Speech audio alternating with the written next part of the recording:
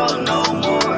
I feel like it's better when I'm high. I love it when I'm baked in my mind in the sky. I can't feel pain when my brain fried. I'm running away from the feeling of life, cause I can't take it anymore. Say knocking at my door, you can hear the demons roar. They coming for more, they coming for more. I don't know what they want from me, don't know what the devil want from me, cause I have nothing from heaven. I'm falling, falling.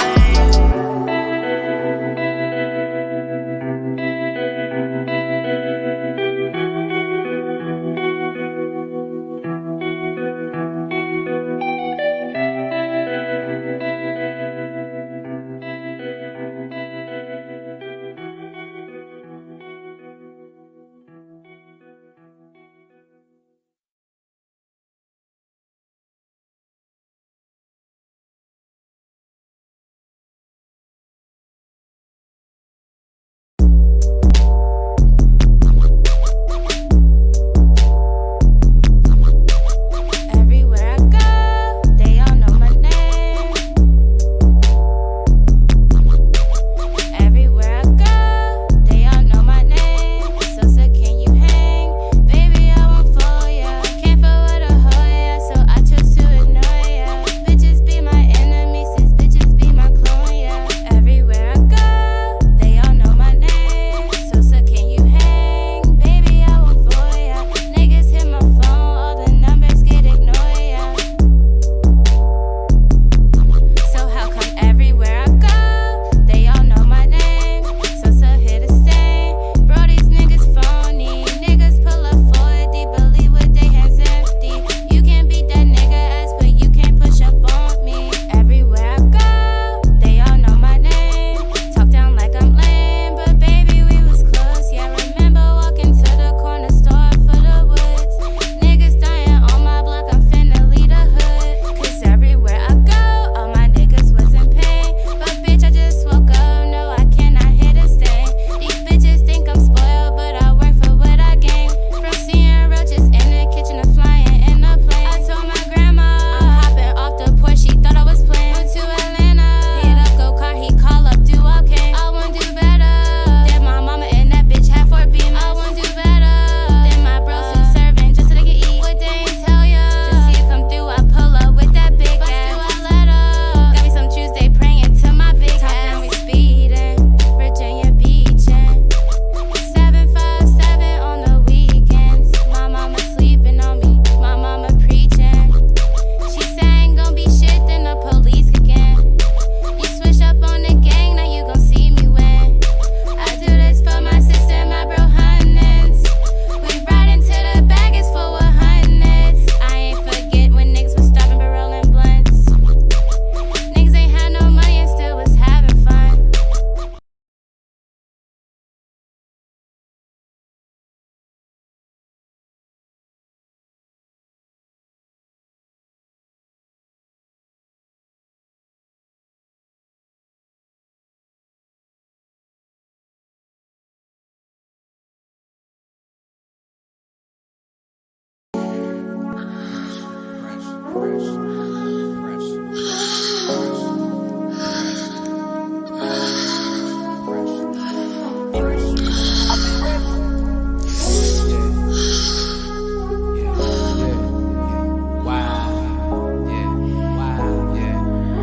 Wow, she make it look like magic. Dancing everywhere, got me ecstatic. Where you at, baby girl? Can I have it? Goddamn, I'm about to go savage. Hit it from the back. Apply pressure. Apply pressure. Apply pressure. Apply pressure. Apply pressure. Hit it from the back. Apply pressure. Apply pressure. Apply pressure. Apply pressure. Apply pressure. She been working all week, time to get out the scrub. Said she like to have fun, time to get to the club. Pop that booty in the mirror, she don't even care. Listening to Shira, Mac makeup, it's a black mascara. That thing, wiggle while she working. I might just buy that bitch a Birkin. Baby girl be smirking, and the mirror twerking, flicking it up. All the body she serves, slim, thick, too thick, and she got all the curves. Got rid of all the exes cause they get on her nerves. Did the busted challenge, now she feeling herself. Nah, she ain't got haters, they be killing themselves. Tick tock, she be killing the clock. Got her friends on deck cause that cooler just rock. My fantasy like India, got me on Expedia. Twerk on social media, that booty got a Wikipedia. Wow, she make it look like magic. Dancing everywhere, got me ecstatic.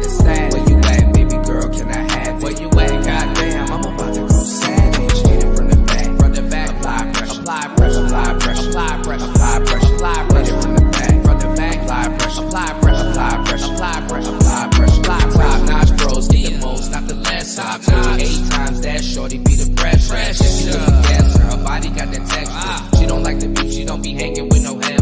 It's on a Friday, pull up in the driveway.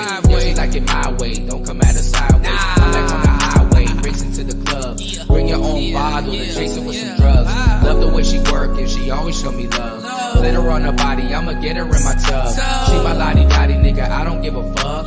Pressure got me struck, pressure got me stuck. I'll never suppress her, I'm a pressure professor. Gotta do whatever, she gon' miss a semester. And I know she a freak, so I take her out to eat. And I look up in her face, all damn, she wow, she make it look like magic. Dancing everywhere, got me ecstatic. Where you at, baby girl, can I have it? Where you at, goddamn, I'm about to go savage. Hit it from the back, apply pressure, apply pressure, apply pressure, apply pressure. Hit it from the back, apply pressure, apply pressure, apply pressure, apply pressure, apply pressure, apply pressure.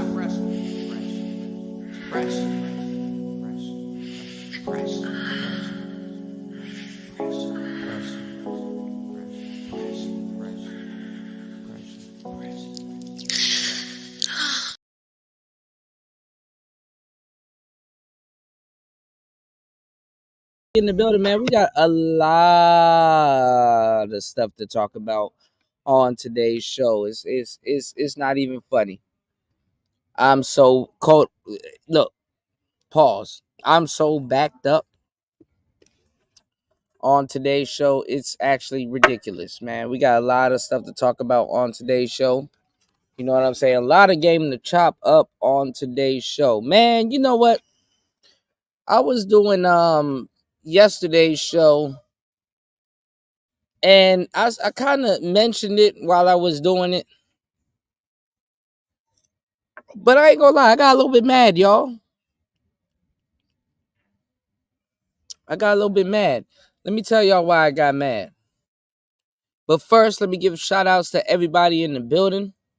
All the broskies in the building, man. What's going on? Tony Anthems in the building. Digital Wealth Podcast in the building. What's going on? Tampa in the building. Bronze, God damn it. Bronze Flat Power God in the building. My bro Aaron B in the building.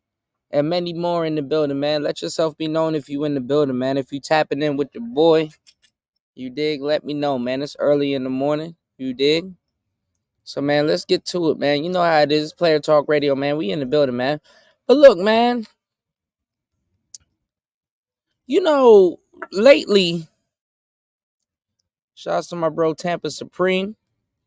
Lately, I've been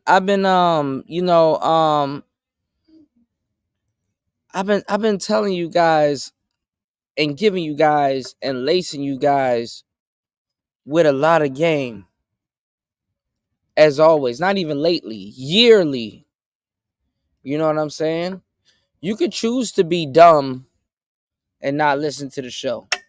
You know, you could choose to be dumb to even listen to the show and not apply what's being said to you, or, you know what I'm saying, not understand the game. You know, there's a lot of ways in life you could choose to be dumb. But another dumb thing to do is to, you know, doubt a lot of the things that I'm telling you. Obviously, it's one thing for somebody to tell you something. It's another thing for somebody to delve into the details and give you the game on everything, man. Okay, yeah, man. Send that to me real quick. I'll play that, Tony. You know I don't mind. I don't mind playing that. Damn, it's a lot of things I should have did before I went live, but you know, this live is kind of what they call it, impromptu. But you know, we're gonna settle in and adjust. You know what I'm saying? What's going on, Daniel? What's going on, player? Welcome to the show. Hit the like button. Subscribe to the channel. Tap in, man. Man, y'all know I've been giving y'all the game just consistently and religiously. You know what I got mad about on the last show? And I want to talk about it on today's show. Is that the first time in the space, and it wasn't for the space, but it was, that I saw there was relationship gurus, because not even the dating coaches did this. There was relationship quote unquote gurus that did these little trading cards, like, oh, these are relationship trading cards. These are relationship trading cards. These are cards that when you get a bunch of friends to come to your house and y'all start drinking and shit like that, maybe play, you know how you would play like Monopoly or Scrabble or like Shoots and Ladders and like just, conventional board games. I start realizing that, and the person that made me actually realize this was actually Derek Jackson. I didn't think about it until it got into this context. So I'll be the first to tell you, usually because I'm up to date on something and preemptive on something, I might be late. I might be late, y'all. Because this is a hustle that everybody's doing. And I'm not mad because I'm not tapped into this hustle. I'm mad because maybe I'm too late. Oh, yeah. I'm mad because maybe I'm too late.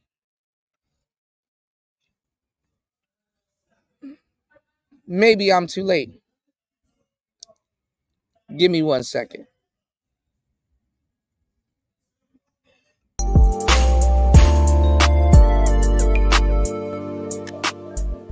Hold on.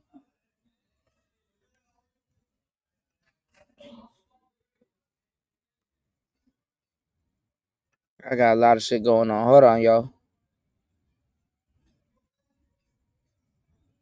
I'm going to tell you what I'm talking about. Give me.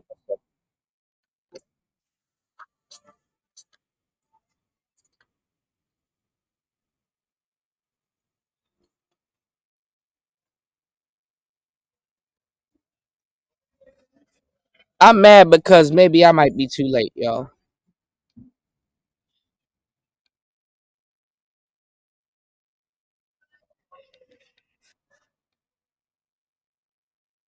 Hold on, y'all.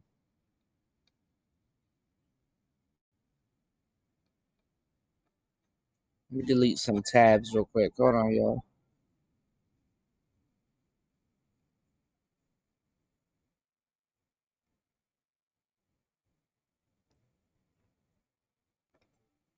Hold on. Let me delete some tabs real quick. Hold on, y'all.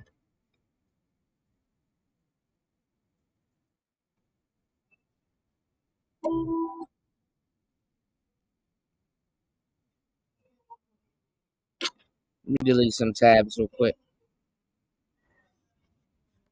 And I'll tell y'all what I'm talking about. So, you know what I'm mad about, man? I'm not gonna spend the whole show talking about it, but y'all gonna know about this, man.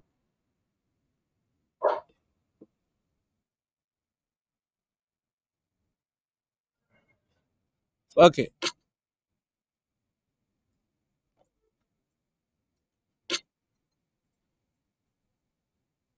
Let me delete some stuff real quick so tonight's show will run smooth.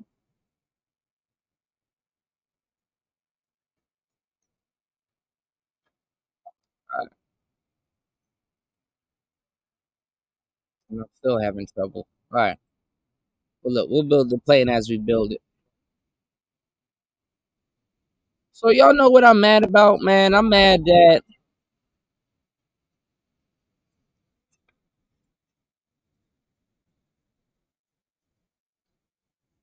a lot of these new cats that's coming into the game,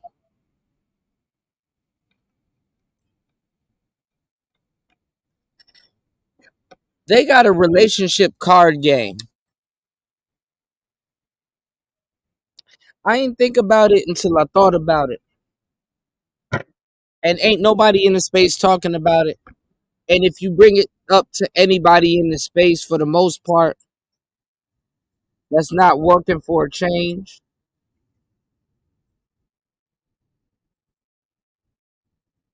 they're going to try to sweep it under a rug. Why the fuck do these people have card games? These are relationship card games. You know, I used to play Scrabble, Monopoly, Shoots and Ladders. Some of y'all in college, y'all play beer pong, flip cup.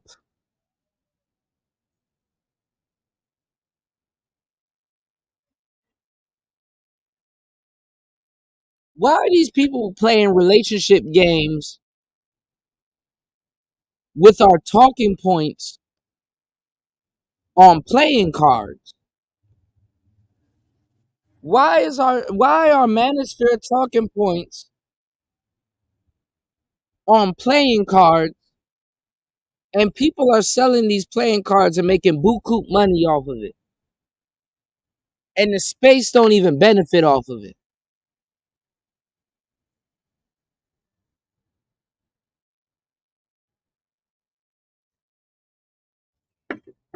Fuck it, I'm gonna be that guy.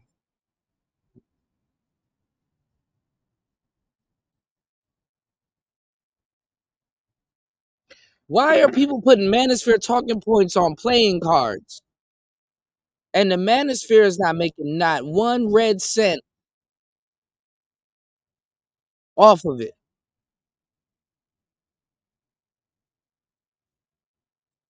Oh, your talking point is gonna be on there too, Ty City. Don't do that.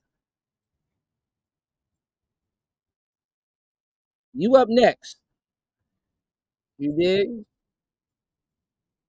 Shout outs to Ty City, man. T. Riddler said, it's called capitalism, my brother.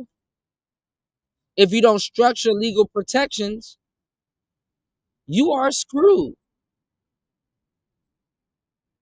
What's going on, Sheed? Why are people making money off of Manosphere talking points on playing cards?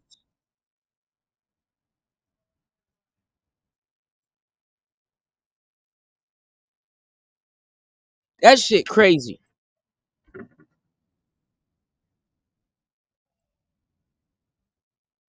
What's going on, degenerate?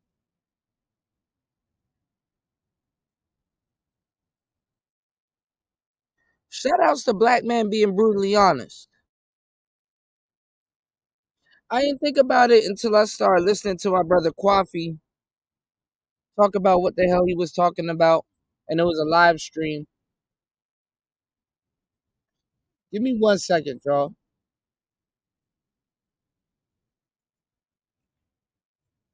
I actually got to run and grab something. But give me 1 second. I'm going to let something play real quick. Give me 1 second.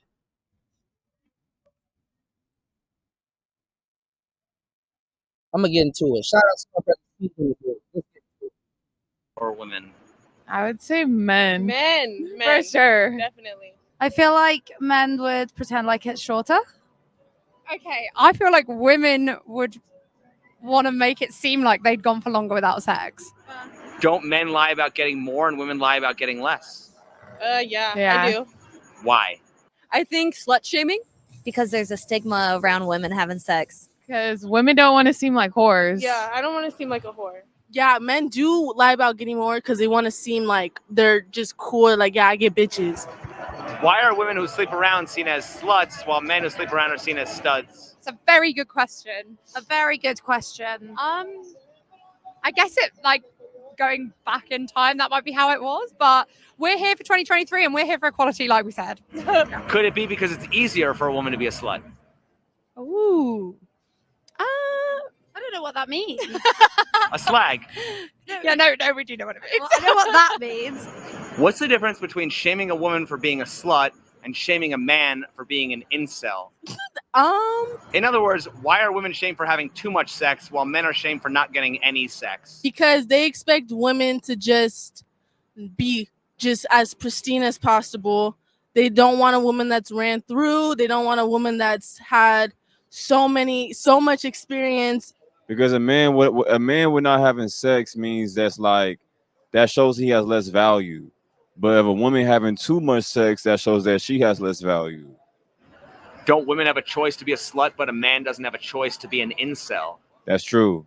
Well, is incel more like men who become violent when they don't have sex? And sluts generally aren't violent. So that's the big difference. Yeah, that's good. That's good. Don't women have a choice to be a slut, but a man doesn't have a choice to be an incel? I think you can choose, if we're going down the violence route, you can definitely choose to be violent, and you should always choose not to. Who are the bigger slut shamers, men or women? Damn. I'm gonna say women. Men. Yes. Although women are guilty of it too, and we should really support each other, I feel. It's giving internalized misogyny. Yeah. If a woman's body count doesn't matter, why is it typically the first thing women bring up to shame another woman they are jealous of? Internalized misogyny. But I also don't think that, well, personally speaking, I don't know anyone who would do that to shame another woman. I think anyone I know would be like proud of their number. Why are there men who will shame women for having high body counts while also complaining about how hard it is to get laid? Insecurity. They're jealous. What are they jealous about? Not getting enough sex. I think that has to do with like being bitter. What are those men bitter about?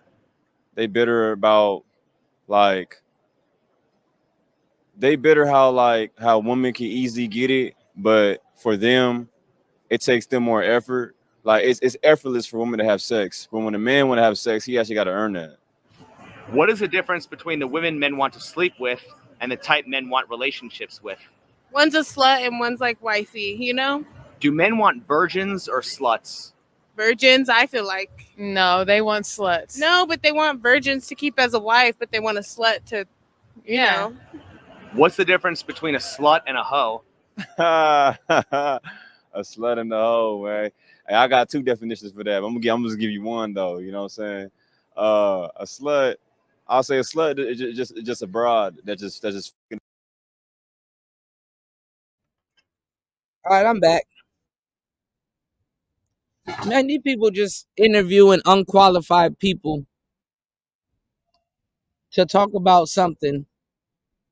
And it's sad that strangers get picked to talk about these subjects more than people that been in these spaces that been talking about these subjects for years plus. That can give you an honest and real opinion.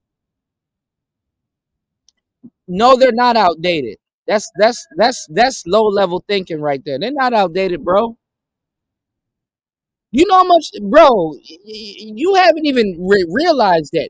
Do you know how much money people are making out of these quote unquote outdated talking points? That's the interesting part. You got to take some interest in that shit, bro. They have fucking card games modeled after talking points in this space. They're outdated to us because we heard them a billion times. These new people, they never heard this shit. So you got to be wary of that process going on with a bunch of square people, sheep. See, this is a game that get played on people that's original and that are trendsetters. We are original and we are trendsetters. We got to look at something that's tired to us. That's the whole finesse. Something that's tired to somebody, they're like, man, I'm tired. You can take it. No, nigga. Because when you're not tired again, you're going to look back and be like, damn, that shit was worth $1 million. That shit worth $1 million.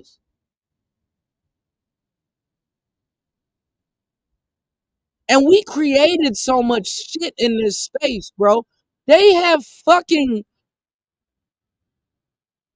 relationship cards with our shit on it. You gotta sit up and buy one. They know you ain't gonna buy this shit. Why the fuck would you buy something that's outdated?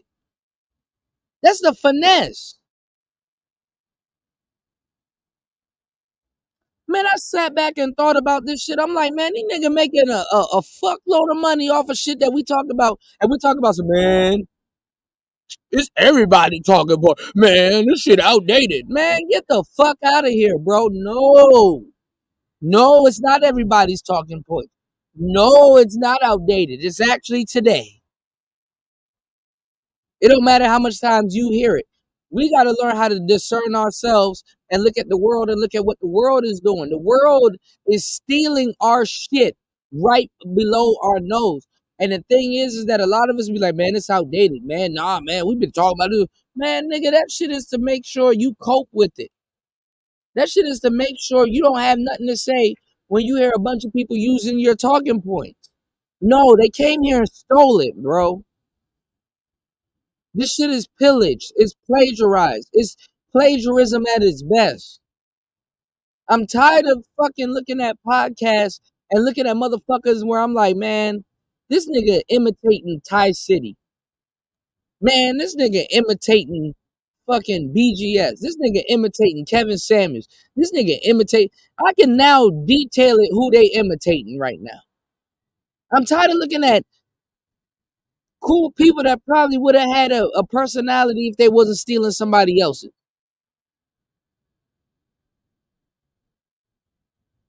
On top of that, looking at bitches doing the same shit.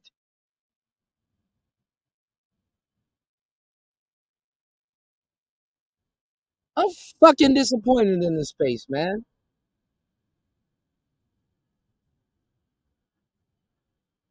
Because the audience could have done something too.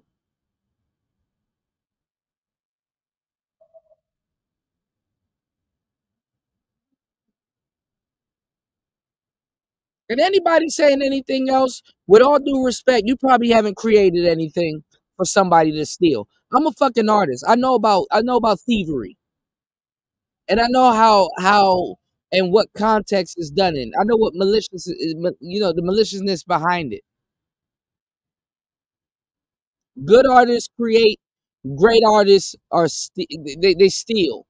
They're thieves. And I understand that's the game.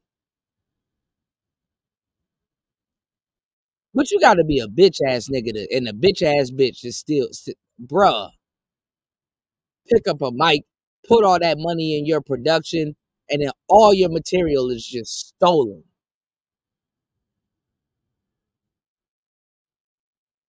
I like the It's Complicated podcast, but they steal too.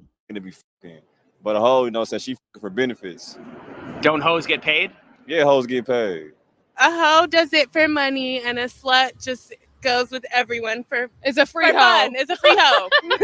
And it's not a free hoe, goofy ass bitch. She's just a broad that don't know no better. Why are we more concerned with women's body count than women hating men? Wouldn't having sex with men count as pro men rather than hating men? Definitely. That'll definitely be pro man. So shouldn't we be hoe shaming rather than slut shaming? No. I feel like we should be slut shaming, not hoe shaming. Yeah. Why is that? Because hoes, They get to the bread. they're basically, it's a job. That's Now you got square prostitutes, square bitches, clowning other hoes, talking about some they ain't getting to the money. When their goofy ass ain't getting to the money. And you niggas will literally sit up there and really want to you niggas will sit up here and really want to know what's your favorite color? What's your zodiac sign?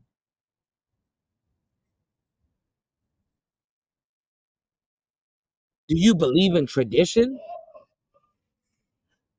That's what they do. I respect them. So shouldn't we be hoe shaming rather than slut shaming? Nah, I don't think we should be doing any of those, man. They both benefit us.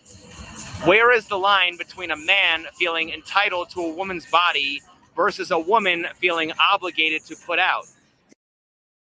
Why don't you say some of the game that you stole from this space? Whereas a woman feels obligated to a man's wallet.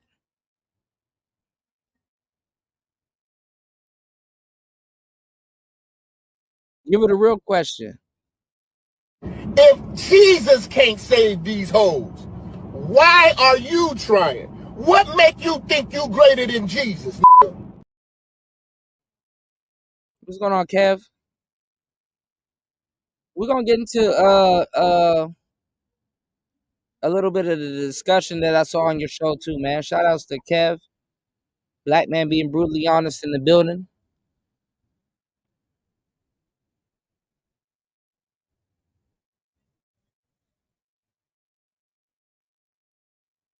You got a lot of the older brothers in this space that's being naive and delusional about what's going on in this space.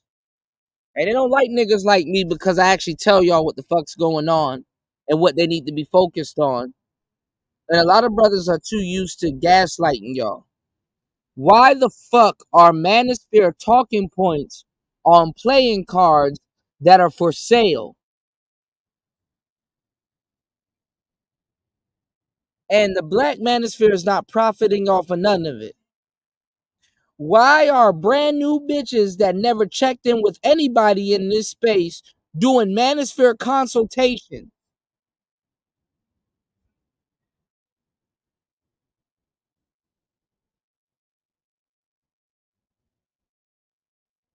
Why are women coming into this space and capitalizing that a woman would rather be on a man would rather be on the phone with a woman than a nigga, giving them some game? There should be no line. The women should just feel able to do that at any point without any obligations. Do women What's going on, Grand Poobah? What's going on, player? feel like they need to provide sex in order to keep a man? And if so, why? Absolutely, because it's a need for a lot of men, for a lot of people. So then how can men be shaming women for having high body counts if they want sex? They shouldn't be. So do men? They should be. But what this podcast that bites off of everybody in the manosphere, which everybody knows, even Pearl, she said this podcast bites off of everybody in the space because she bites off of everybody in the space, and this podcast bit off of her.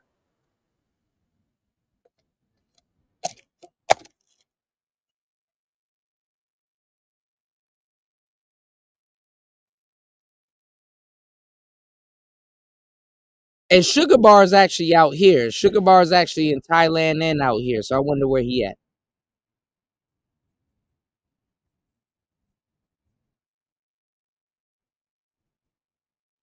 But the slut shaming thing, that came from Blue Pill Society. We in the manosphere, guys that get up myself and press the, guess what? The live stream button. We've innovated and pushed these talking points to the point that the people that they're asking and the people that they're doing all these interviews with, man, they don't know the fuck they talking about. You might get some genuine responses because it's the first time they've seen it or heard somebody ask that question, but you stole that talking point.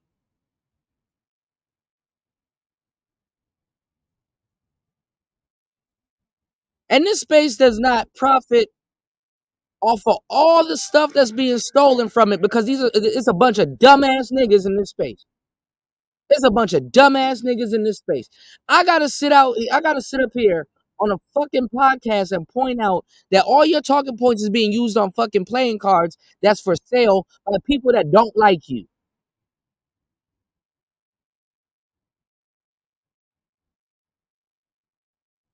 And a bunch of niggas will sit around and hear this and act like, man, I ain't hear that. Goofy niggas.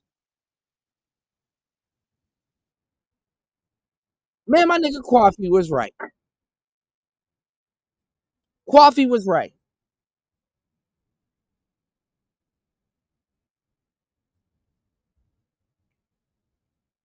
With all due respect, who cares what this nigga says?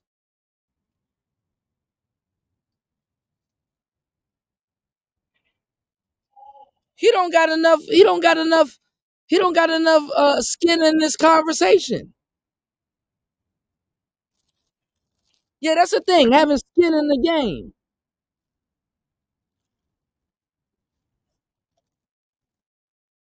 You know the type of niggas y'all like to listen to? Niggas that don't got no skin in the damn game. Y'all listen to them more and support them more because guess what? They're just like you in a lot of cases.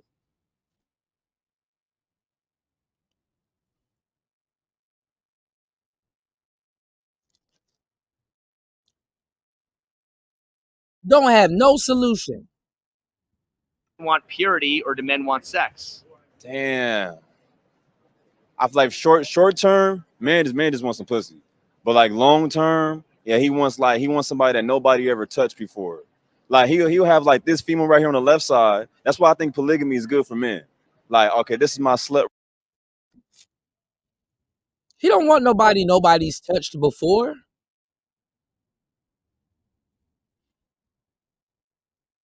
He looking for somebody nobody's going to touch again other than him.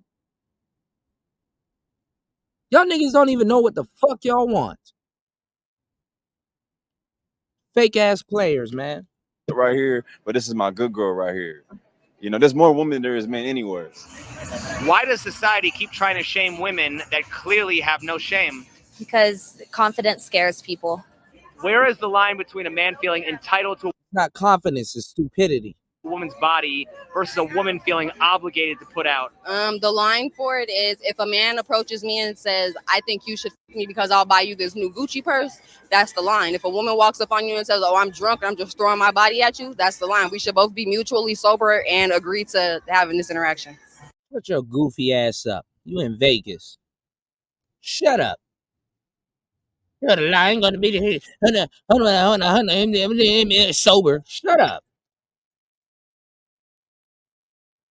Nigga, get you out and get enough drinks in your goofy ass. You gonna be going.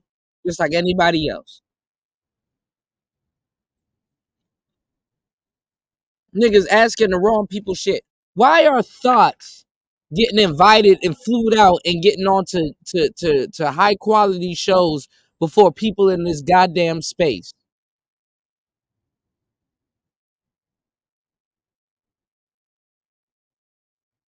BGS can get into a fucking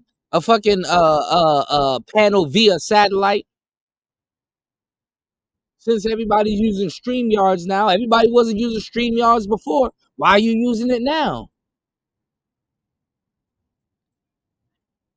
Why y'all running the same shit like how we run it?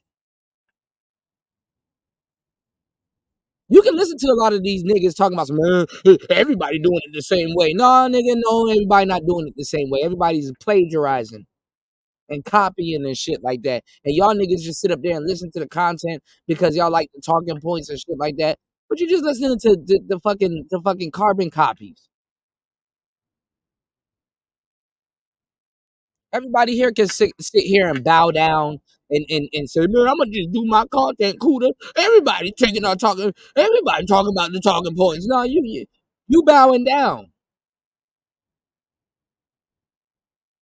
Just wait until your goofy ass get a whiff of some real shit. Now all of a sudden you gonna sound like me.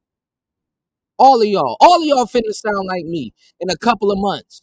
Your goofy ass. By summertime, I give it by summertime. Oh, this still not talking points. Oh, dumbass nigga. They nigga about 4 generations in before your goofy ass realize they taking your shit. Stupid, you didn't hear me before? Why you think it's a reality now? You in Cooter's world now, nigga. Welcome. Everybody got mics. Everybody got shows. Everybody got talking points. Now you confused. Now you reacting to other people that's stealing your shit. Oh yeah. Oh yeah. Hit the like button, bitch. God damn it. Cooking like shit this morning, man. Let's get it. What's going on? Shout out to Daniel, man. Look, we gonna be laughing like shit all this morning. Bro, we about to have big fun. Oh, we about to have big fun. It's far past the point now. Nigga talking about I'm gonna get a mic. Oh, nigga, it's too late. Oh, nigga, it's too late.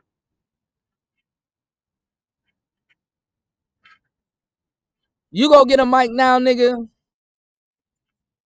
Congratulations! Oh my God.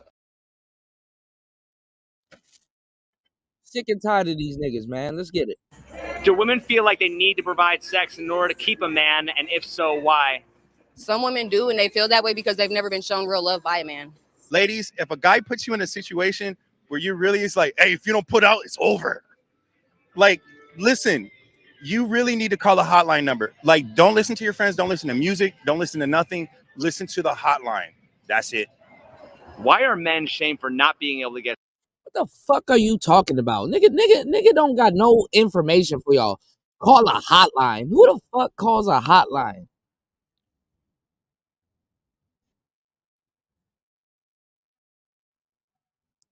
Bitches out here don't even have phone numbers no more. They FaceTime and on Instagram Live and on Facebook Messenger and on WhatsApp and all these other apps. Nigga, ain't nobody fuck a hotline, nigga.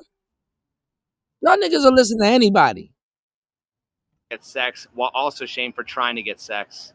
That is. Shout outs to my girl, Miss V. Miss V know what the hell I'm talking about. That's why she know I'm irritated right now. That's a good question, man. That's like a real hypocrisy. I would say men are. It said hypocrisy. Hypocrisy? Shame for getting sex because women, they hate to admit when a man has finesse. When a man can finesse his way. Women don't hate to admit when a man has finesse. They don't have to admit it. And if you are a man that's looking for a woman to admit it, getting her to acknowledge it is the dumbest thing you can ever do. You obviously know if you got it or you don't. To get some, she don't want to admit that she participated in that. And then when he doesn't get none, I don't think women really shame men for not getting none. It's really men that shame men for not getting none. Because man, we very competitive. So we trying to put another man down. Actually, women actually shame men more than men for not getting none. Because if a man knows another man hasn't gotten none, we've created a place where he will try to help a man to get some before he will knock a man for not getting none. Because men understand.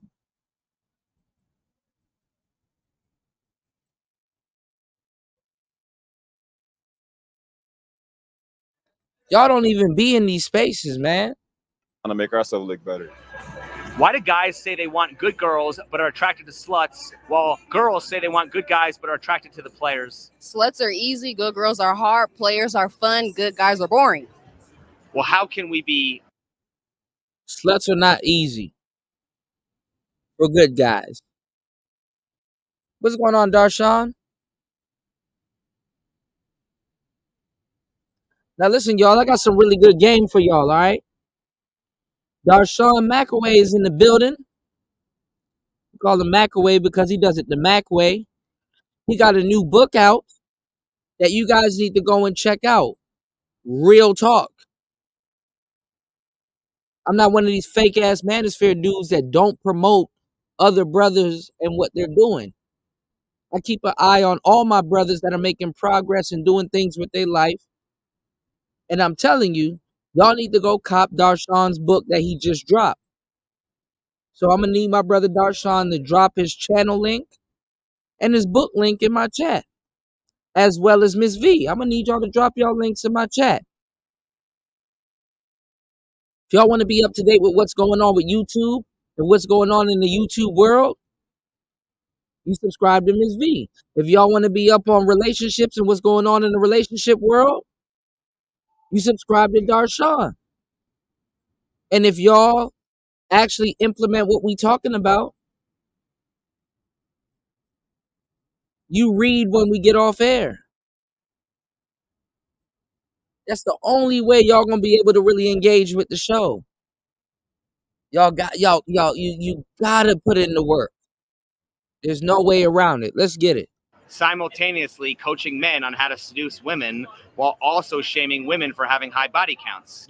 Men don't know how to seduce women. Y'all have no idea how to do seduction. All these niggas in the diet manosphere think that the manosphere is talking about seduction. We in the real manosphere. These niggas ain't talking about no goddamn seduction. How the fuck you gonna seduce somebody? And you sit up there still trying to get to know them.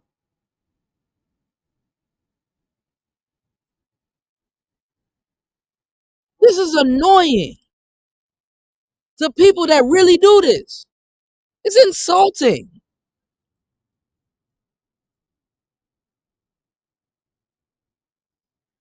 Seduction? You can't. What's going on, Star P? It's like they counsel each other. Like, how you gonna try to teach men to seduce a woman, and then when she gets seduced, you shame her for it? Like, you know, it has to be a balance. I think that they kind of cancel each other out. So do men want purity or do men want sex?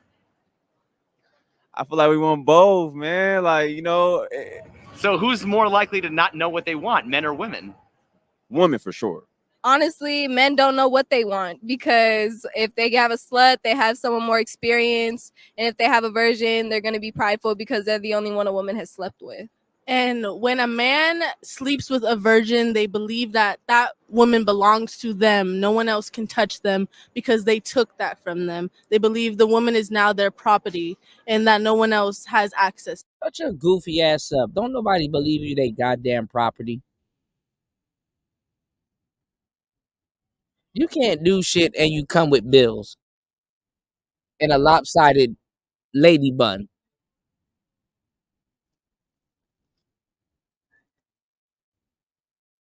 Hell out of here, man. To them. What is the difference between the women men want to sleep with and the type men want relationships with? What's the difference between those It's women? giving Madonna whore complex. We're dating back to Freud now, really. Can you explain the Madonna whore complex? Yeah, so it's this You don't know what the fuck it is. dichotomy between, you know, the whore and the Madonna, and it's like what you just said, women that men want to sleep with and like wife up, if you will. That's not the Madonna whore complex. And this is why I'm fucking mad, because all of our talking points are out there and nobody knows what the hell it is. And ain't nobody's correcting nobody, because even the person asking the question don't know what the fuck it is. They just sit here and listen to shit.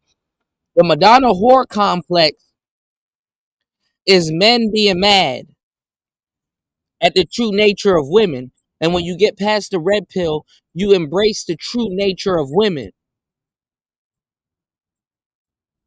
If you want to know what the Madonna whore complex is, a man being mad. If he goes to a party and he's expecting bitches to be at the party fucking, even when he drinks a gallon of liquor, he don't want those bitches at the party that's fucking to be his sister. He don't want it to be his mother. He don't want it to be his niece. He don't want it to be his daughter. He don't want it to be his wife. The Madonna whore complex is based on men taking in the reality that it could be anyone. And that he's a hypocrite by expecting any type of woman to be there to give up some pussy. So he has to have it within himself to let go of reality and understand reality up in the context of it can be anybody. Your sister is going to go to a party. Your daughter is going to go to a party. Your niece is going to go to a party. Hell, your wife is going to go to a party. And there might be men there other than you that's expecting the same thing that you expect when you go to a party. This is what happens when you consult with a bunch of idiots that don't know what they're talking about. Steal that. How about y'all steal that?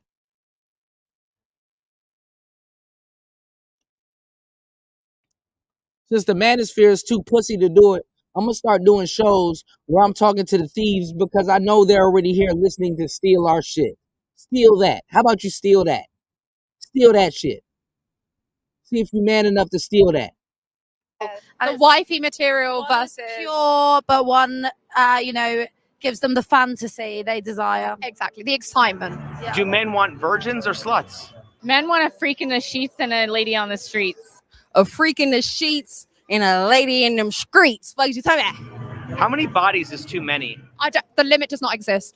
Depends on the person. Does being promiscuous affect a person's ability to have a long-term relationship? No. As long as it's not promiscuous within a monogamous relationship. Exactly. I think being promiscuous is fine, but obviously knowing the line is the most important thing. If you're promiscuous, that means you're having sex with multiple people. And because of that, you start having expectations, which are unrealistic. So that could absolutely affect your sexual relationship and even just like your relationship on connecting with the opposite sex in general. Being with one person is how we actually are able to really become free to explore our sexuality to the true depths that it can reach. I mean, like, you can't do that with one night stands and random hookups from Tinder. That's cap. That's cap. As a matter of fact, people are being unhinged with all the exhibition sex that they're having. That's cap. Well, a lot of women assume that men just want hookups, and if that's true, why would so many men care about a woman's body count? I don't know if a man would care about a woman's body count for a hookup. It's this kind of question I get asked like when I'm dating or like in a relationship. But if I was hooking up with someone for like a one night stand or something casual, I'm not so sure I'd be asked. I don't think I ever have been asked. So do you think it depends on what stage the man's life is in? Yeah, for sure. 100%. Between 20 and 30 years old, they want just to have fun. But shout outs to everybody in the building. We almost an hour into the madness. Y'all come on in, man. We got the game coming. Hot and ready is Player Talk Radio. Straight lace, no chase. You can support the Rice Fund and contribute to the show at $PTV888. You can support the Rice Fund and contribute to the show at $PTV888. You can support the Rice Fund and contribute to the show at $PTV888. Let's get it. But after it, then they just realize that probably they need to settle down and they just need to be loved. Do you think men care more about relationships or hookups? Relationships. Right, Miss V. See, you can see right through them. You can see right through them.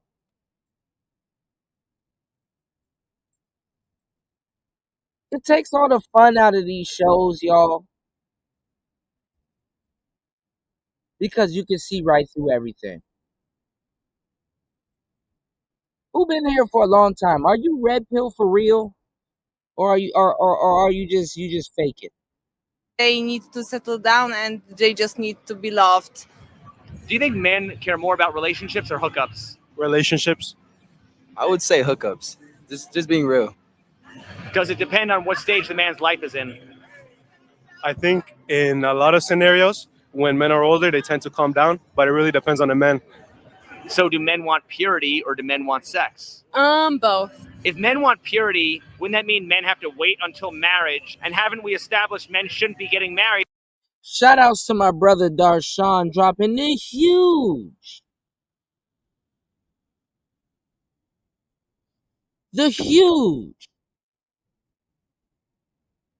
$10 on the Cash App. I appreciate you. Thank you for supporting Player Talk Radio. Make sure you guys follow up and support Player Talk Radio.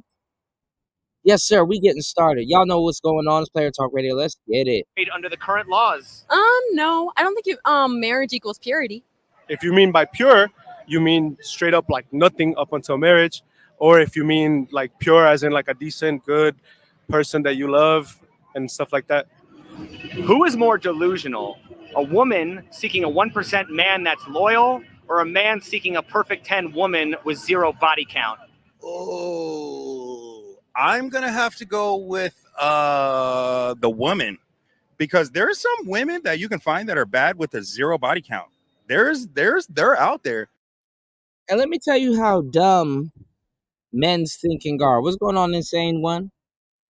Y'all make sure y'all cop Darshan's book. At least hit the link. Read the description.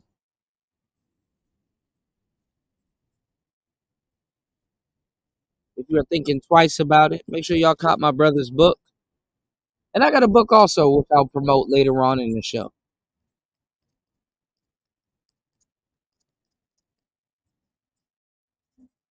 But what man wants a beautiful virgin? 8 times out of 10, you niggas will fuck up a good situation with a beautiful virgin. Listen to what I'm telling y'all. You will fuck up a good situation with a beautiful virgin.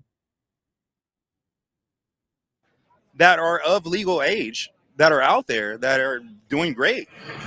Why is the manosphere mainly concerned about promiscuity and masculinity rather than misandry? I think that the manosphere is more focused on promiscuity and masculinity, simply because the manosphere talks to women to tell women what men want. So we're not, when a woman hates us, we're not worried about it. You know, we're not focused. You're not even in the manosphere. You're not even in the manosphere. You're not in the man. Who are you?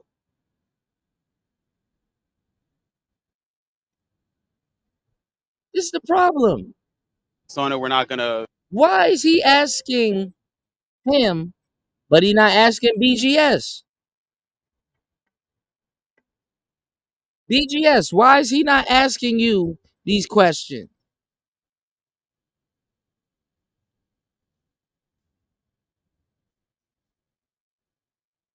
Who really wants the answer?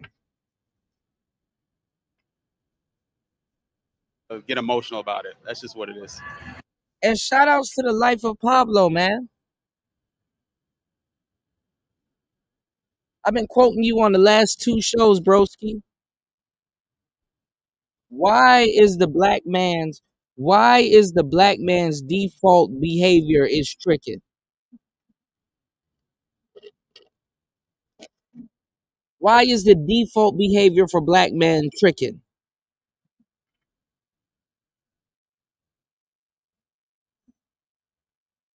Do we shame women more for being hoes or men for being simps? I think women. Yeah, it's women, most definitely. We shame men for being. Shut your goofy ass up. It's men. It's men. You niggas are calling niggas that ain't even simps, simps. There's no OnlyFans for simps. I mean, obviously simps go to OnlyFans, but the OnlyFans are hoe first instead of the simps. And they make all their money off of simps. Being simps much more than we shame women for being hoes, especially in this environment now. Simply because, I mean, if you're spending money, if you're spending money that you don't have, especially on a woman, it's just irresponsible. For a woman to be a hoe, even though it's irresponsible, we just try not to shame women as much as possible. Can men be improved by shaming them? Absolutely. Men can be improved by shaming it, because we actually take shame in a different way than women do. So if you shame us, more likely we're going to respond with accepting what our problem is and building and working on that. Can women be improved by shaming them? From my experience, women do not do well with shame.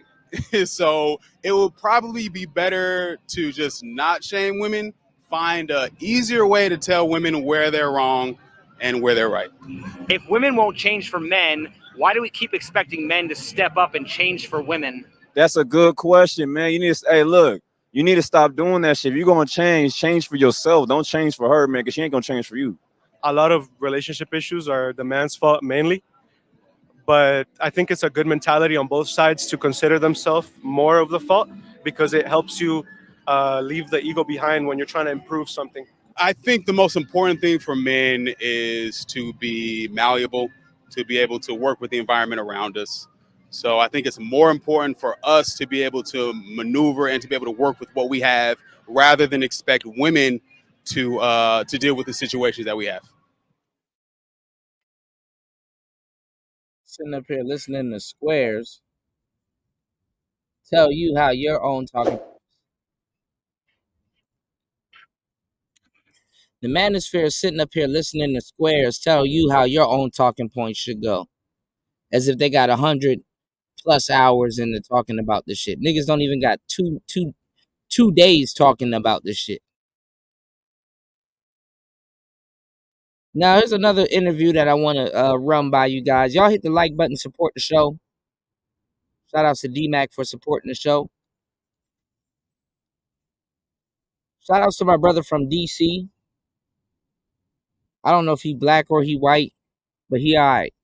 Shout out to my brother Rock Newman. This is another podcast that's an exclusive that's escaping the manosphere. Shahrazad Ali was on Rock Newman's show. Let's see what she's talking about. Let's get Welcome to the Rock Newman Show. It's the Rock Newman Show. It has been very controversial. She stays rooted in her beliefs that she's been sharing for a very. Because recently, Shahrazad Ali been going in on the manosphere. Now, maybe she got the wrong memo. Maybe our brother Xavier, shout out to our brother Xavier over at the Prophet of Thought series, a platform that used to regulate the stupidity in the space. I got you, Ty. Just let me know, man, so I know when to be up, bro. Cause I'm right now I'm irritated than a motherfucker, bro. I don't even know why. I can't even tell you why I'm irritated. But maybe we'll talk about it later. I'm irritated than a bitch right now. I don't know why. I think I started today's show in a bad mood, y'all. You know, so y'all help your boy out, lighten up my mood, and I got y'all. Well, I'll get better as we go along. I just gotta warm up, all right? We the first hour in. But Shahrazad Ali, man, she got the wrong idea about the space. I think she think everybody trying to be these passport bros. That's 7 a.m. in my time, I think. But let's get it. It's player talk. Very long time. Ms. Ali, it is my pleasure to host you today and to have you as a guest on the Rock Newman Show 2.0. Well, I'm so honored, and I thank you very much for inviting me. I have seen your show too for a long time, seen different people on there, and I wasn't sure if you just had men, so I didn't ever approach you about it. I said, well, I'll just wait. They'll get around to me, and then you did. Man, oh man. And I'm telling you, getting around to you and having to get a yes from you was indeed exciting. You know, I've got notes all over my desk, text messages from Avis about potential places to go, but I'm going to take the risk to go to something that some folks might look in and say, oh my God, you're starting at a very morbid place. But let's just start here and we can unpack it all. If this nigga asked her about men beating women, you got to get the fuck up out of here with that bullshit. I'm tired of people promoting black men as these women beating for no reason ass niggas. Oh, wait until I was gonna, you know what? Today's show, my bad. This morning's show was gonna be a whole different ball game. I was just gonna do straight lesbian material for the fuck of it. Lesbians are saying what we've been saying for the longest time, and y'all weird ass niggas gonna let them niggas get into the space and do content. Oh yes, y'all weird ass niggas in 2024 are gonna let lesbians into the space and let them get their shit off and let them do content. Just because you want a friend. Y'all ain't even introverts for real. Y'all ain't Sigmas for real. All them little gangs y'all be claiming straight up lies, bro.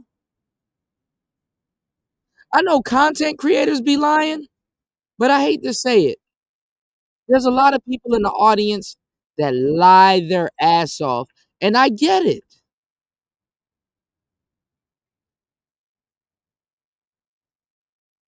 You're just an avatar in the chat room. You're not thinking about a show. You're not thinking about content. You don't own a mic. Some of y'all don't get on panels. You're going to be entertained by lesbians saying the same shit you're saying. You're going to be entertained by lesbitarians. Let's be honest. You shout out to my girl Beach, because that's where I got the word lesbitarian from. You're gonna be amazed by lesbitarians repeating the same shit as if they're living in the same world as you. And you dumb bitches. Not realizing that that's a fool's errand. I can confidently say a lot of men wouldn't date themselves, but a lot would, logically. But I know for a Fendi fact, women wouldn't date themselves.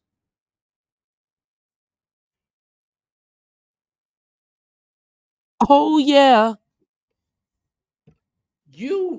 I heard you making the comment about seeing someone very close to you suffer before they died. And you made the comment and wrote a piece saying you want to own your own death. Would you please elaborate on that? Well, like every other culture, when we were forced to come here, when they, enslaved us and drug us over here, we already had. Who's still talking about slavery, bro?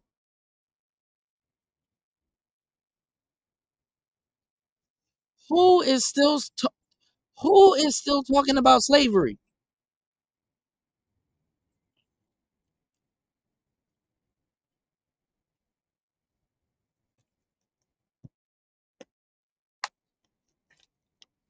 Now, with all due respect, I love my sister Shahrazad Ali. I got legendary podcasts with her.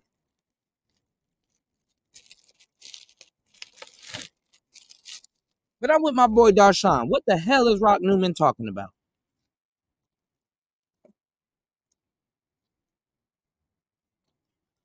Now, shout outs to my brother Rock Newman. He up here looking like a rare monkey. What are you talking about? Our own systems of politics, child rearing, life, death, food. We don't know if he black or white, but he alright. Food, clothes. We already had those ideas, and we had already systems that we were practicing.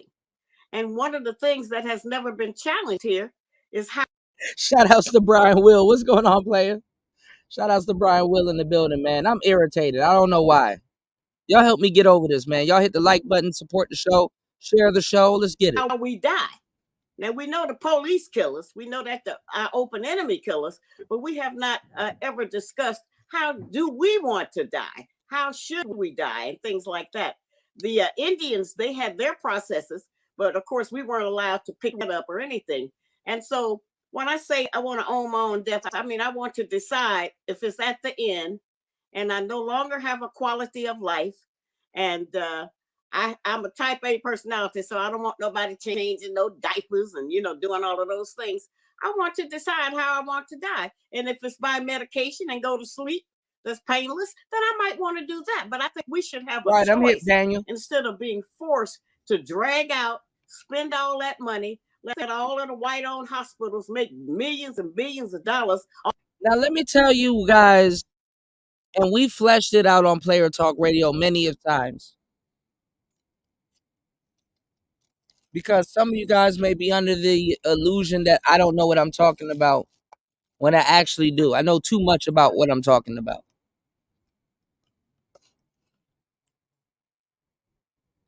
It makes no sense going into the slavery bag or the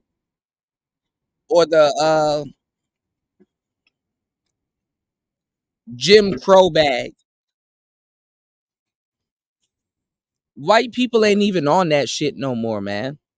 White people got bigger shit to worry about.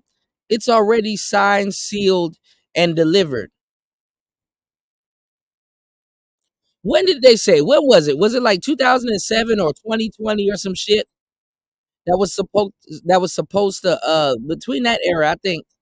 My bad, I'm off with the dates. But there was an era that came up recently that was supposed to end the 400 years of slavery when niggas were supposed to wake up. Niggas didn't wake up. Niggas didn't wake up within that time period. The 400 years has been up. It's actually in the beginning stages of a new 400 years.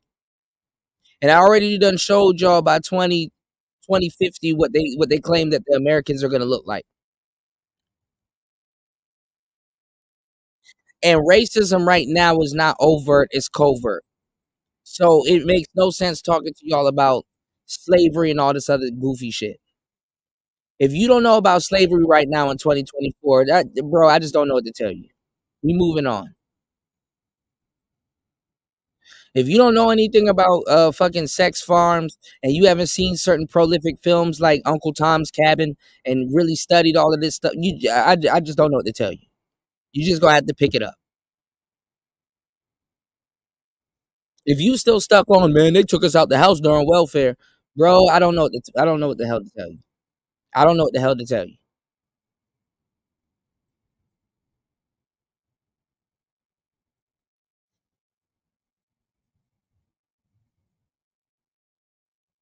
So,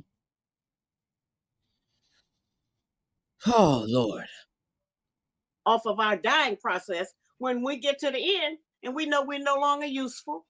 We're just a burden on our families and our children and grandchildren. Then we need to just go on and end this and let that be the end of our story and leave our legacy intact instead of leaving our last memory, one of us curled up in the bed, not knowing anybody, and losing control. And I'm not telling y'all to forget about it. I'm not telling y'all to sweep it under a rug. But I'm straight up telling y'all that, bro, we need to move on. We need to move on. Of our bodily functions. I don't want that. I'm not going to have that. I'm supposed, I've been told by folks that advise me on how I can be a better talk show host is to remain neutral. Just call balls and strikes. Remain neutral. Not necessarily to give my opinion, but to me, what you just expressed makes all the sense in the world. And I'll take it just beyond that. I want to get your thoughts on this. And I hadn't thought to ask this question, but I just want to take it to that next step. Where are you in terms of cremation versus a burial at a cemetery? What? Man, that's the crazy part, UFO. That's why a lot of them niggas are over here, bro. Running amok. Hoteps have nothing to move on to. Exactly. And then guess what? You would think they would have turned into passport bros quicker than the manosphere. How the hell you got Egypt tattooed on your back and you never been to Egypt?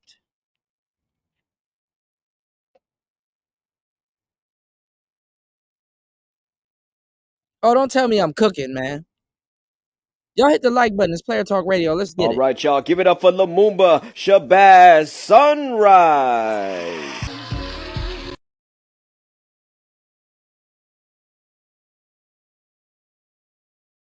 Shit is old, man. We're going to have to go to cremation a lot of, because we've already tested that if you die, you're going to come back. And if we came back, there's no room for everyone.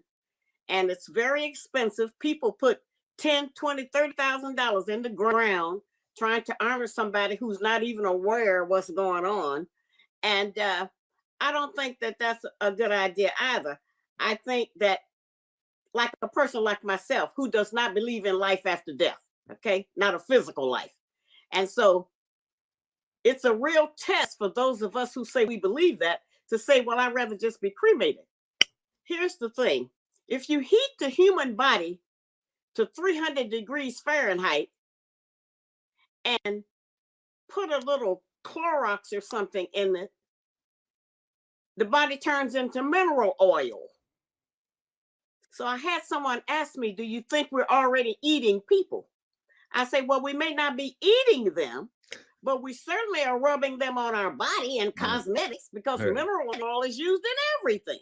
It's like soybean oil. And so we know that there are some other uses for the human body for that flesh than just putting it in the ground to rot and turn back into dirt anyway, back into the earth. And so I think that cremation is a good solution.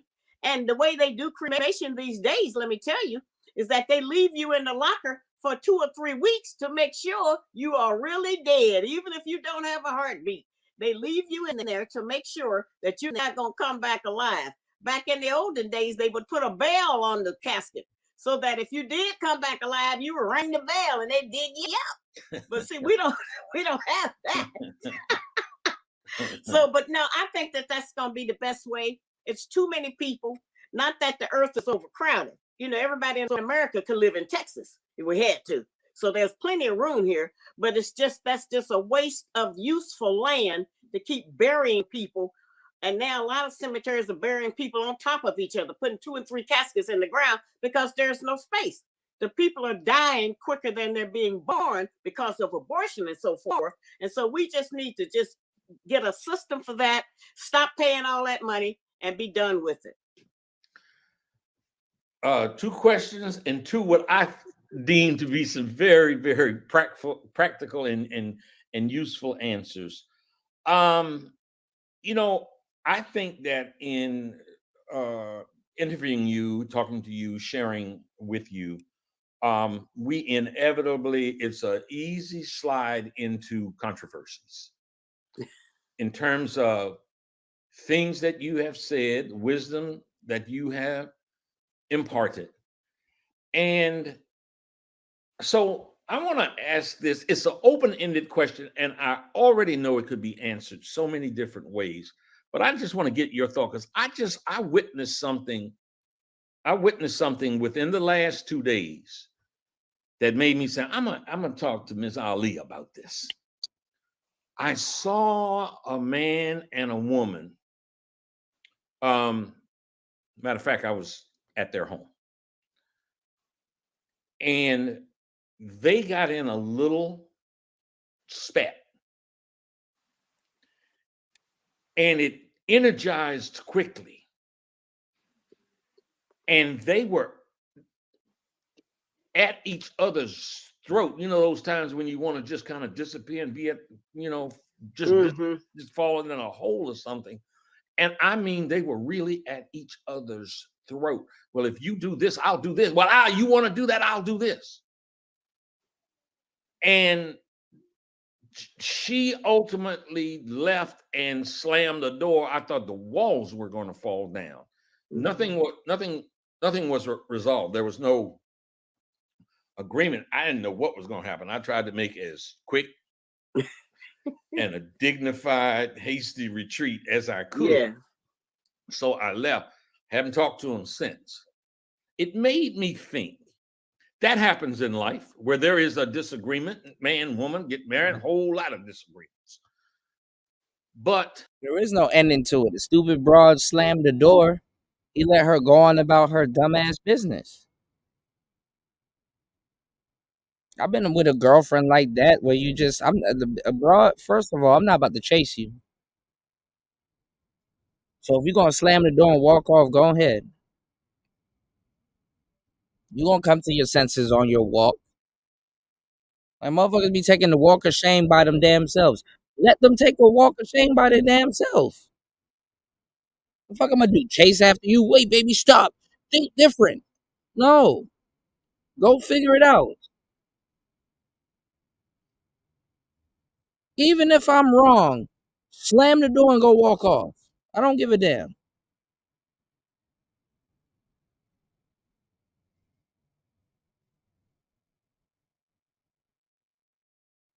Motherfucker would sit up there, slam the door and walk off, and then all they shit in the house. Your goofy ass gotta come back.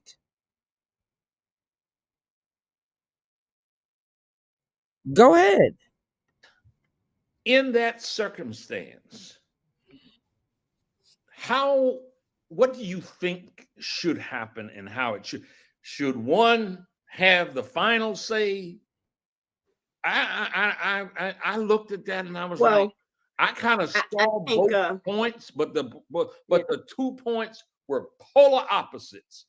And I'm like, okay, now what's going to happen? It's unfortunate that it has grown to be like that.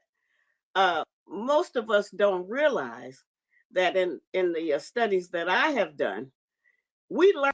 Now, shout out to UFO Kamikaze because I remember that.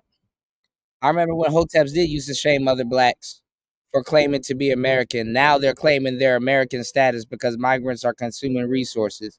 I do remember that. Being a patriot was looked down in Black America. Remember when they were like, oh, you're accepting a country that doesn't accept you. Remember that? But now everybody's tethered. Learn how to argue and disagree with our mate and in the home. A lot of times it's what we see and how we see our parents fight. If they fight in the ring and just deal with the subject, if they have enough self-control to control themselves and to tell the guest leaves and talk about it later when they're alone, or if we have actually two women arguing, the men arguing like a woman and the woman arguing like a woman. Because a lot of times we fuss at our men so long, and in order to try to defend themselves, they start talking like us. And then that's right down our alley, because then we can really let it go then, and we both, can fuss, and it sounds like two women arguing as opposed to a man and a woman. And so we have to learn how to fight in the ring. When I say fight in the And you know why they used to get mad at brothers claiming patriotism? Because of the shit that's going on right now. Chicago recently gave Latinos $250 million.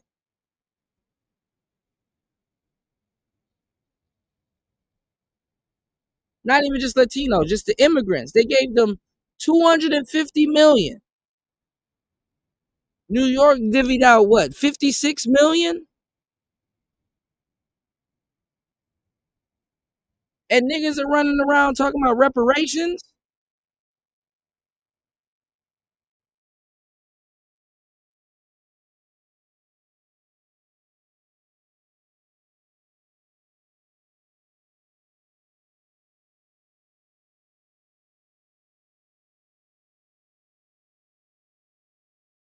Give me a break, man. Congratulations! Oh my God. The ring, I mean, if we are arguing about you didn't take the trash out, and I tell you every day to take the trash out, and we keep going over that, well, it's no point in me saying that's why your mama ain't got no teeth. Mm-hmm. You understand? Mm-hmm. You don't jump into something else. Yeah. Trying to fight. If we're talking about this subject, it's called staying on message. Staying your point. Staying on message and It's called staying on code.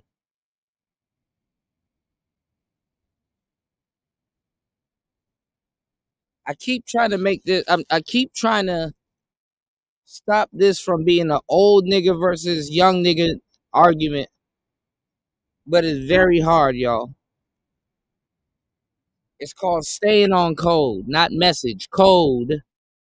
The truth of the matter is, they both threw some mud, but she really went back in time and Right. That's what I'm talking about. Right. So we do that. And so we have to just uh look at that most of us, because we argue, we're not going to break up. Most of us have unresolved issues, and we bring them up in every fight, those same issues. We're not going to solve that. And I always jokingly say that you never really know that you're in love until you look over to your mate and think, I could kill him. And then and then you don't, and then you resist. I get it. Right. But we do that. And as I said, we learn that in the home. Now, the fact that we had the 2-parent home, the 1-parent home, well, now we have the no-parent home. And so you're talking about children and young people now raising themselves, and they're learning how to quarrel and argue with each other, either from the streets or from the videos. No, it's not about the 0-parent home. The parent is actually the cell phone. But y'all don't hear me though. That are violent, from the rap videos and things like that. And we can't say that those things don't have an impact on our behavior, because you have never seen one commercial. The commercials run all day. Repeat means everything. And after we start bullying that into our heads, allowing our children to listen, go to sleep with earphones in their ear and listening to a lot of nonsense around the clock, they'll fight you about their cell phones and different things, because they have What I just say? created, the manufacturers have made it addictive for us. And we have addictive personalities because we don't have no self. And that's another reason I want to add that we turn into another person in a movie. When we play a person and do a biopic, we actually turn into them, because we're an empty vessel. We can put anything in there. We can be anybody. We can be anything. You say we do that because we have no self. Yeah. Whew. That's deep. Well, I have a list of questions, but I'm going to ask you to expound on that. We have no self. Well, there's an example. Right now, due to this border crisis thing that they're talking about, and the immigrants invading the country and so forth, we got 195 nations of different people coming in here. These people, most of them, the majority of them, have not been enslaved. So they have their own culture, knowledge of their culture, how they dress, as I said, how they eat, how they raise their children, what their politics are, what their religious beliefs are, how they decorate their homes, how they handle outside of their homes, their hygiene habits, their sanitation. They have already these ideas. And so when they come here, they will set up their ideas and start to live that way. We're going to start to smell all kinds of different foods on the street. We're going to see all kinds of children dressed in clothes. They're not wearing Louis Vuitton. They're not concerned about plaids and stripes together. They don't have any of that nonsense that we have been taught here. As a result of them erasing our history, essentially, we have adopted things from all over the place. We have mixed up different African fabrics and hats and so forth together, because we don't know which one is which. We came here from different tribes. You can see the different shapes of our noses. You can see people wear their hair different ways. You can see Black people with different kind of jewelry on. Those are different tribes. These are different people that's embedded in us, but we don't know how to express it because we don't have the history. They beat our history out of us. And so now the things we do, we think it's our choice. We have tried to normalize our captivity and act like that we're not living in a hostile environment and that integration solved all our problems. And so there. And I agree with Shahrazad Ali, but this is the wrong generation. This is the wrong generation.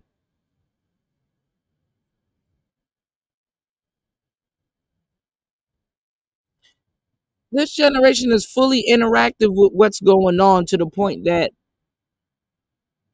none of the negative shit that she's saying right now really applies. What's stopping you from being a plumber? What's stopping you from being an electrician? A rich man told me some game right in the height of COVID. You know what that rich man told me? He said, it don't matter. In a pandemic, we're all equal. No matter how much money you got.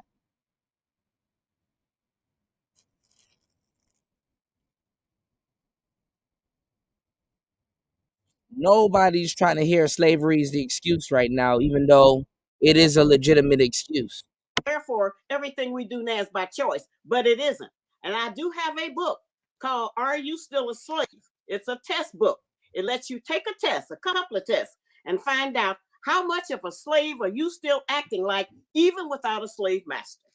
You mentioned that book, and it was probably And a lot of y'all are so behind on this shit. There's no way you can move forward if you don't get your education on this shit. Do you know what's the first thing that's promised to a slave? It's freedom. Slaves are free. Who said they were in slavery? Who taught you that? Do you know that if you were indoctrinated before you were quote unquote free, you would still do what indoctrinated you? And freedom is nothing more than a concept of the mind? Who's really taking advantage of their freedom, really? The first thing that's given to a slave is freedom. Because if he was enslaved 365 days of the year, you think he's not going to pick up habits if he was freed on the 366th day of the year? You think he's not going to still have those habits? You still think he's not going to behave the same? You still think that he's not going to just do what he knows and what he's taught?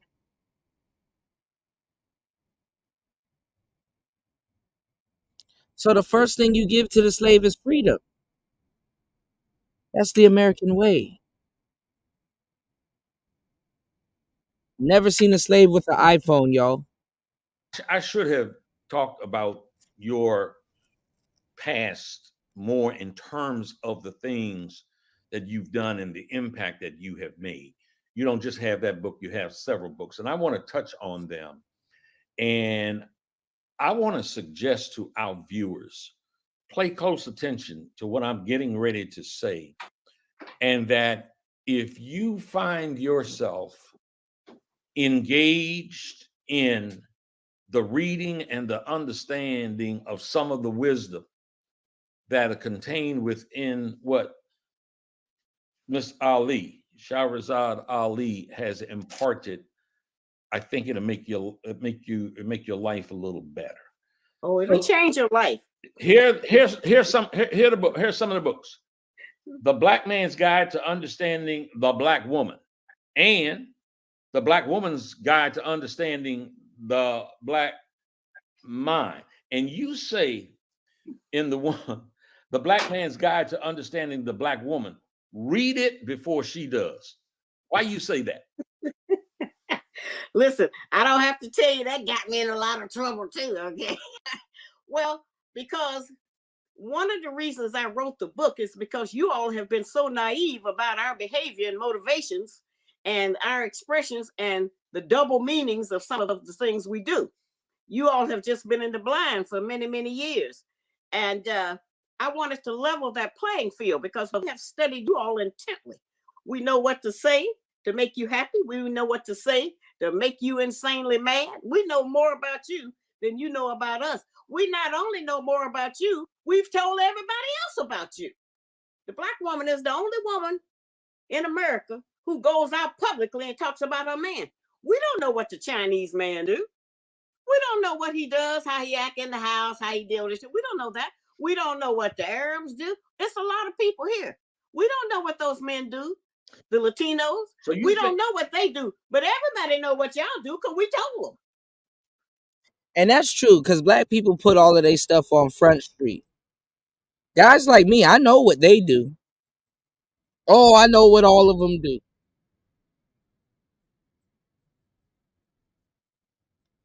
But it makes no sense telling it to you. It's Player Talk Radio. Shout outs to Paul Hightower in the building. I'm going to let this go for a minute. I'm not going to interject. Let's get it. Fair use. Make sure you guys are supporting the show. Let's get it. Shout outs to Sir Ism. Yeah, Player Talk on the tap in, man. Shout outs to Sir Ism. I wanna give a big shout outs to my brother Ism. You know, if nobody told you, man, I'm super proud of you. And I'm gonna be sharing more of your shows and everything and try to come through and tap in with you because I support your comeback. And I'm so glad that you know what I'm saying, that you know what I'm saying, you took your break, but you know, you still banging the gavel, man. And I support that, man, because you know, I only knew you could do I only knew you could do it, bro. I only knew you can do it because anybody less would have been like, man, fuck these niggas. But I appreciate you still having the gall and the 10-toededness. You know what I'm saying? The Ism know what I'm talking about. Ism got like the 10-toededness. Ism got like 20 toes in this bitch. And he's still here trying to lace young people with game no matter how much they spit up the medicine he gives them. So I appreciate my brother Ism for riding with a young player and really seeing what it is and definitely expounding his knowledge and still giving his wisdom. Even though I mean, you know it is what it is. You know what come with the territory. I can't even say much, bro. But I man, look, I'm gonna tell you right now, man, I appreciate you being here and riding with young brothers because Lord knows you could have gave up. You see who ain't here and you see who is here. Y'all see all these people that y'all invested in, put y'all time, money, live streams, and effort into. Them niggas gone. But guess who's still here? Ism still here. Kuda's still here. Platinum's still here. Oh yeah, it's the Macosphere. Let's get it. It's Player Talk. Man, so you are suggesting that a mate in the black community, a woman, is that is culturally specific to the black community, that by and large, she is the only one that goes out and kicks the black man. Kinda, yeah. That's exactly what I'm saying. And it has made you more vulnerable to a lot of other criticism from other people because the only way they know about you is through us because you all not telling them. We tell them. And I wanted, as you asked about the book, I wanted to level that playing field and let you all know more of what's going on. Now, some of it has backfired. You know, the book did produce Kevin Samuels, you know, my boy, and he's my spiritual son, I call it. And, you know, he came out and took it a step further. I tried to, what I consider was gently tell people about our situation and to stop us from controlling you all with not only insults, but with sex. You know, there have been a lot of things we have been able to manipulate our men with just based on those things. Plus, we convince you to tell us your secrets. And then the first time we get mad, then we go and tell them. We'll tell the police. We'll tell your mama. You know, we'll tell your children. We'll tell anybody. And so I'm trying to get us to stop practicing that, to pull that back. And if we speak a good word for our men, that if we defend you publicly, like they defend their men. If the white woman have a husband and he go out and he kill 10 people, when they go to court, she holding his arm and they go in there together and she sit there with him and then they go home and the children are there and they do everything. When you all tend to do different things, we not only abandon you, then we tell everything else bad that we know about you. And that's not the way to build a nation. It's not the way to repair the man that the white man has destroyed. Man, I do not in any stretch of the imagination want anyone to think that I come here today with any type of an agenda to bash Black women. We come for Oh no. we come for I'm a Black woman. I got Black granddaughters. I Yeah. got Black children, Black girls and children. Yeah. So I'm not trying to bash Yeah, us, no, no, but we can't have a better man till we have a better woman. Okay. And to that end, I had a question that dovetails to some of what you were talking about there. And the quote was from you: women overvalue themselves because they control sex. Yeah. Can you expound on that? Well, we have a new type of young woman today. And that type of young woman believes that she does not have to have any other qualifications to mate with a man other than bring sex. And they have some kind of ridiculous idea that a man is supposed to house, feed, and clothe them and their children, buy them anything they want, give them money, and pay their bills, as they say, and do everything for them. And all they're going to bring to the table is their vagina. And so that makes it very difficult, and it confuses our men, because nature made you to be attracted to us to procreate and made us to be attracted to you. We are not independently here.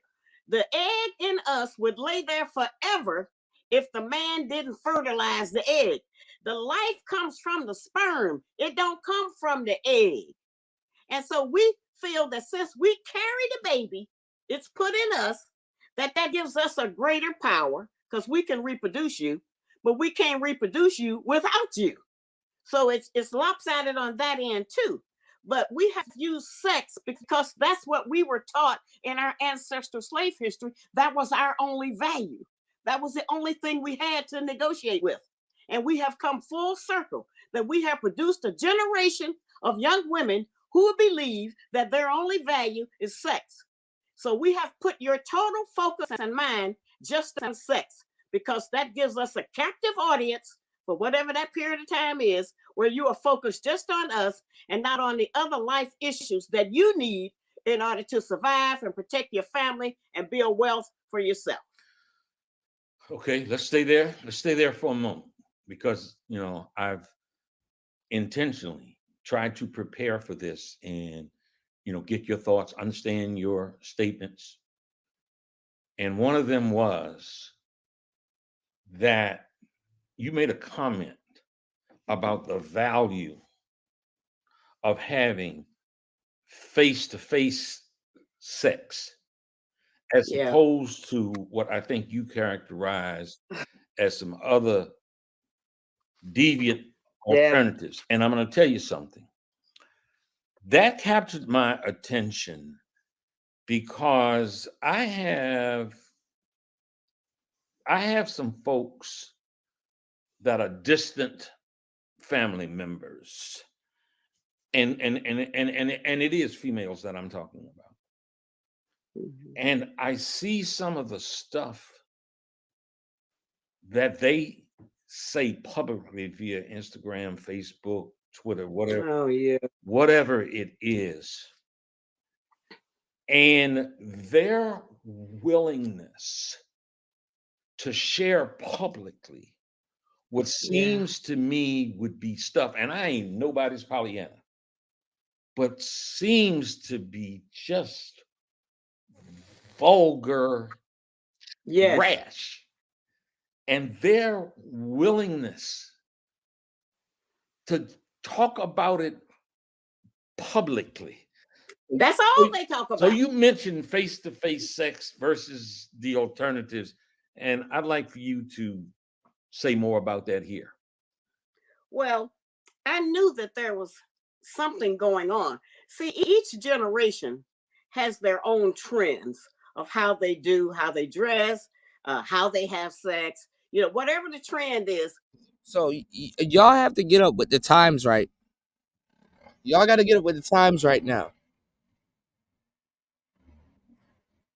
Y'all have to get up with the times right now. With technology comes what's called micro generations that come and go, but people still hold the ideology in these micro generations.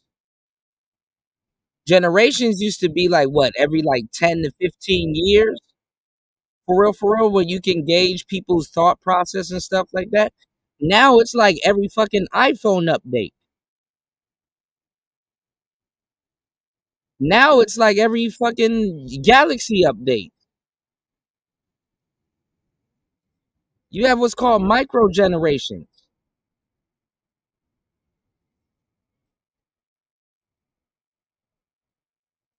So a lot of the ways that these older cats think that people are thinking, with all due respect, they're not thinking like that no more. And people like me have access to that information because I know it.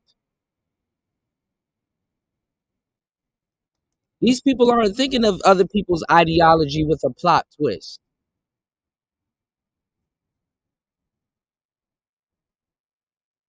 And shout outs to the older cats in the building. This is not me thumbing a finger at you guys. But I was watching the show earlier, and shout outs to my brother Coffee, because I really sat down and thought about what Coffee told me. Coffee gave me some game on the last couple of shows, and Coffee really told me some shit.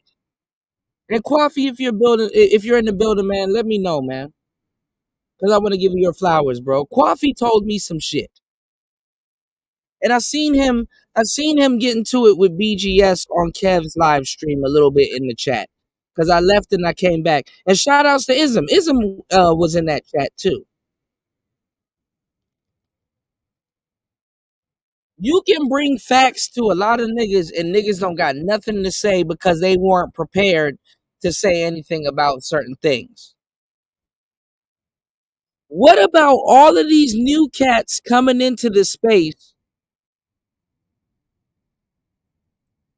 It's one thing if you make your whole channel about Manosphere talking points, but it's another thing if you're taking the Manosphere talking points and you're putting them on dating cards and using them as a dating game that you and your friends play when y'all get drunk or some bullshit. It's the antithesis of that meme with that African dude. Do I look like a joke to you?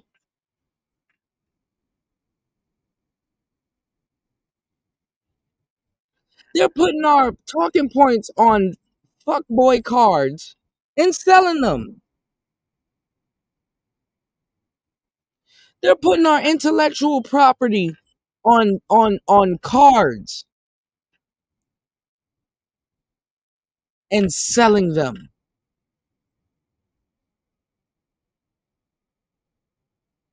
I didn't think about this because like a minute ago I saw Derek Jackson. I saw Derek Jackson, right? He had a card game. He had some books, he had a card game, and he had some other stuff. But I didn't think about our talking points being on these damn dating cards. Like Truth or Dare.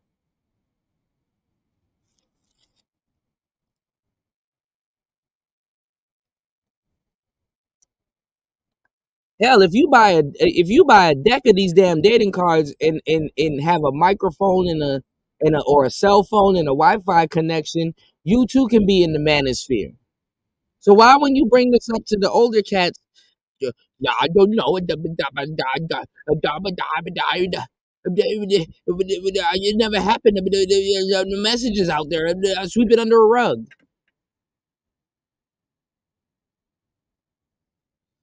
No, I've Ghost Man. I looked at a trend, bro. Our talking points are on these little bullshit talking cards. Our talking points are on these little manosphere relationship talking cards. These little these cards that they sell. A whole bunch of people in the space. Newer cats in the space is the hustle to sell cards, and the cards have our talking points on them.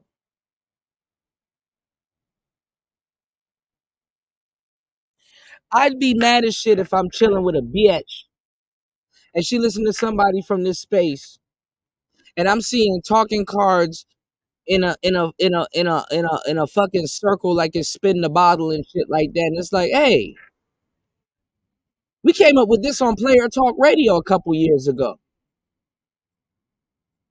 Damn, niggas took this and put this up. Who's make yo? I was watching a video of Damon Dash going to other jewelers and be like, yo, because you know everybody in the a lot of people in the manosphere is like, man, the talking points are for everybody, man. Just with all due respect, because I got some friends that think this way too. You probably never invented shit, so you never had nothing of yours stolen.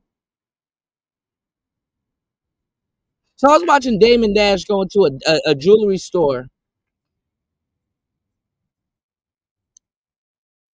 and they were selling Rockefeller chains, and he was like, who made this chain? We didn't make this. Like, I came here and I'm looking at the display case, and there's a whole Rockefeller chain here for sale. You guys are selling Rockefeller chains?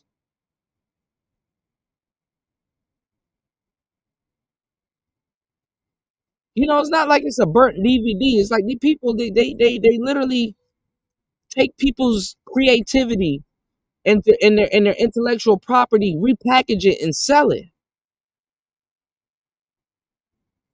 A fucking card game? Let me ask you a question. Do you and your niggas get together and play a fucking card game?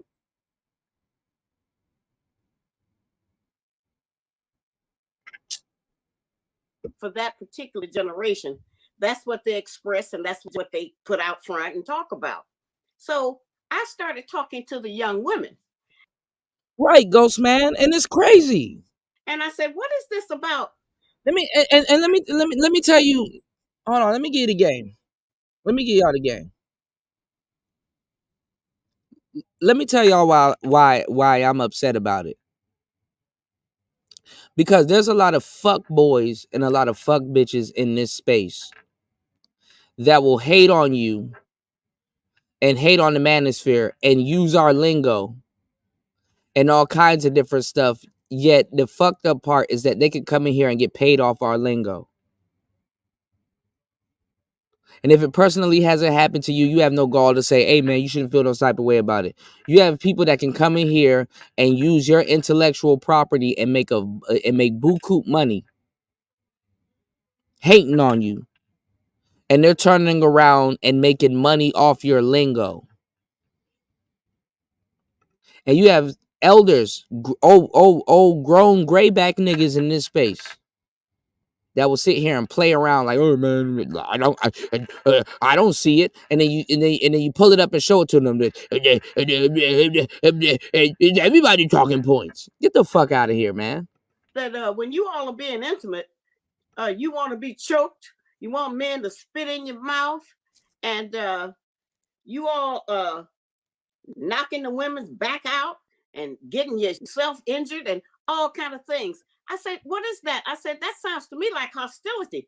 You know, we used to call that making love. You all not making no love. You making hate. I say, what is that about? And one of the young women, a college student, said to me, well, yeah, I like to be choked sometimes.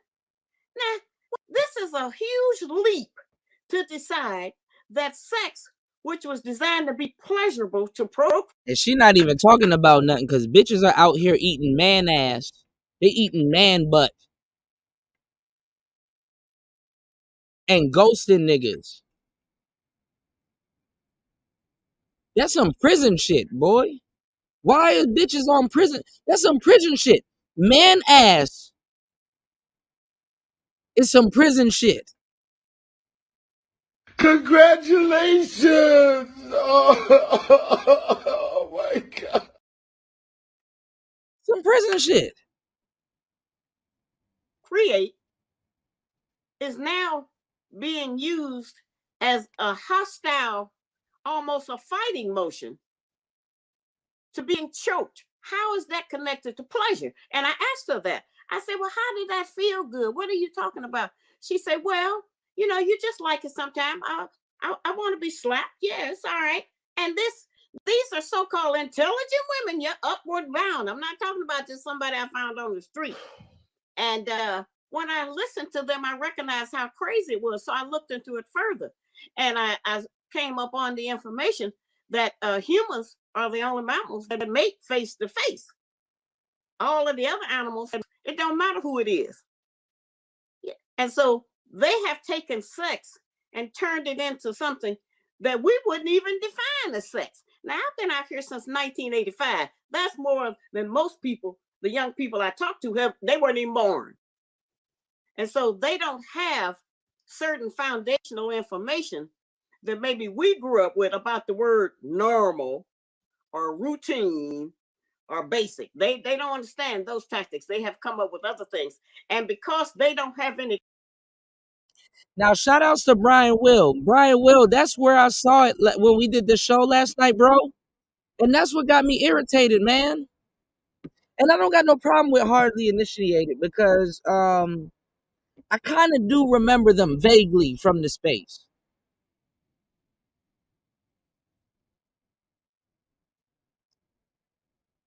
But other people have these cards. You got to go look on their website. Other people have these cards. What's going on, Soundmind? What's up with people making money off of Manosphere talking points on cards? That's the problem, Digital Wealth Podcast. They own the space, but the space is too stupid to have a place to send a check. Where do they send the check? Who they got to check in with? Cultural information to tie them to their own people or their own tribe. They're just making it up as they go, and they're getting suggestions from their music. They're getting suggestions from their movies, and they're getting it from just whatever their basic instincts are. And so this has created, they acting like animals. That ain't no sex. You know, all of our music was a baby, I miss you. In the 60s, I love you. I want to be back with you. Come and spend time with me.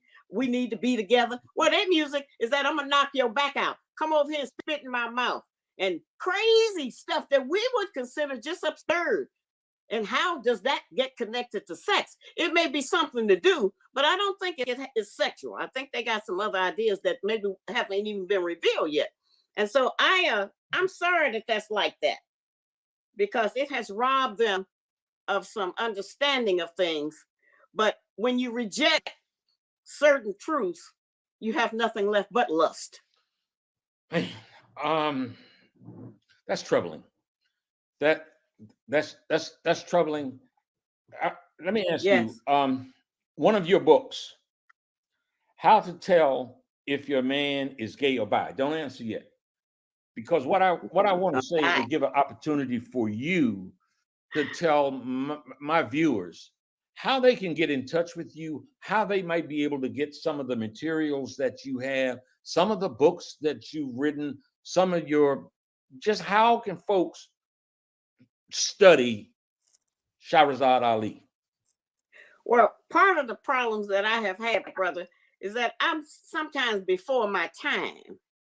Okay. Yeah. When I came up, people can't believe that I wrote The Black Man's Guide. It was back in 1990, because it's so relevant to the day.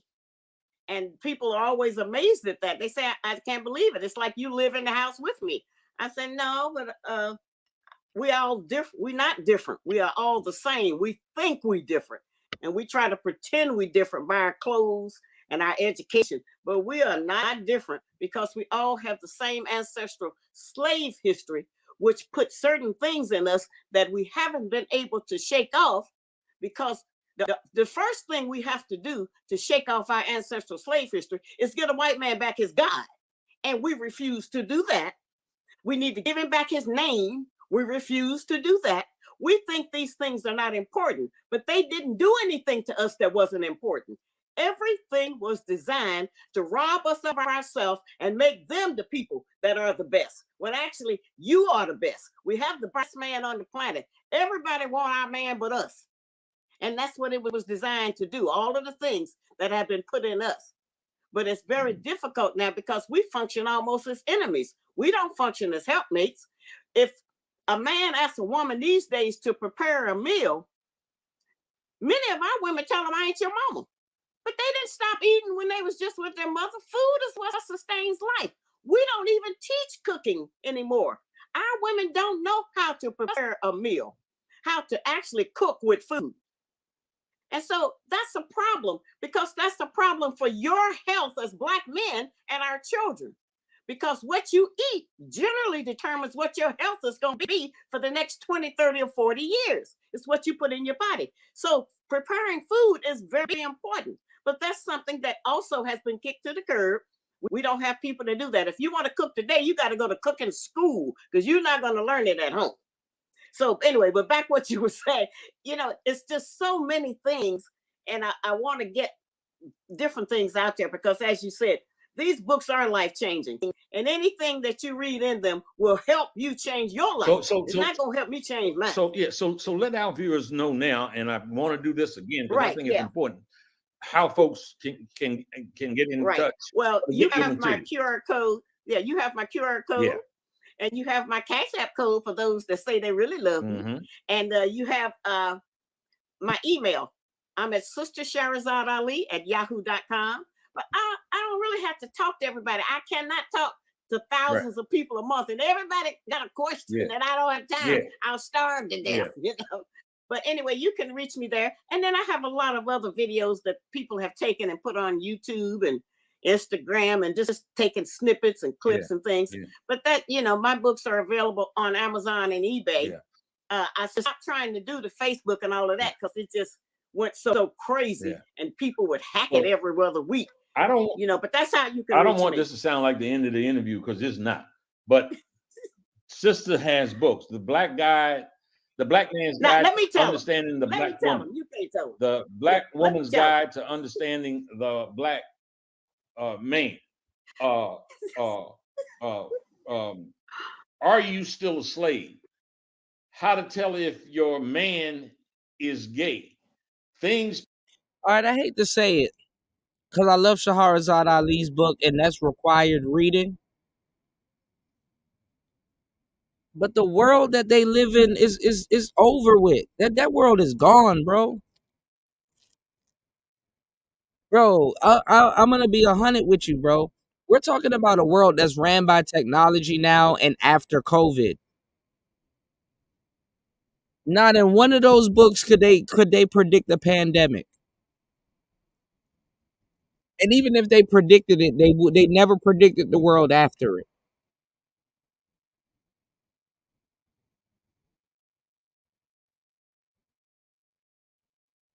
So when I'm telling you that you're going through historical events, you're going through it in real time. This is why you need to be active in real time. The world is trying to recalibrate itself. Racism isn't what you think it is. It's covert. And it actually ain't at the helm of Black man's problems right now. Niggas done moved on to other shit.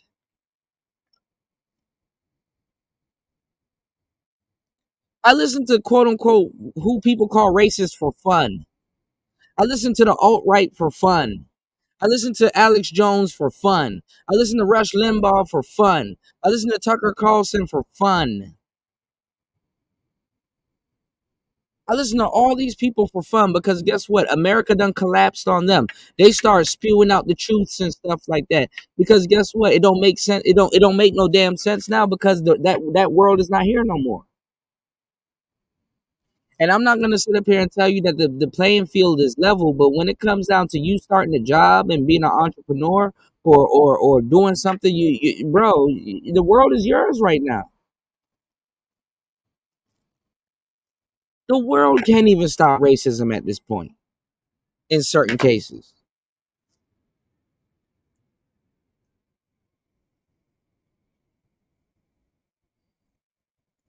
So what are we talking about? Parents should have told you. Folks, I'm telling you, do yourself a favor and get some of this material. You're a victim.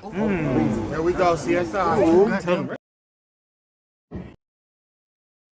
If Jesus can't save these hoes, why are you trying? What make you think you greater than Jesus?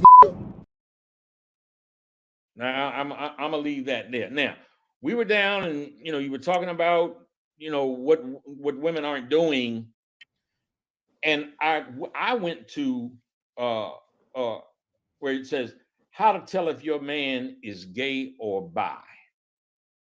Well, I had to stop production on that. I don't release that anymore because Yeah, because it's stupid.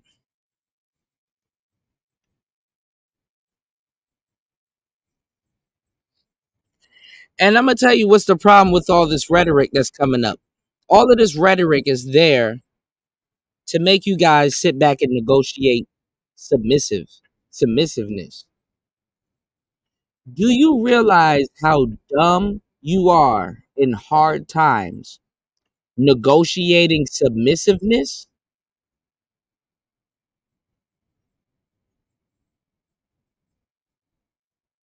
Do you know how stupid you sound right now negotiating submissiveness in hard times?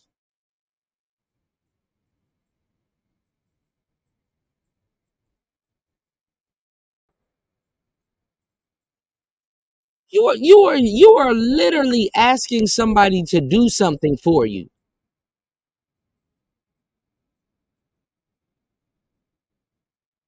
And you can watch and see it. Damn, baby, let me watch you sweep up that floor real quick. I just want to see you sweep the floor real quick.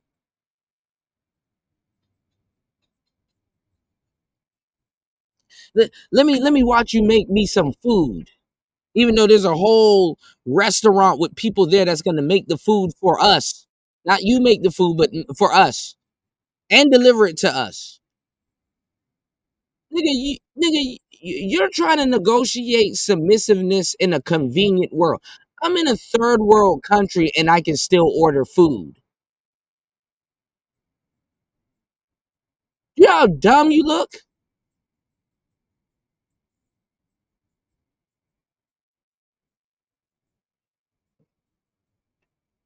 know how the gay community is, and I didn't want that book to define me. Yeah. And they were jumping on that, and they were going crazy, and we were going through a lot.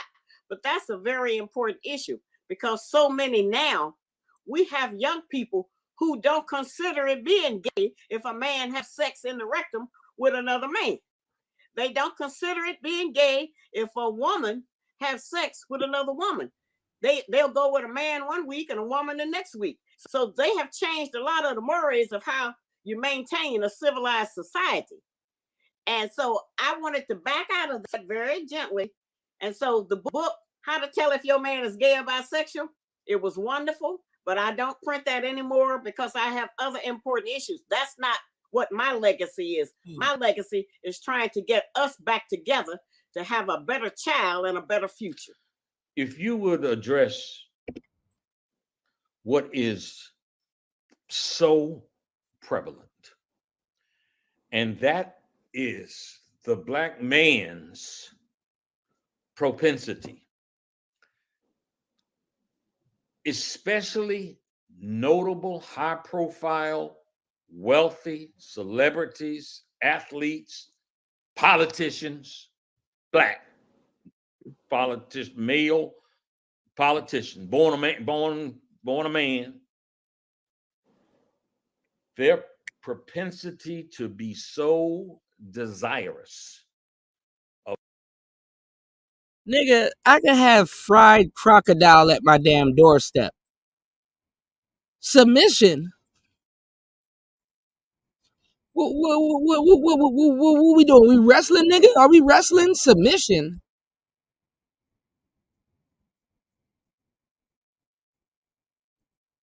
Don't we live in a society when somebody doesn't cooperate with what the hell you're talking about, you replace them? How's the replacement working?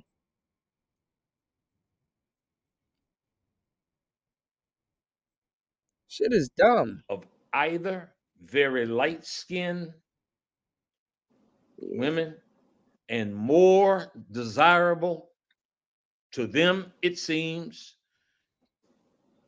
the white women. Shout outs to Super Sly. Super Sly said, wait, y'all really pressed over women eating ass? Forgive me, I'm late to the show. No, we're not pressed over women eating ass. We're just saying that's a reality right now. You know, that's some prison shit, Super Sly. You know that. Women eating man butt. Like, imagine talking to a broad. Like, bitch, you eat man butt? Like, she gloating like, boy, you should try it. No, I shouldn't. I shouldn't try it. I need to get rid of your ass. You a cellmate. nigga, a bitch trying to eat your ass is automatically a celly. That's a celly. Oh, you on some wild shit. Okay, let me get rid of you. Shout out to Super Sly in the building. Let's get it. Now, Yeah. now, I had Kareem Abdul-Jabbar in the studio to interview him. I was really excited about it. I had want to talk about his history. I've been a fan like forever. Most people don't kiss no more, Pablo. That's what I was telling y'all with that young brother on the last show. I'm like, bro, if he's into trick sex, he crazy as hell if he kissed that motherfucker in the mouth. Niggas don't kiss no more. Romance is gone. Chivalry is gone. Foreplay is gone. Courting is gone. Do I gotta keep going?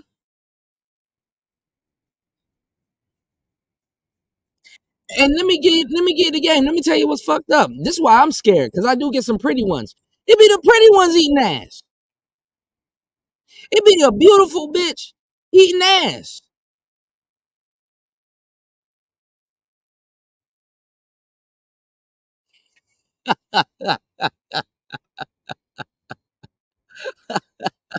Congratulations! Oh my God.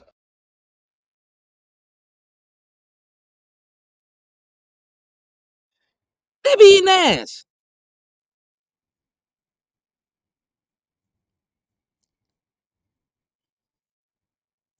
What's going on? Y'all hit the like button, man. Support today's show. What's going on, RG3, man? Shout outs to RG3 in the building, bro. I thought Isaiah Rashad was freaky, bro. Oh no. Oh no. Isaiah had a lot to teach us, bro. I'm ready. I think I'm ready for the next album, bro. Journey, what are you? A bitch. Oh yeah? What A are bitch. Oh, are you a wicked?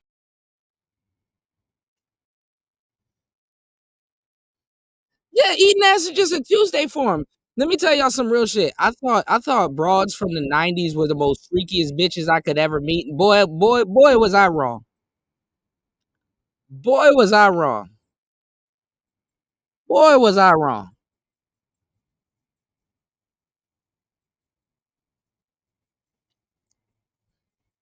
Now, shout outs to Toya. Shout outs to my girl Toya. Toya said Kuda having a out of state. Kuda haven't been out of the States for 2+ years now. Almost, Toya. I'm almost hitting 2 years. You know, do you find that you no longer have American residue as you go on about things where you are? I have very much American residue. You know what I'm saying? My online presence is at an all-time high. I'm very consistent. I've been giving y'all back to back to back to back to back to back to back. Nigga, fucking Charlie's Angel back to back classics. Shout outs to everybody in the building. I've been giving y'all back to back to back to back to back classics. And it's like at your own peril. Take heed to what I say. Literally, I've been giving y'all games from yesteryear, and it's a reality now. So y'all, so I'm telling y'all, the world that I'm putting y'all into right now is tomorrow's world. Don't be surprised if you wake up tomorrow and I was right. Listen, I'm just as surprised as y'all are. Even though I predict all of this shit, I'm just as surprised as y'all are. I'm just as confused as y'all are sometimes. And I tell y'all this about to happen.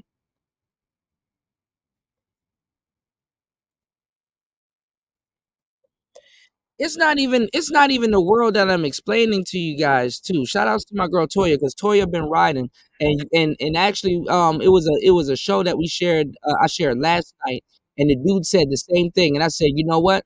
I remember having this conversation with Toya. Another dude shared that, oh, you spend your whole lifetime trying to capture what you lost as a child. Who the fuck was talking about that? Who was talking about that?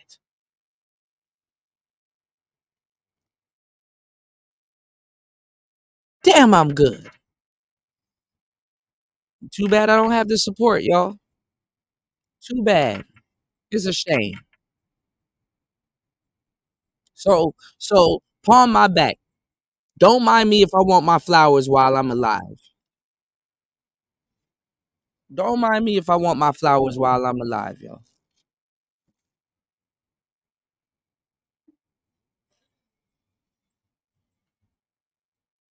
And I'm telling y'all, dykes are about to be all up and through this space, and trans women are going to be all up and through this space come 2024, 2025.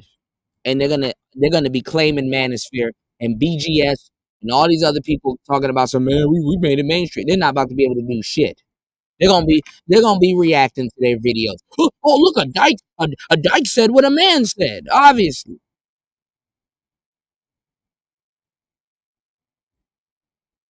I didn't think lack of game would set men back. Lack of game can set man back centuries. I don't give a damn what a harlot does. Lack of game is gonna set y'all back way more than anything in your life.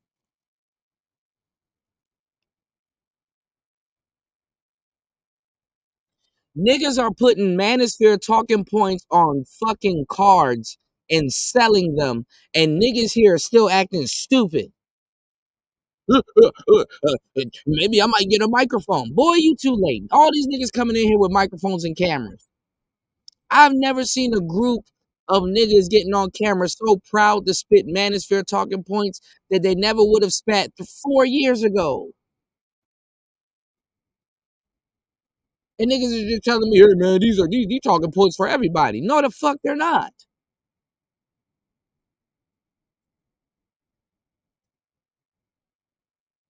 Man, y'all hit the like button and support the Rice Fund, man. I'm tired of this shit. Super Sly is right. I need to leave this shit alone, man.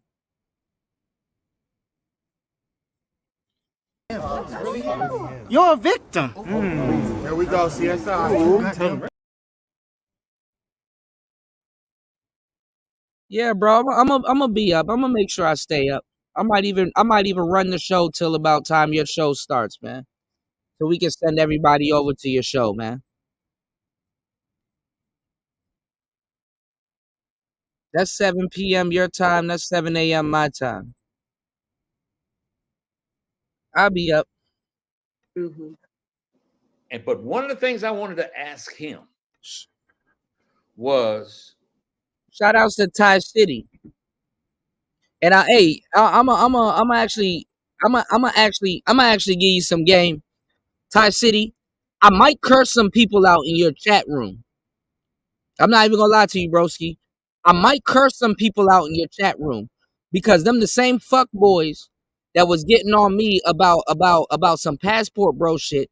Them fuck boys never got on a fucking plane and never went anywhere. Them fuck boys never went anywhere. And then were the same niggas running around this bitch calling people dirty foot, and now they're trying to tell you dirty foot is wifey. And now these are the same niggas right now that's backtracking right now that's trying to come back and talk to Keisha. There's too many people in the audience that need their ass whipped. What's going on, Dollar Washer? There's too many people in the audience that need their ass whipped. They have no business talking shit about no type of content creator. There's too many people in the audience that need their ass whipped, and I'm the only motherfucker that had the balls to talk crazy about the audience. And I talk crazy about the audience in a different way. I know somebody be like, "Oh, Obsidian did the same thing." No, he didn't. Not the way I did. The audience, y'all are content creators in and of yourselves too. Some of y'all need y'all ass whipped also. No, Ty didn't do nothing. No, Ty City stayed. He stayed on the straight and narrow. It's a lot of idiots in the chat because they used to be over here on Player Talk Radio. A lot of people that's over at Ty City Show right now were Player Talk Radio alumni back in the day, and them niggas was running around calling people dirty foot. I and Marco and Jessica and Zero and Ty City at some point literally had to convince them that, hey, if it's not working in the States, go elsewhere. And them niggas was giving us hell. And now all of a sudden they staunch passport bros.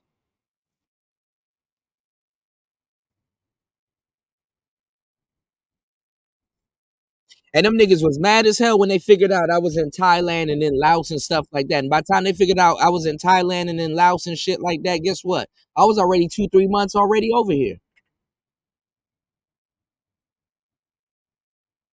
And you gonna watch all these niggas backtrack on the fucking passport bros because guess what? Now they got blood on their hands. Now they got blood on their hands. Now they got blood on their hands. Now they got blood on their hands. Now they got blood on their hands. Now they got blood on their hands.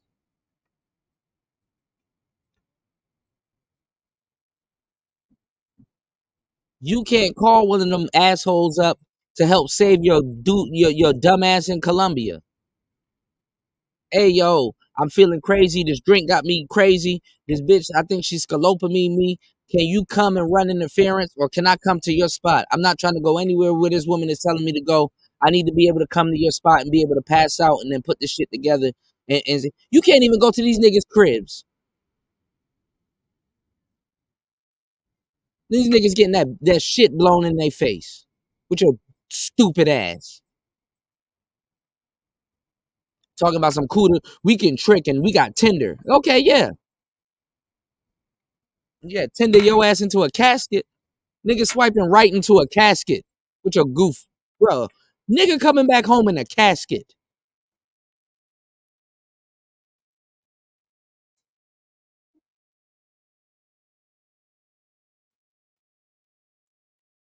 You gotta be you can't be red pill, bro. You gotta be one of the dumbest niggas on the planet to openly admit, even if you don't do it, that you're not gonna be using game with a whole bunch of women using game.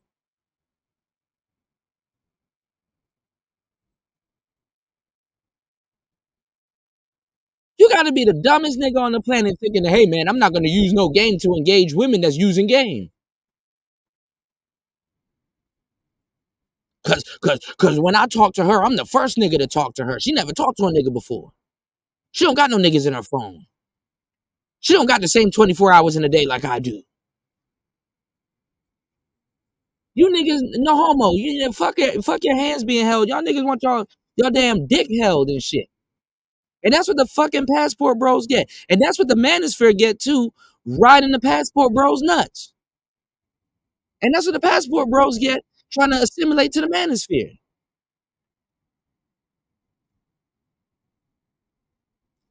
Now y'all niggas gotta reintroduce yourself back to Keisha with your dumb ass. You done did all this hoopla, oh, I'm about to leave the house and blah, blah, blah, and then come right back home. Any nigga that's a passport bro that got a return ticket, you ain't no fucking passport bro.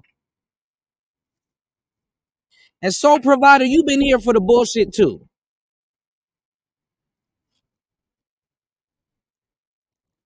So tell me if I'm wrong or not, Soul Provider. Shout outs to Andre, man. Shout outs to my boy Andre, man. Make sure y'all hit the like button and support the show. Andre said, remember, you were telling these goofies to stop talking on YouTube about tricking overseas, and they were setting themselves up to be target. And that's exactly what happened. Now these people turning up. Now these people turning up dead in Colombia, and y'all niggas ain't got shit to say. And and O'Shea up there doing content on y'all goofy asses when he done sent your goofy ass down to a Colombian blade.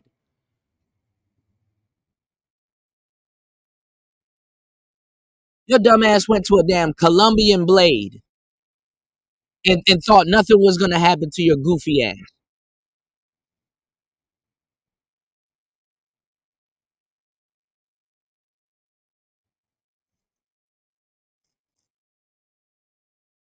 Where Jessica at? Jessica, where you at?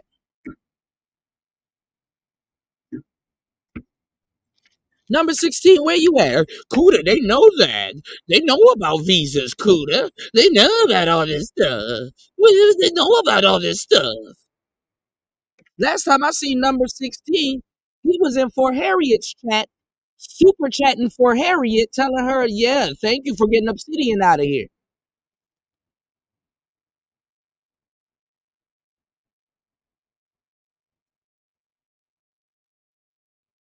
Oh, and if Kevin Samuels was alive, he would have turned into a passport bro too. Let's just cut the shit. Now Obsidian gone. You know what time it is right now? Guess what? It's between 11 a.m. to 1 p.m. This whole slot is open. Ain't nobody taking this damn slot. Ain't nobody taking this damn slot. It's a whole hole in the fucking YouTube algorithm right now. And ain't nobody going over to no goddamn Rumble. Who the fuck about to download a new app and then turn around and creating a Rumble account? Most people ain't about to go through that. You have to work on convenience.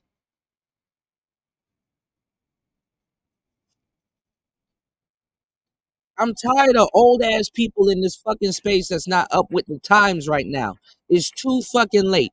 All of our fucking talking points right now are for sale on these fucking cards that they got selling right now. And y'all niggas don't sit up. Y'all niggas sat up there, bro. Nigga, put your fucking intellectual property on a fucking cue card. And you know damn well niggas ain't sitting around with their homeboys playing cards and shit like that. Niggas will pass a blunt around before they pass a fucking deck of cards with talking points on it. So you know it's for the women.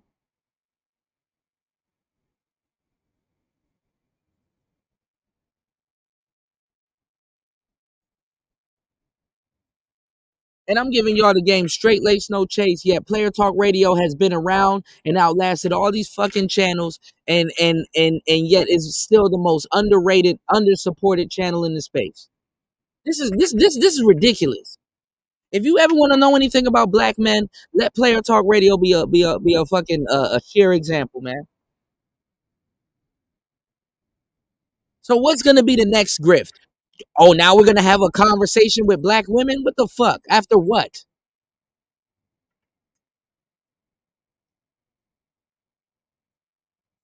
What you about to tell the bitch? You about to SBE? Hey, look, you need to figure out what it's like to be in my shoes. Bitch, she don't care.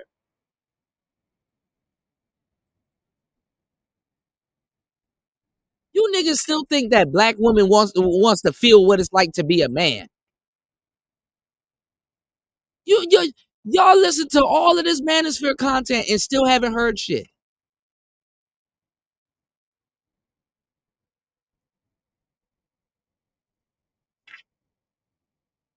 Man, leave me alone. What he thought, he tends to be a cerebral guy. What he thought about the issue of Sidney Poitier, Harry Belafonte, and so many other black folks, Hollywood celebrity, and as I said, politicians and the rest, why they choose white women. I wanted his explanation because he was one of them. He was one of them. And so I want to ask you what your thoughts are. Well, it's a long history of desire. When your enemy is so big and you can't seem to win over him physically because he got all the guns and the weapons, the land, the power, then you try to attack what he has presented as what he values most. See, you could have children of every color across the spectrum by any woman. Doesn't matter who the woman is, what nationality she is, you are going to show up in that baby. But the white man is not like that. The only thing that can reproduce him as a 100% white man, if there's such a thing, is another 100% white woman. And so the number one, I think, recessive issue that our men have had is that if they get a white woman, that they first of all getting back at the white man because they taking his woman and doing to her the things that they did to his woman. And that if a black man is successful and he walks in a room where there are other big successful white people, and if he's in there with a sister, he'll just be recognized as the black people. Like with all this black history and all this other stuff, and I can tell you things about black history y'all don't even know. You'll be surprised about what I can tell you. What the fuck? Rebuild the kingdom. What are black people supposed to be accomplishing right now? You have Asian people right now in Africa doing what the white man was trying to do, but if not better.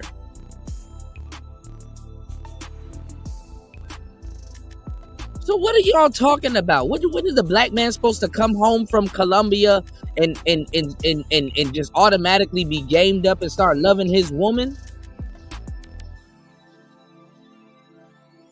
Modern society is not going in the direction. We had a window.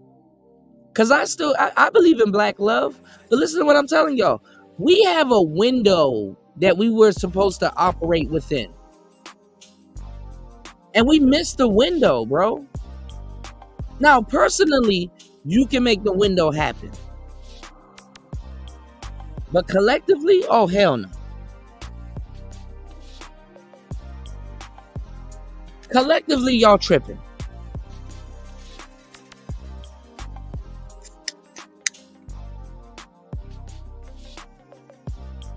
Let me drink this ice cold Pepsi real quick. Collectively, y'all are tripping. Y'all hit the like button, man. I'm going through great lengths to give you today's show. My bad, y'all. It is 1:14 a.m. where I'm at. I'm not no fake passport, bro. I'm not sitting up here telling y'all to go get no goddamn passport and not really in these areas and shit like that. Y'all hold me down real quick. Look out for the cookout. Drop something on the rice fund, man. What the fuck is the black man supposed to be restoring right now?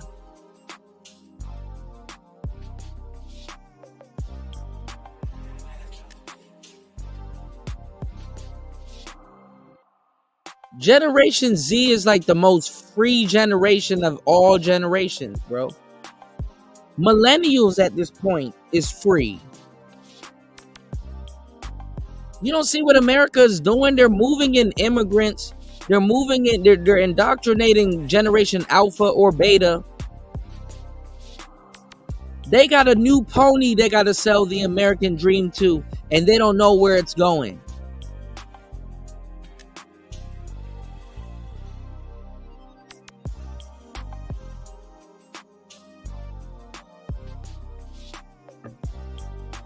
Let me give y'all the game about living in a delusional world. The fucked up part is that you can actually live in it. I learned this a long time ago when I broke up with the actually it was a woman that I actually truly loved. And she was doing modeling. And she did like embroideries. She did like a lot of little different little stupid shit.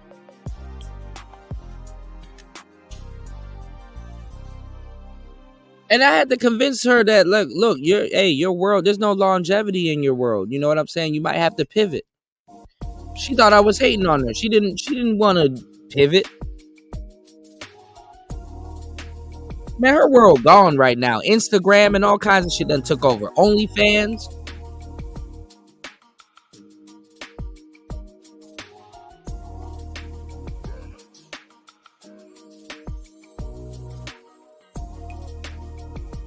And you know what God taught me? God taught me a very valuable lesson. The Lord taught me a very fucking valuable lesson. It don't matter if it's a world that you think that doesn't exist or is delusional. Somebody got to live in that motherfucker and see it through, even if it leads to nowhere. So a lot of people you're going to meet and a lot of people that you're going to come in contact with, They're going to be on a fool's errand. Or technically on a social media scam.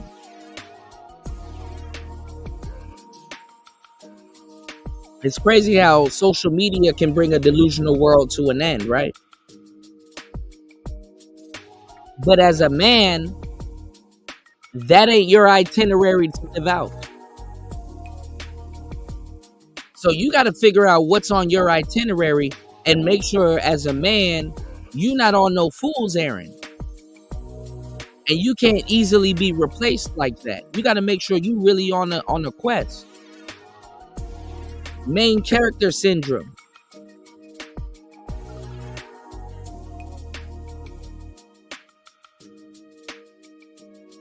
I drop gems. Y'all can choose if you want to listen and soak up this game.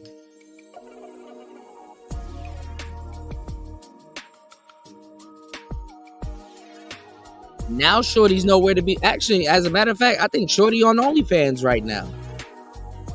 With her goofy ass. Because the dumb world that she chose to live in had dominion over things in her life, and now you working for OnlyFans. You're not even special no more.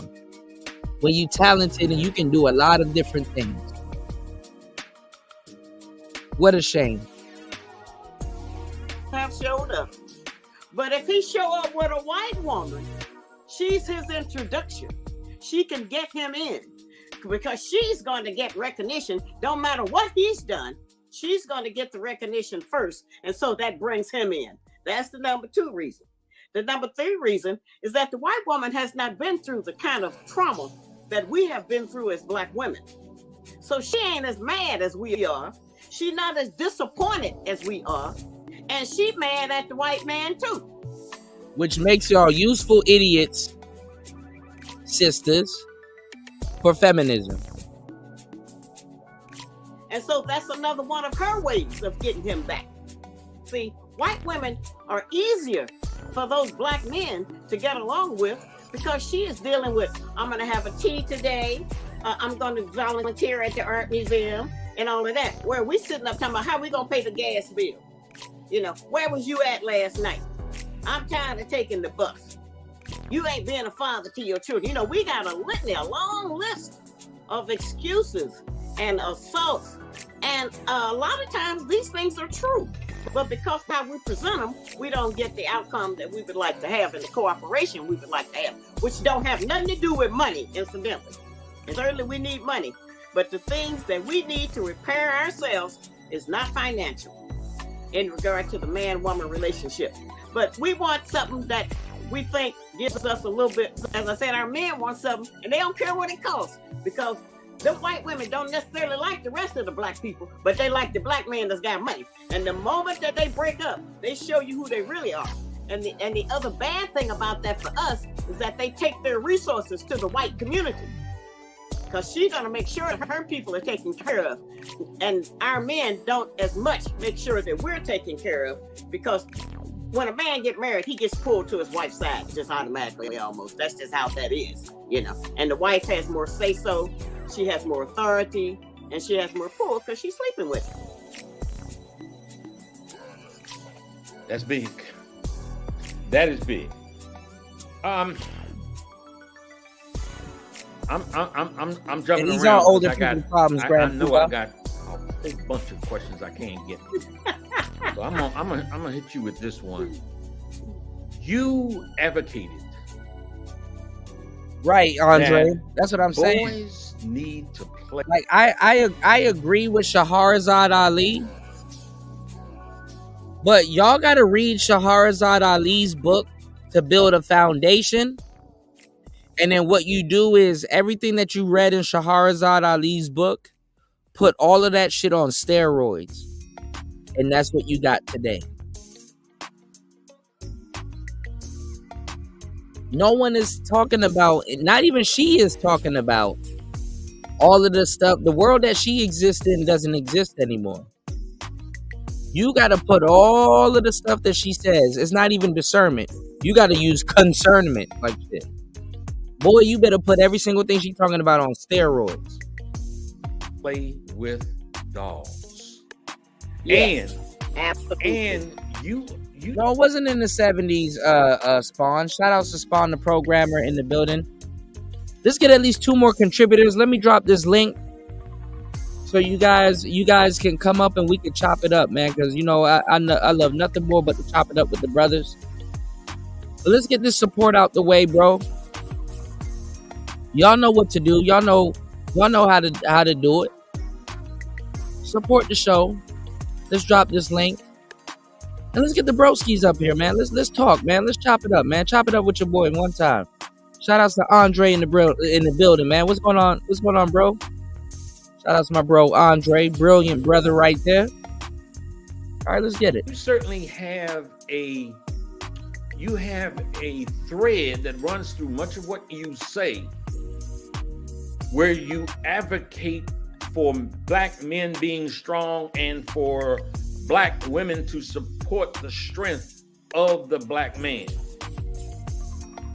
And you say boys need to be taught to play with dolls. Please explain.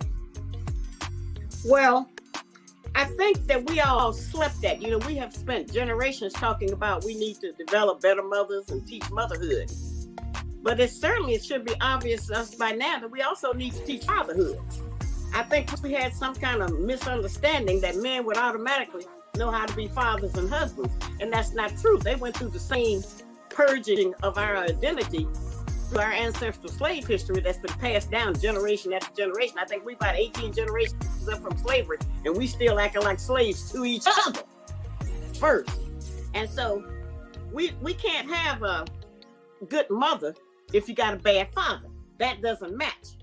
And so a lot of times we've noticed over the years that if a woman meet a man, and I've been teaching this since 1992, and she bring that man home and say, listen, I'm gonna run to the grocery store, and she might go out shopping and stay 2 or 3 hours and leave her little children there with a man she just met yesterday. She don't know nothing about him, don't even know if that's his real name. And then he do something to the children. He beat them. I'm not even talking about just sexual abuse. I mean, he beat him, he hit him with his fist, knock him down. And I also noticed that if a man's playing a video game and the little children intervene, a lot of men have killed those children, kicked them, stomped them in the stomach, knock them out with their... Now that's cap. That might be of yesteryear, but that's cap. I ain't gonna lie. If it was in the 90s, and some kid logged in on your EverQuest account and fucked up your level 99 elf or some other shit, yeah, nigga would get mad, but that's cap. Niggas don't play Grand Theft Auto and start beating kids and shit like that. Like, that's cap. Fist, hit him in the chest, and did a lot of things. And they don't have any self-control with dealing with children. And I figured out it's because they're not familiar with babies and little children. So while we buying the little girls dolls, because we figure they're gonna grow up and be a mother, we need to get our men dolls. These kids gonna grow up and... These kids ain't even in the way nowadays, man. They up there on their tablet playing fucking Food Ninja and all kinds of shit. These kids are getting tablets and shit. I've seen this when I was a millennial. I've seen Generation Z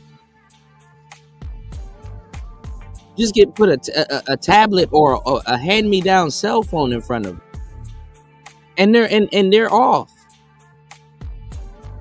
Anyhow, your kid has a device that can access the internet on Wi-Fi or anything, they're an adult. Be a father, and they need to know how to hold a baby, how to deal with the child if it's crying. That's another time that our men have a tendency to beat the child, to thinking that that's gonna make them stop crying, hit them with their fist. Is ridiculous. And so we need men who are familiar also. So when they get to playing house, let him play the daddy and let her play the mama and let him change the baby diaper. You shouldn't have to play anything.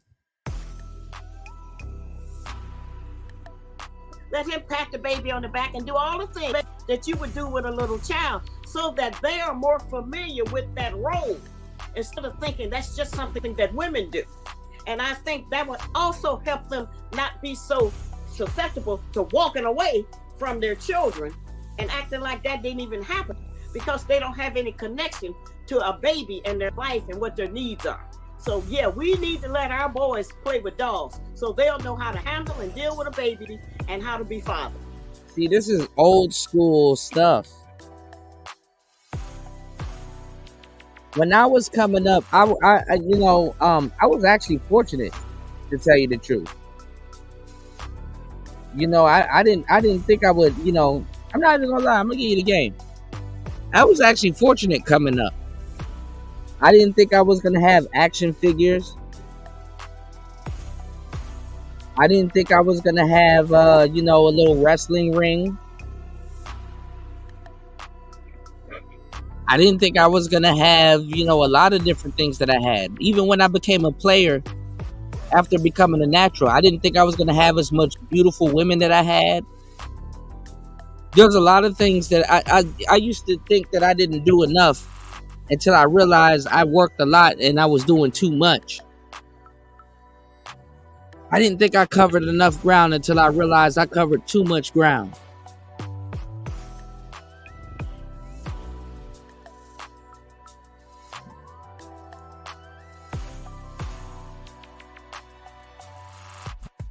These kids are not using action figures or any of those things nowadays. These kids are not using their imagination.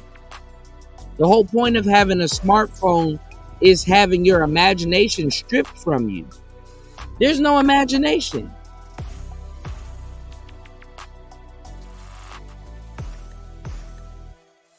There's no imagination.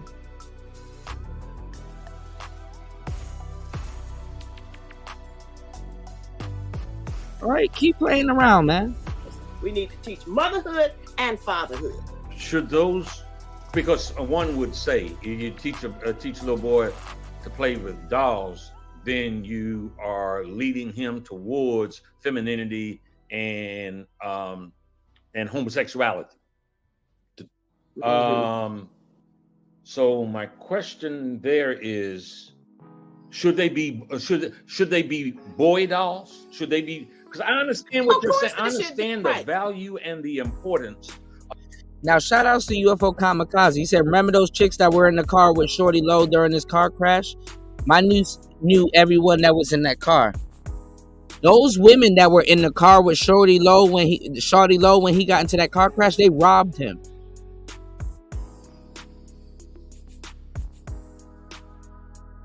As soon as I found out that accident happened to my brother Shorty Low, because I it's a long story.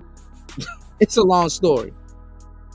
They robbed him, and it made no sense how he passed away like that. They robbed Shorty Low. They robbed him Of socializing a young man, a young boy. He was ejected from that car too. How to treat a baby tenderly and children tenderly. I definitely understand that. Yes.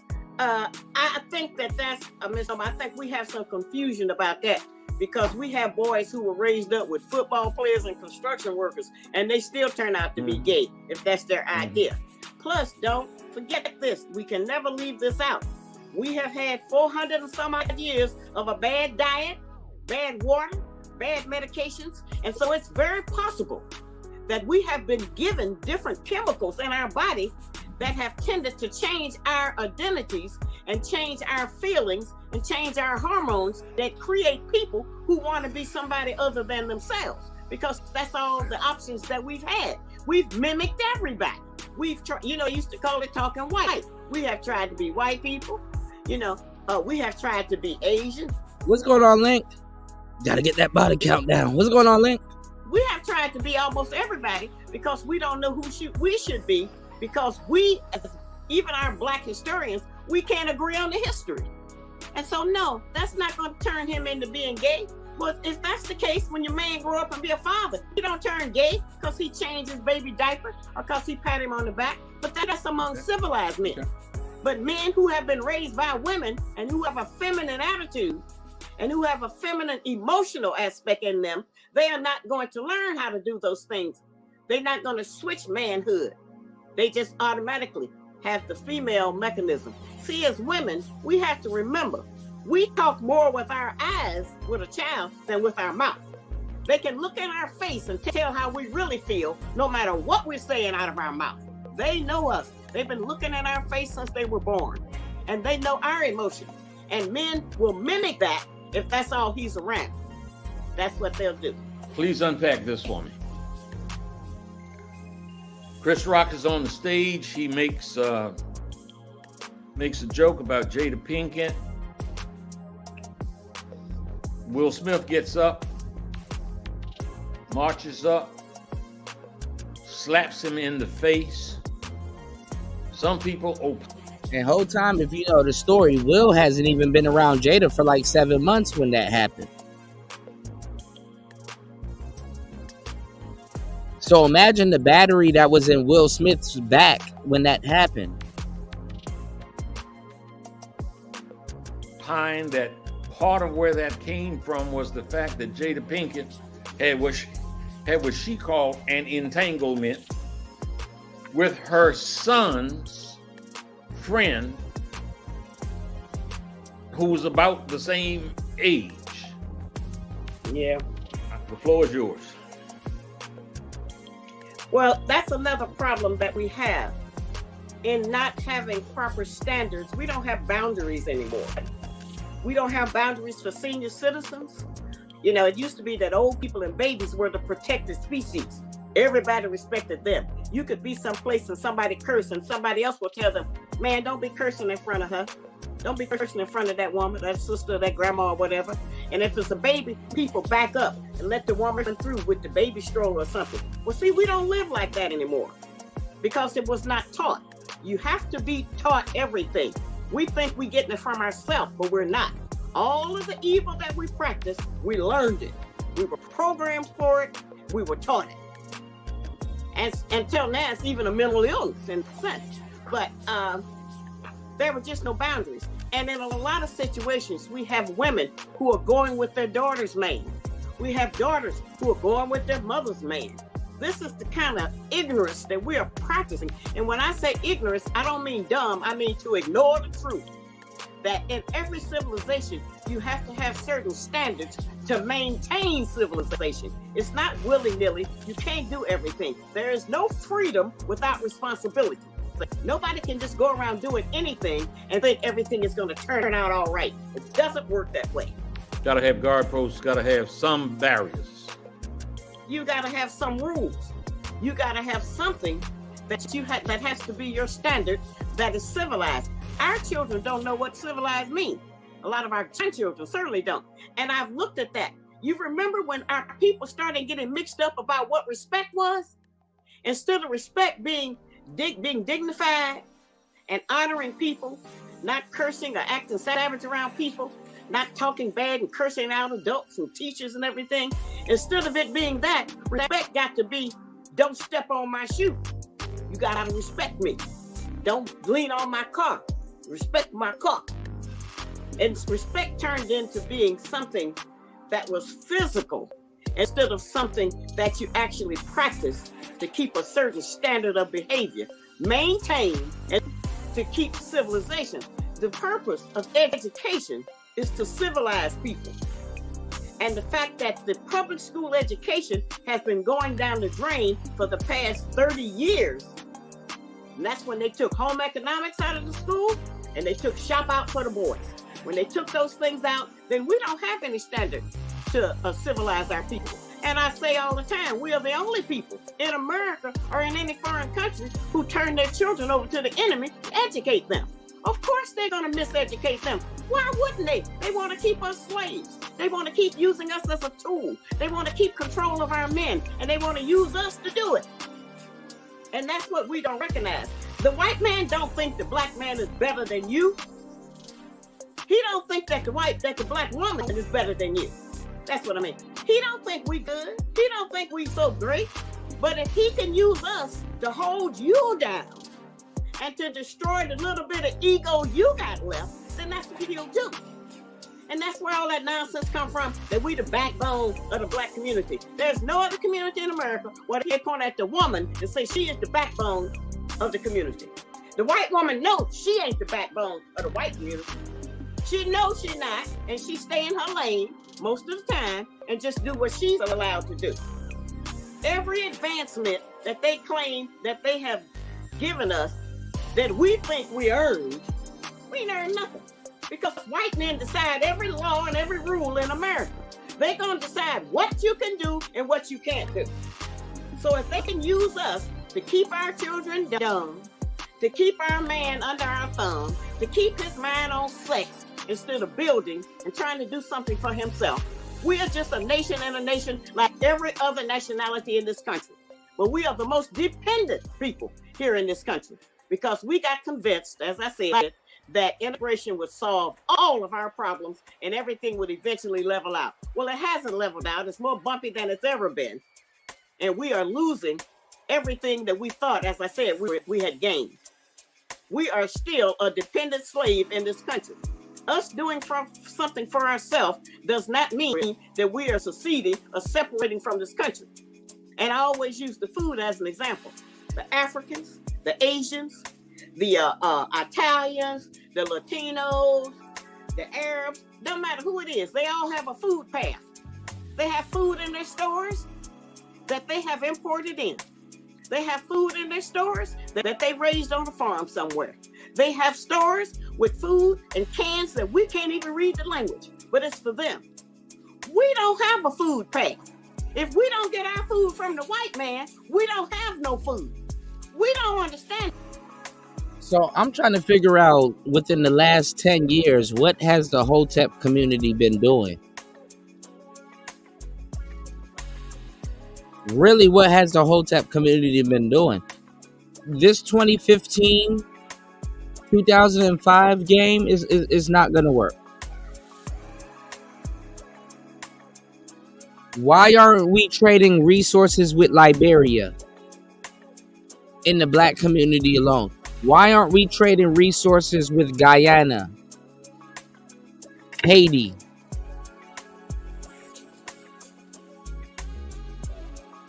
When two niggas in Harlem pull out Dracos and shoot each other, they be like, oh man, this black on black crime. Both them niggas be Jamaican and shit. We African niggas. Why isn't the Blood Gang or the Crip Gang doing commerce with other countries?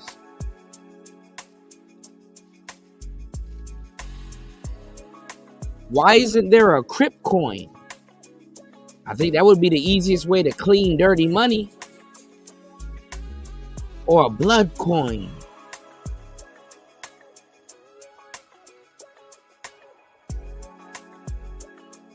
But all these niggas talking about standing on business.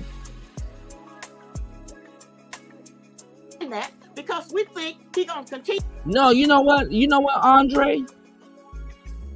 I did a whole show. Umar is now a passport bro. Congratulations! Oh my God. Dr. Umar is a passport bro now. My bitches. You saying you can't control your bitch here? My bitches. You saying you can't control your bitch here? My bitches. You saying you can't control your bitch here? My bitches. You saying you can't control your bitch here? My bitches. He's a passport bro now. To feed us and give us food stamps. But we don't have a food path. See, if the white man don't feed those nationalities I just listed, they have a place to get their food. They can still bring their food in if they got to bring it in on horseback. They can do those things. But we don't have anywhere to get food. The only food, and they can control us with the food. They do control us with the food by teaching our women to just buy junk food as quicker and not to prepare proper nutrition for our families. They're controlling us with food now. And your position would be that is intentional. That is by that's another form of oppression. Yes. Okay. But when the black man says something about it, he's fat shaming. Stay woke. I gotta ask you about then, because as you're saying that, and it's simply a reality. It makes me think about a slightly built man who some say had a speech impediment, but who communicated a vision for the lost found nation in America, whatever. But it's like you are expressing a multitude of issues and have done so. And it's like the teachings of the Honorable Elijah Muhammad seem to address all of what you're talking about. There's the argument. I think the argument can be made that aside from the onslaught of racist propaganda and character assassination, that Elijah Muhammad can be viewed as if not the one of the most important black people that have ever walked the grounds of the United States. That's true. And if we had been able to have the strength to continue on with the programs that he had for us and designed for us, which was actually first to clean up ourselves, to get our dignity back and do something for ourselves, respect our women, be parents to our children, and be able to feed ourselves. It's a very basic need. If we had stuck with that instead of ego growing, we would have been in a better condition today. He gave us a demonstration of what having your own strip malls, of what having your own farms, your cannery factories, your airlines, your schools, all kinds of things. He showed us this is how you do it. You can do it. It's not impossible. Everybody else is doing it. So you can have some control over your destiny. And if we had stayed with that, then we certainly would be in a better position today, where it's almost like we have regressed. Are you familiar with the intense rivalry between black men and women today on social media platforms? Yeah.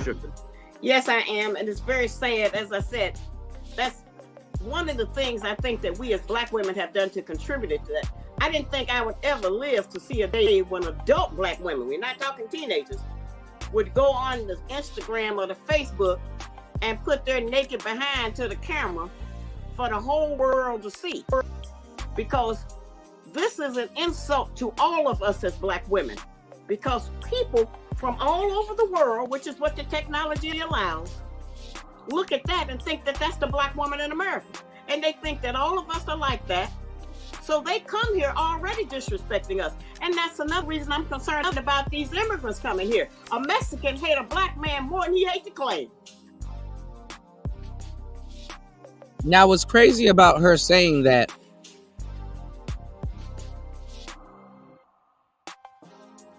is that what black people in America don't realize is that other cultures and countries and stuff like that, they're briefed before they even get to America. So they're already briefed on your behavior. They're already briefed on your behavior. All they do is they get to America and wait for you to oblige. They wait for you to acquiesce to all the stuff that they've been taught, all the stereotypes.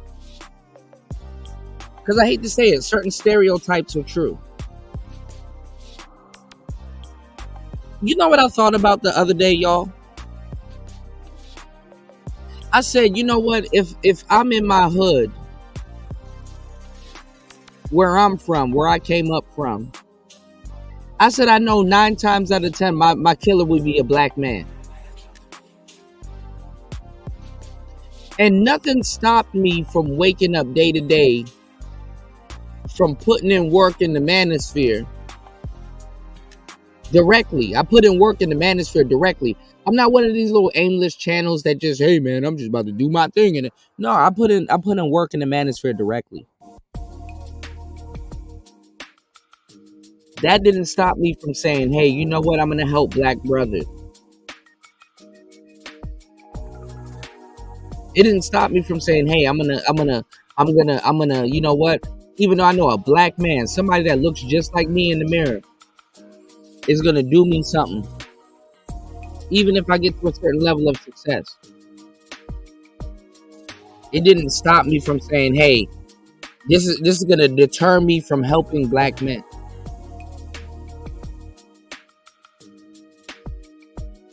So what happens is a lot of people are getting briefed on stereotypes, and when they get to the States, black people oblige to a certain degree. Because black people didn't know that these people got briefed.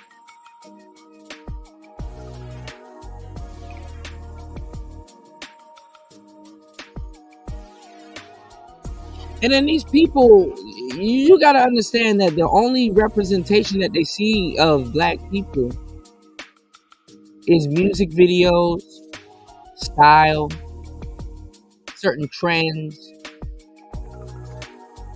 They be thinking a lot of y'all, I mean, I ain't gonna lie, a lot of them are outdated and shit like that. They be thinking a lot of y'all are on Snoop Dogg time.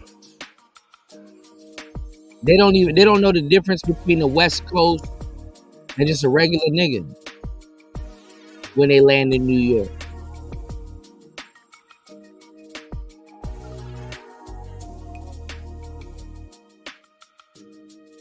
And then people in the States act weird when they meet people from outside of the States. Can't get a hold on their mindset. Some warped shit. 3 hours and 13 minutes into the madness. 3 hours and 14 minutes into the madness. Y'all hit the like button on the way in. 29 likes. Let's get the likes up to 29, 30, man. Come on, man. Support the show at $PTV888. That's $PTV888. The link is in the chat. Making it easy for you guys to support the show. Support a young black entrepreneur. Let's get it. I would rather have the Klan come in than the Mexicans because they hate you. And the problem with that also is that our women are not going to let no men show up that they don't go and have sex with and start having a bunch of half-breed children. It's not going to happen. So when those men get here, our women are going to start mating with them, and probably our men are going to mate with the women. And I expressed this on the show. Since y'all niggas are talking about, and y'all not doing it, because I've exposed that also, since y'all niggas are talking about passport bros and getting on planes and shit and going to go have kids elsewhere, America already got a party trick for your ass. They bring in a lot of immigrants to integrate with the sisters. So even if the sisters aren't having marriages and stuff like that, they're going to be having illegitimate kids with immigrants for the green card.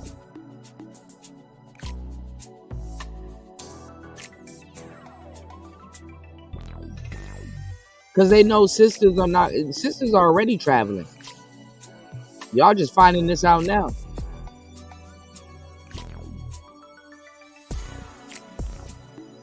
So they're already putting a population in your neighborhood with that the women can choose from.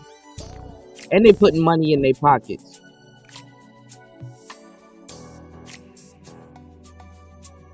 They woke. Women. So we keep doing things to wipe our own self out. And that's unfortunate that we tend to do that. And people say what I talk is old school. No, what I'm talking is what's going on now. This has not expired. I wish it would. I didn't make this up. This is actually going on. These are the things that are happening in America today that are damaging our image worldwide. And it makes you look like you don't have no control over your women because we're out there doing any and everything. But they keep that nonsense up online. As I said again, you don't see a bunch of white women on there talking about their man and going back and forth. And what you see is us. And the black man who has been, as we know, infiltrated with ideas of being feminine. He don't have to be gay to be feminine, okay? Because he's been raised by a woman and he act like her.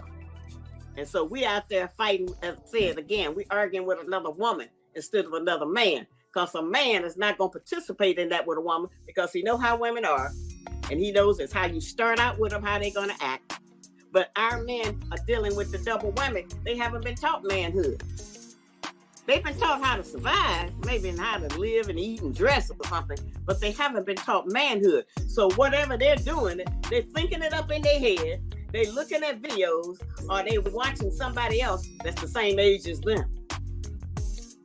And so we need... I'm not going to read anything New says. Shout outs to New in the building, bro. I'm not reading shit New says for like the next half an hour. Shout outs to New in the building. New teachers. We can't have new teachers until we have new schools. We can't have a school that white people control and teach them the truth. I don't need that type of energy in my life, New. They're not going to allow. Shout outs to New in the building. Congratulations! Oh my God.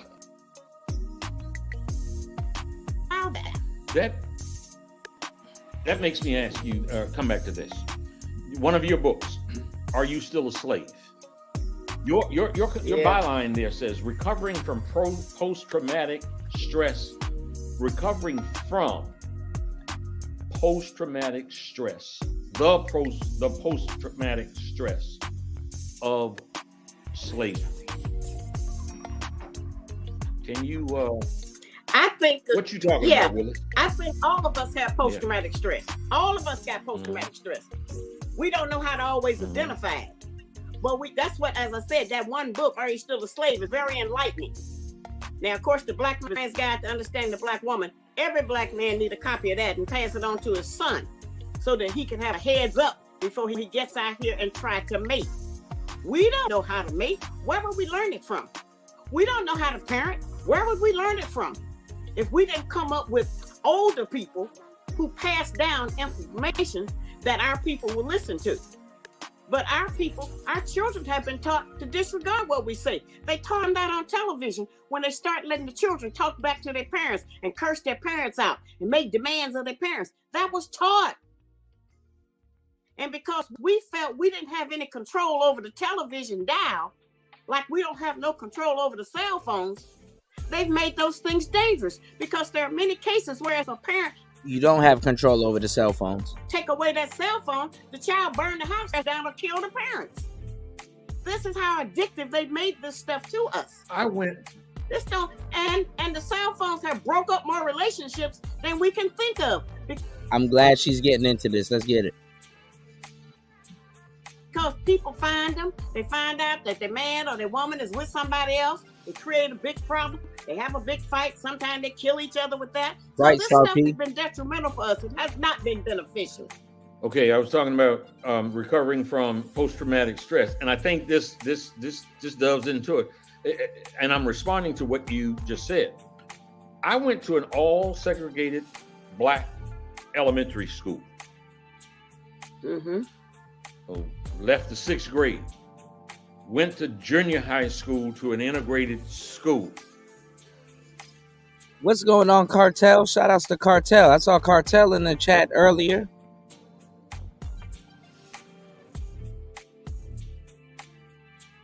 Cartel was in Kev's chat. Shout outs to Black Man Being Brutally Honest. Cartel was agreeing with Kwafi.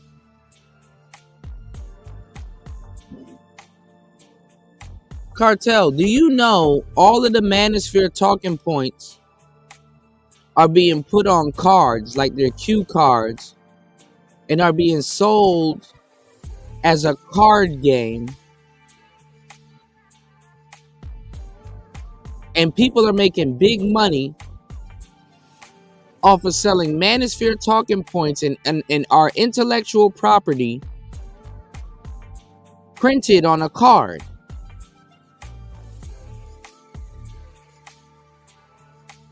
As a modern day relationship game that you can play with cards nowadays. And dudes and old niggas are still in this space with their heads still cut off talking about some, man, you talking points for everybody. You talking points. You got people making buku money off these talking points, but the people that actually created these talking points.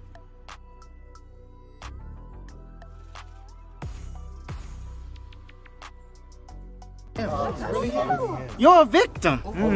There we go, CSI. Congratulations! Oh my God.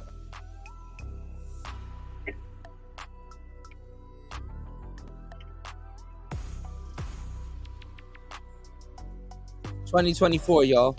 It was when I was in the 8th grade that I had turned 14 before I had heard, I lived in a black community. I was 14 before I had heard a child cuss his parent. Right. One of my teammates, the pitcher on my team, his dad said something to him of encouragement. He told him to go to hell and used every other F-bomb that he could think of. It shocked the hell out of me that black kids did not talk to black parents that way. No. Did we do like Martin Luther King said that he was afraid of? We integrated in. Actually, you know what?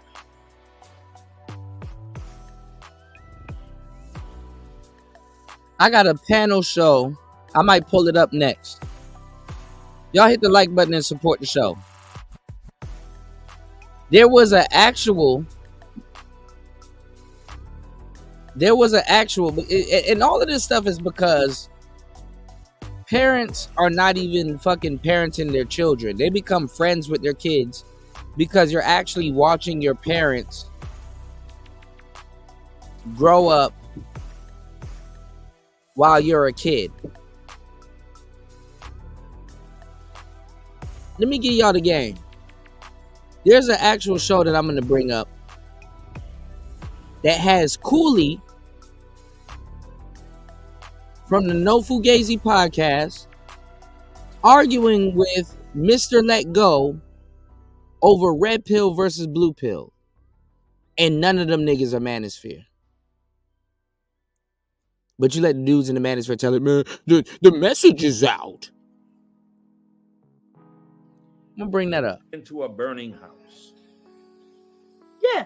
Well, he didn't have to tell people like me that because the unrealized Muhammad had already told us about that. And he gave us standards and a way of life to replace the slave master's ideas. And so we didn't have children that were behaving like that when they're young. But they have grown up now, our children and grandchildren, and got into this world since we didn't prepare another world for them. And now they're doing many of those same things.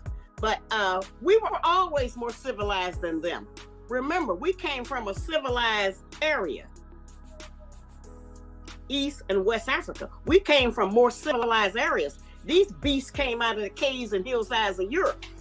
And just like the immigrants coming over here now, they're sending every pedophile, every robber, every killer, every anybody that's doing anything bad, they're emptying out their country and sending them over here.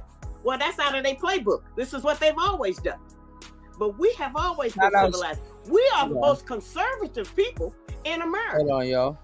You know, we really, if anybody. Shout outs to my brother War Master in the building. Let's go. Congratulations! Oh my God. War Master said, "What's up, Kuda? Baby mamas are the worst. I was 22 when I heard people cursing their parents." Yeah, man. Y'all used to watch some episodes of Maury where the kid, like, first of all, how does kid get on the roof? The kid's standing on the roof talking about some "fuck you, mom." Maury, I don't know what's going on. He's out of control. Yeah, I smoke cigarettes when my mom not looking. I'm a real nigga. Oh, y'all seen it. Why we acting like this is new? This nigga on the roof. Niggas don't even know how to get. How the fuck do you get on the roof of your house? Talk about some "fuck you, mom." One kid slapped his mom. I said, "Oh shit, I need to turn this off."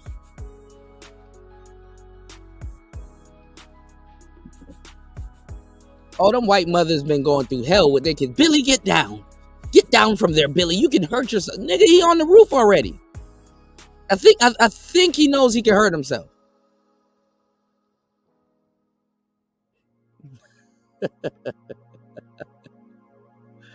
All right, y'all, let's get it. No, hold on.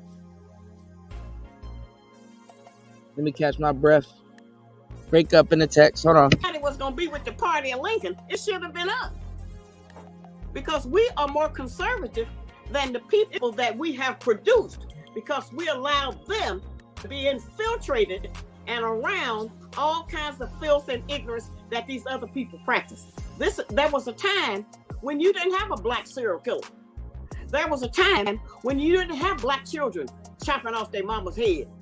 You didn't have black children shooting their father. We didn't practice a lot of that, although it was practiced in these other communities. We didn't do it. But as a result of that's why we have to have separation. Because we have to be removed from the kind of evil and filth that's practiced here so we can get back to ourselves.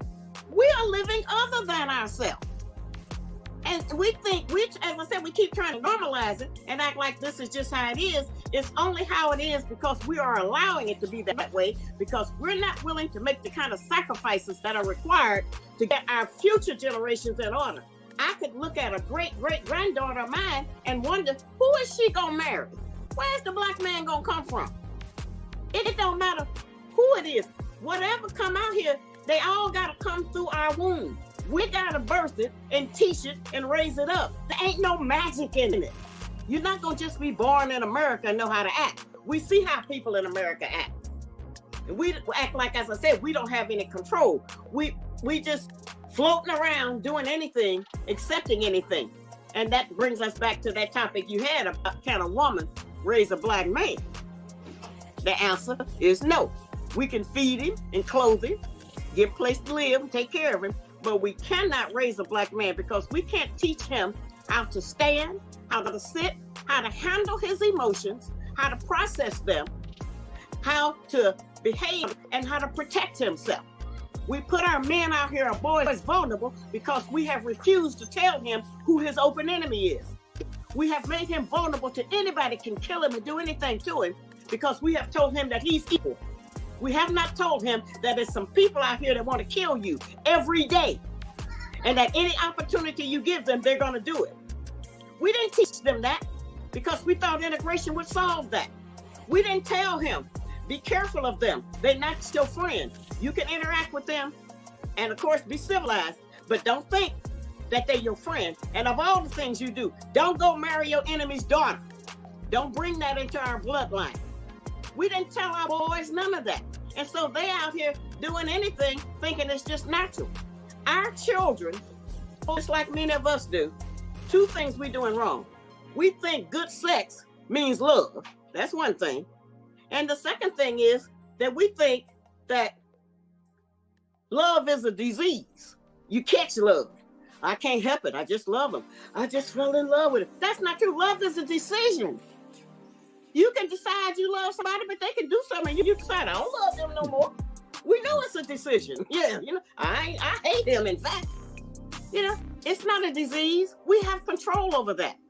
We think attraction is love. It's just all mixed up. And we're getting old. I'm getting old. We have not, you were talking about the school you went to, we have not produced a sensible black leader who is for us since integration. Pick him out, tell me who he is. He certainly ain't Barack Obama. He was the worst black president or white president we've ever had for black people. So it wasn't him. We have not had a good black leader since integration started.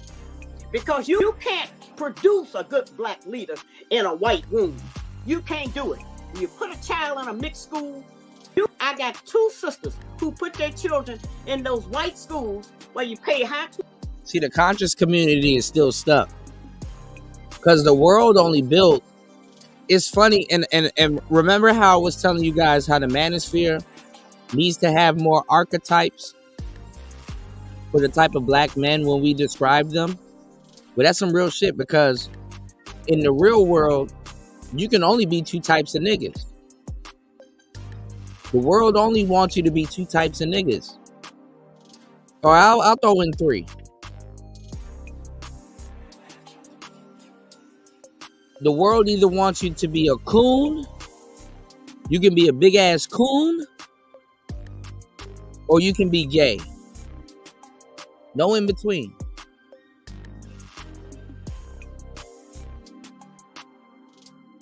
Now, you can be a ball player or a rapper, but you're still under some instructions. So you can either be a coon, gay, or a ball player or a rapper. And truth be told, they try to make the ball player or a rapper a coon or gay. Listen to what I'm telling y'all.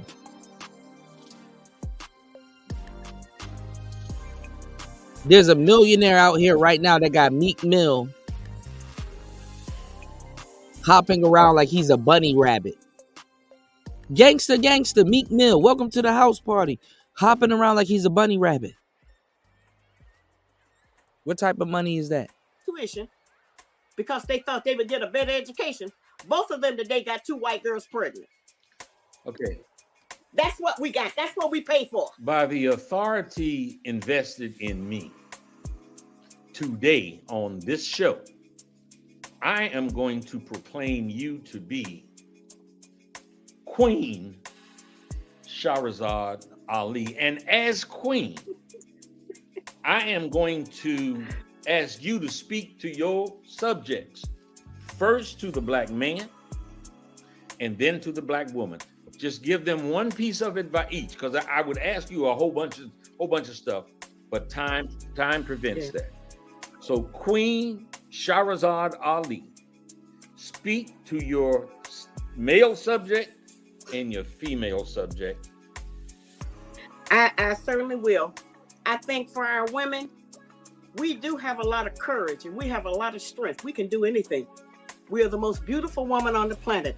Don't let anybody reduce us to just being a sexual object for anybody. That's not all we are. So when a man asks you, what do you bring to the party? You figure out how to tell him, I can sew a button on. I can plan a dinner party. I can fix a delicious meal. I can help you keep your clothes and house clean. I can raise civilized children that you'll be proud of. And I can act like a lady when I go out. I don't have to take my clothes off to be beautiful. And for our men, I would tell you the first thing is to be in charge of your own fertility. You make sure that you do something to keep from just spreading your seed around in places that you don't know how it's going to turn out. That's you in the future. You don't have to claim it. It's still you. Somebody's going to claim it somewhere. You are the first man on the planet that God created. He didn't make all of the other nationalities and then make you. He made you first. You are the greatest man on the earth. You have lost your way because of your open enemy. But you can get that information back. You don't have to join nothing. You ain't got to contribute to nothing. You can go study up enough information so that you can be the man that God designed you to be. You are in the image of God. Every time you look at a black man, it might be the closest to God we ever get. So that's who we need. We need you to step up and for you to put some standards on your women. If your woman come outside naked, tell her to go put some clothes on or leave her where she is. She's putting your life in danger and is setting a bad example for your sons. So that would be my only little message, right? I'll tell you what, I appreciate all that you have said. And I want to invite those who are watching, subscribe to our channel, look and find Miss Ali's information. I said earlier and I'm going to say it again. I think it could make your Black life better. And for any white folks out there looking, it'll give you some understanding also. Right. So I ain't teach them. They got the truth. thank you so much. I have so much. I got you, Tech Rail. If Jesus can't save these hoes, why are you trying? What make you think you greater than Jesus, nigga? If Jesus can't save these hoes, why are you trying? Why are you trying, nigga? If Jesus can't save these hoes, why are you trying? Why are you trying? What make you think you greater than Jesus, nigga? What make you think you greater than Jesus? What make you think you greater than Jesus, nigga? What make you think you greater than Jesus? What make you think you greater than Jesus? Swing the remix God! Can't save these hoes. Can't save these hoes. Can't save these hoes, nigga. Can't save these hoes. Can't save these hoes. Can't save these my hoes, shit. nigga. Can't save these hoes. Can't save these hoes. Can't save these hoes. Can't save these hoes. Can't save these hoes. Can't save these hoes. Can't save these hoes, nigga. If Jesus can't save these hoes, why are you trying? Why are you trying? If Jesus can't save these hoes, why are you trying? Why are you trying? What make you think you greater than Jesus, nigga? What make you Think you greater than Jesus, man. More, which means we got to do this again. Yeah, we maybe can do a part 2 next summer or Might something. not be that long. Thank you very much. Have a blessed day and enjoy yourself. Thank you. Thank you so much.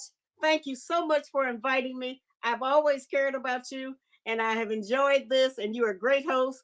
And shout outs to everybody that's coming into the building from the Passport Bros Discord. All right. It's Player Talk Radio.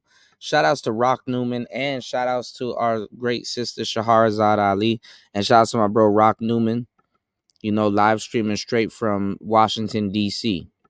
All right, let me let this play real quick. So look at this. I told y'all this was going to happen. Who are both of these niggas? Who are both of these niggas, man? With all due respect. You dig? What's going on, Unfriendly Stoic? I got to give you a wrench, broski. Give me 1 second. I'll give you a wrench. Who are these niggas? Where did these niggas come from? You know? Shout outs to Cooley. And shout outs to Mr. Let Go. But these niggas weren't in the trenches. Who was with the Manosphere shooting in the gym? Why do all of these dudes got Manosphere talking points, the whole lexicon? They got whole shows built off our talking points, all of this stuff. I remember when Mr. Let Go was getting his feet wet before he got over to the Lapeef Network. He was anti-red pill. All of these people were anti-red pill. So why is there a blue pill and red pill debate against people that ain't even really... Come on, man. He do look like Whack 100. That's funny as hell. All right, let's get this player talk. Right, we are live. Welcome to this debate tonight. Debate night. What is it? Wednesday the 20th. And why is this a damn debate again? I know this new, but I got a whole audience to, you know what I'm saying, broski? There is no blue pill versus the red pill. There is no blue pill versus the red pill. You can never argue blue pill. If you're black pilled or you're red pilled, you can never argue blue pill versus red pill. A butterfly does not argue its transition into that's like a caterpillar versus butterfly. Nigga, you a caterpillar. You can be a caterpillar for the rest of your life. You can get stepped on by being a caterpillar, or you can get killed being a butterfly. But you're destined to be one after the other. Yeah, they both are the same right now when it comes to mainstream. But all right, let's get it. 29th and 6:22 p.m. Eastern Standard Time. And I got my guy Mr. Let Go in here. Let's see if let me just check the live and see if we are live on both platforms, Facebook and YouTube at the same time. Let's check that. All right. Chat, put a 1 in the chat if you could hear me. Mr. Let Go, can you say something to see if they could hear you as well? What's going on, y'all? This is Mr. Let Go, and we about to get on we got a little smoke. We got a little smoke we got to deal with. So yeah. The fuck are we talking about? So put a 1 in the chat if you could hear us both. Put a 2 in the chat if you can't. All right, let me skip this, y'all. 1 in the chat if you know what I'm saying? So yeah, that's why we're here, and I appreciate Cooley to have me up here. So just to give some background, when he did the reaction to my video, Right, Pablo. some supporters sent it to me. I reached out to him via DM on Instagram, and I said, hey, man, would love to have you on a debate to discuss our... Yeah, I definitely, when you get home, War Master, I definitely want to get your opinion on this, because I see this is happening in a bunch of different sectors, and I'm seeing that grifting is like a universal thing, you know? Ideas on this topic. He agreed to it, so... here we are. Let's get into the video now. So now we're going to play the video where he had points of contention with what I said, or maybe even how I said it. Let's go. When you brought up daddy issues, what if your dad was present in your life as a kid, but like he didn't pay attention to you at all? He was always like working and busy. I'm a dancer, but I started doing this like later in my life. Okay, so you were raised with your father, but he wasn't emotionally I didn't know that, there, so Pooh-Bah. you still ended up on a stripper pole. But let me ask you a question. Was your father paying for the bills? Yeah, definitely drop the Discord link, Stoic, man. You know, look, one thing about me, bro, if you got anything going on, I'm a brotherly type dude. You know, just let me know and I'll promote it, man. I'll get behind it. And shout outs to Unfriendly Stoic. Unfriendly Stoic, I see how he you know, he runs the Discord. That's a real brother right there. Yeah, drop that Discord, man. You know what I'm saying? Do what you need to do. You know what I'm saying? I'm 10 toes, all right? You got a wrench and everything. You Gucci over here, all right? It's Player Talk Radio. Let's get it. And making sure the lights is on and providing food in the house and stuff like that? My mom, she was a stay-at-home mom, so she did the grocery shopping. Exactly. You lived in a traditional home, right? Mm-hmm. And you still ended up on a stripper pole because... So my thing is that now you have all of these red pill gurus running around, and you've never seen them in the trenches. They've never been in these red pill spaces. They probably know everybody here, but guess what? Hoes get invited onto their shows before dudes that you know, that cultivated these talking points that these dudes are handsomely getting paid from. You know what I'm saying? These dudes are handsomely getting paid, you know what I'm saying, from these talking points. And as you guys seen, which I'm going to start making a big kerfuffle about very soon. And yes, I used the word kerfuffle. I don't know how to spell it, but we'll figure it out. Now they're putting our manosphere talking points on fucking cards. Trading cards. Not even trading cards. These little bullshit relationship cards and shit like that. And guess what? They're making stupid money off of it. And you have people here in the black manosphere that's like, oh man, I might get a microphone, Kuda. I might get a microphone. It's too late, you jackass. It's too late. All three of these niggas, even the bitch speaking into a damn Shure microphone. Who made Shure microphones popular in the manosphere? And now they're everywhere. Didn't nobody knew the value of dropping $500 on a microphone? Man, leave me alone, man. The way you perceive things, you don't know how to accept a father's love. The fact that your mom even had the ability to be a stay-at-home mom is the fact that I know that your father was a good father. Because guess what? My mom didn't have that choice. So, one, you need to be grateful. You still was a step ahead of most Americans. Okay, but you And know. but listen, and you still ended up on a stripper pole. So this is what I'm saying. You have to take accountability. Get your dumb ass up out of my studio. I'll do the same thing. Leave. Okay, audience, that was the video, and now Because that's what privileged people do. Even privileged people are fucked up in the game. Even privileged people are fucked up in the game. Y'all see all of these dudes talk about, so man, I'm having problems with women. And it be no homo. It be handsome ass niggas. It's like, bro, why are you having problems with women? Of course, white women can't take that type of criticism. They're not used to that shit. They're not used to that shit. You know what's fucked up about it? Cause I seen it when Kevin checked those broads on Fresh and Fit. You know what I'm saying? What's going on, Most Man? You know what it was? White people actually believe in family. Black people lied to themselves when black people really don't believe in family. The reason when Kevin called in via satellite and was roasting them white chicks on Fresh and Fit about them being in on OnlyFans and stuff like that. The reason why Rollo Tomasi turned into a damn tomato, this nigga turned red and shit. The reason why Rollo Tomasi turned red is because white people actually really practice family and family values.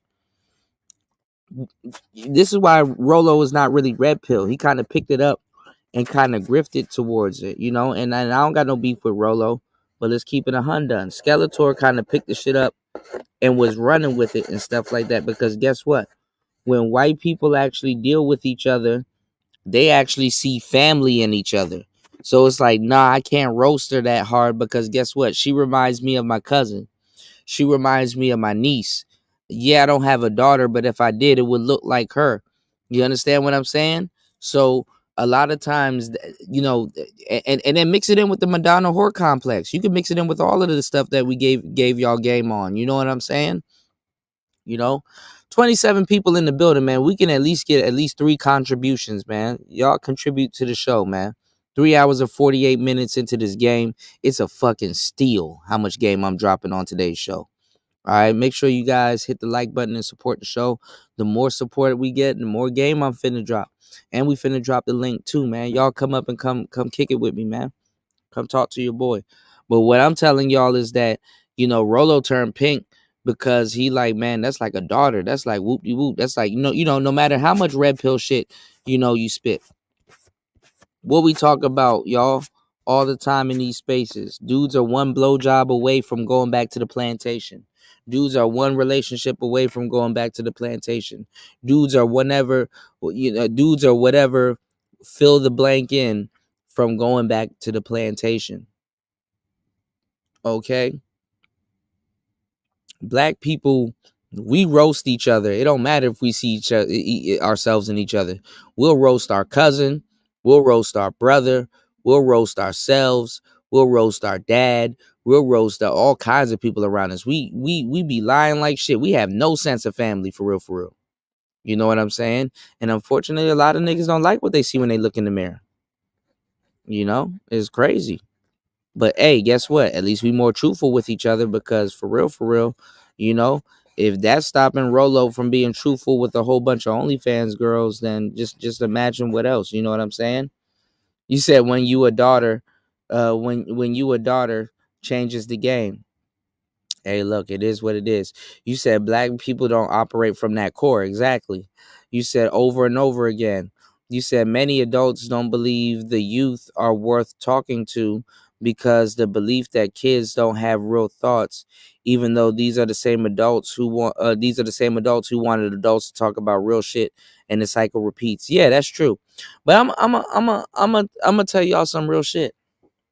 I mean, the youth for the most part always rebels at some point. If the torch isn't passed down to the youth, they're usually going to rebel. The youth always comes up with a mindset of, you know what I'm saying, the world owes them something.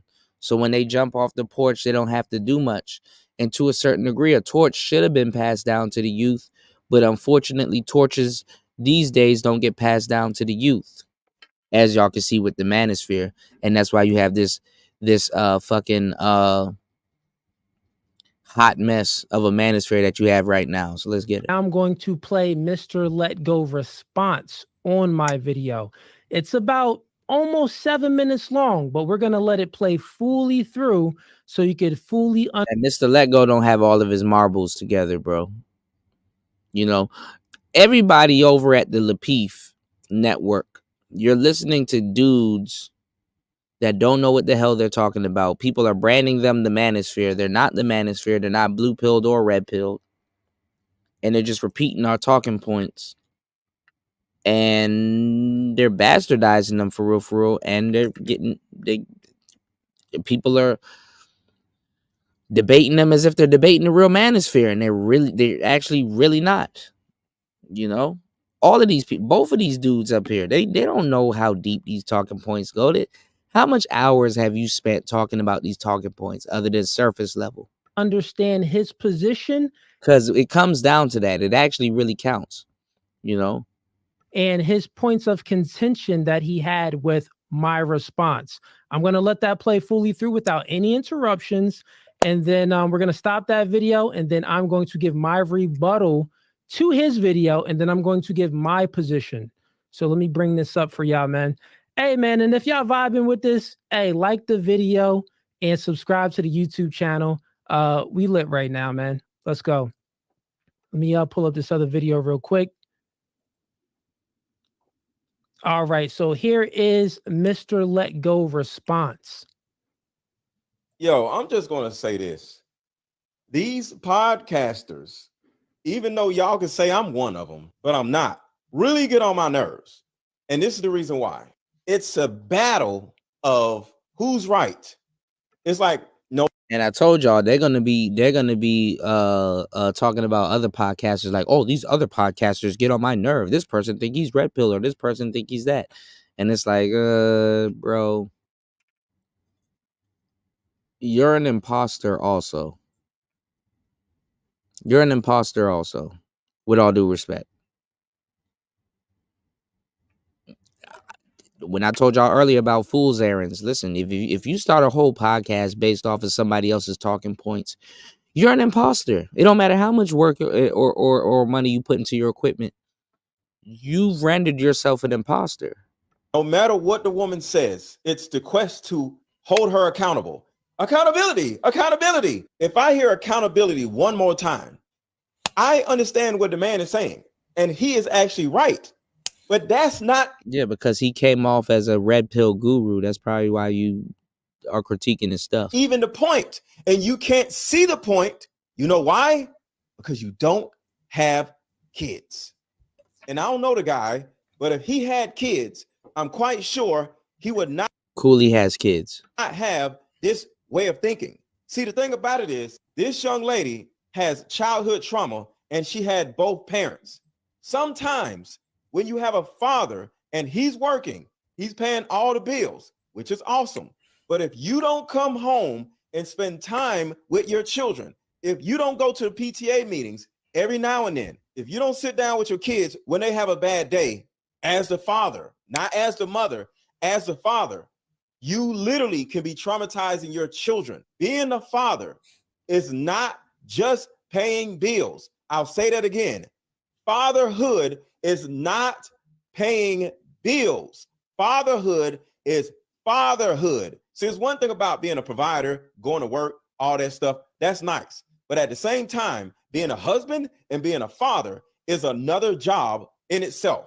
And you cannot turn around and say, well, I pay all the bills. I'll do this, I'll do that. And think your wife and your children are going to be happy with you if you're only paying the bills. That's not how life works. See, the thing about it is, I understand how women feel when they make their videos about all these dudes on these podcasts talking all this mess about women. I understand and feel their pain because I feel the same way. And to a certain degree, I'm a podcaster myself. But guess what? I have 2 daughters and I had a wife. So I know how it feels to be in a household where children are running around acting up or children are running around wanting their daddy and dad.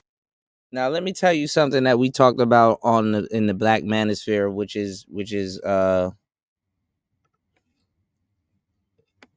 taboo at this point. Some of the worst dudes you can ever encounter are the girl dads. some of the coolest women you can ever encounter are the boy moms. Most women kind of subscribe to Manosphere talking points when they have a boy because it never creeped into their head that, damn, I'm raising a young man. And just the idea, they fully don't get it, but just the idea of raising a young man, you know what I'm saying? She cares for her child. So she kind of takes on some of the things that he may have to go through mentally, or she kind of realizes that, damn, you know what? It's a little bit different than raising a young girl. She's a little bit more rough. But she understands that the world is against him. She kind of gets a sense of how the world is against him. The dads, for some certain reason, even in the player community, the dads, for some reason, they back. Oh, I shouldn't be treating women this way. Oh, I shouldn't do this. Oh, I shouldn't do that. And that's cap. You know, the dads, they kind of they back and there's, oh man, now all of a sudden I'm treating women horrible and I need to be a better example for my daughter and all this other weird. Man, shut boy, if you don't stop.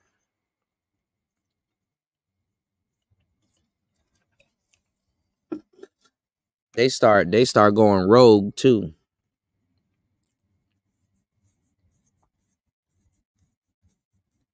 And going back on every single principles. You know. And honestly, if you wasn't moving around like no fucked up dude, having a daughter shouldn't really alter anything. Having a daughter doesn't alter anything. Off some black pill shit. Will you practice a little bit more compassion? Of course you'll practice a little bit more compassion. You know, that's your kid. But they become very hypocritical once they have daughters. So let's get it. And it's just walking around as a robot. I did my job already. I paid the bills. So I am going to go in the closet and go to sleep until it's time for me to go to work the next day. That's not how it works. I was an active father. Let me tell you something. I worked 2 jobs, not through the whole marriage. And I also help my kids with their homework every night. Them your kids, bro. I was in charge of giving my kids multiple sex talks because a 12-year-old sex talk is totally different than a 17-year-old sex talk. So I did a sex talk with my kids, depending on their ages, and they were 2 totally different ages. So I had to talk to one kid one way, and I had to talk to another daughter another way. When my kids were little, we played this game called Hooked on Phonics. Some people know what that is. Some people don't. I played with my kids on a normal basis. My ex-wife, we sat around looking at TV, watching our kids wrestle and run around the house. It wasn't just, I'm at work and leave me alone. No, I experienced fatherhood. I experienced being a husband. I did not come home from work saying, leave me alone. I just did my job. I pay the bills. Leave me alone. No, taught them how to ride a bike, taught them how to drive a car. The hundreds of hours of driving around in an empty parking lot with each one of my daughters while they're running over curves and everything, because that is a part of fatherhood. Teach your kids how to drive a car. Teach your kids how to ride a bike. Going to your kids' school when there's a problem. I've been to every last one of my kids' schools, both of them, whether it's elementary school, middle school, high school. You know why? Because that is what fatherhood is. It's not just paying some freaking bills. And to see this woman in this video looking for some type of acknowledgement or empathy from the host and get zero is disgusting. But I can't get mad at him. This dude ain't got no kids. He don't know what fatherhood actually looks like. They're just talking. And see, this is assuming shit instead of knowing something. Points. They're just talking. And that's gonna be the problem with these newer content creators. Points. They're just talking points. You know, you get a podcast, you get a whole bunch of strippers on the show, and then you sit around, oh, you're not accountable. You're a 304. You don't know what marriage looks like. They get a whole bunch of young, broken strippers or whatever stars, you know what I'm talking about, on their platform and just berate them all day. But like I said, he is right, but it's not about being right. At some point, as a man, You got to know when to read the room. Right. That's what I'm saying, War Master. Shout outs to War Master. War Master hit it on the head. He said instead of teaching their daughters, they want to change grown men like we care what they think. Exactly. And it goes back to what we were talking about earlier, the Madonna whore complex. You did? Understand, you're trying to make a clip. You're trying to go viral. I get it. It's all about money. But at the end of the day, these are still people. I don't care if the woman is a stripper. She's still a person. I don't care what she does. She's still a person. And if she got on there arguing, sounding crazy, then I will be totally with you. Kick her off or whatever. But this woman is being vulnerable and talking to you about how she experienced her dad. And the first thing you wanted to do is tell her how she should experience her dad. And that is not only crazy, but it's irresponsible. She's still a person. Any woman on your podcast or any of y'all podcasts, if she brings up her father and talks about how he wasn't there for her, you do not turn around and say, well, he was there for you. What is wrong with you? You're the problem. No, her dad was the problem. See, emotionally unavailable men think all they have to do is pay bills and don't talk to nobody. So I'm guessing at this point, he's going to have Mr. Let Go be the blue pill, and I guess he's going to be the red pill. Okay. Don't hug nobody. Don't spend time with nobody. I was there. I know what's important. My kids are grown. My daughters easily tell me what I did right when they was little and what I did wrong when they was little. And that is the thing that a lot of you podcasters don't have. You don't have the insight of the other side, which is the child. All you got to say is, if the father was there, he paid the bills, you're ungrateful. That is irresponsible, sir. This woman most likely was not acknowledged at all by her dad through her entire childhood. And because of that, she was traumatized. And now she's on a stripper pole seeking acknowledgement over and over and over and over and over and over again from every man that actually comes in her environment. See, when a young girl doesn't get acknowledgement from a man that is walking around. Oh man, War Master dropping the truth and dropping the huge $20 on the Cash App. As always, shout outs to War Master. Thank you so much for supporting Player Talk Radio. War Master says pro whack girl dads are the worst dudes. They absolutely are. They absolutely are. Now, I'm all for being a involved father. You know what I'm saying? Date your daughter.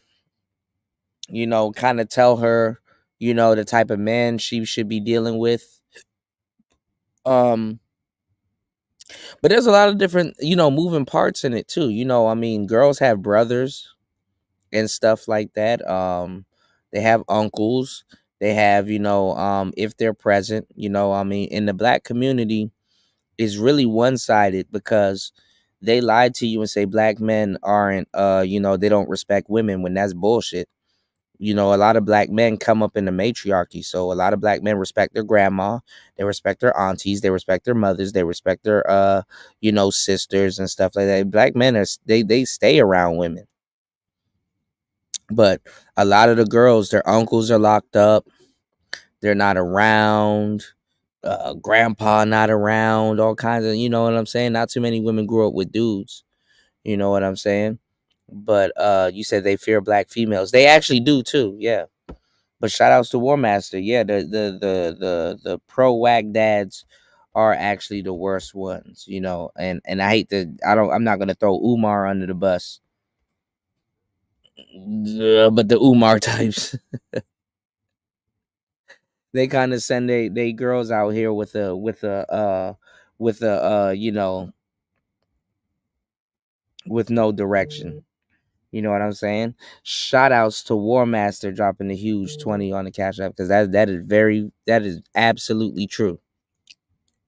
You know, you said why not? He throws men under the bus. Yeah. He do throw men under the bus, and he's grifting into a passport bro now, which is crazy. New. You dig? Life of Pablo said that takes me to Sergeant Willie Pete, where he states that black men don't raise their daughters to be sexy and well put together. The Madonna whore complex. Yeah. Yeah, a lot of black men are they're they dirty macking even with their daughters. But I'm gonna tell you the truth. It is the Madonna whore complex.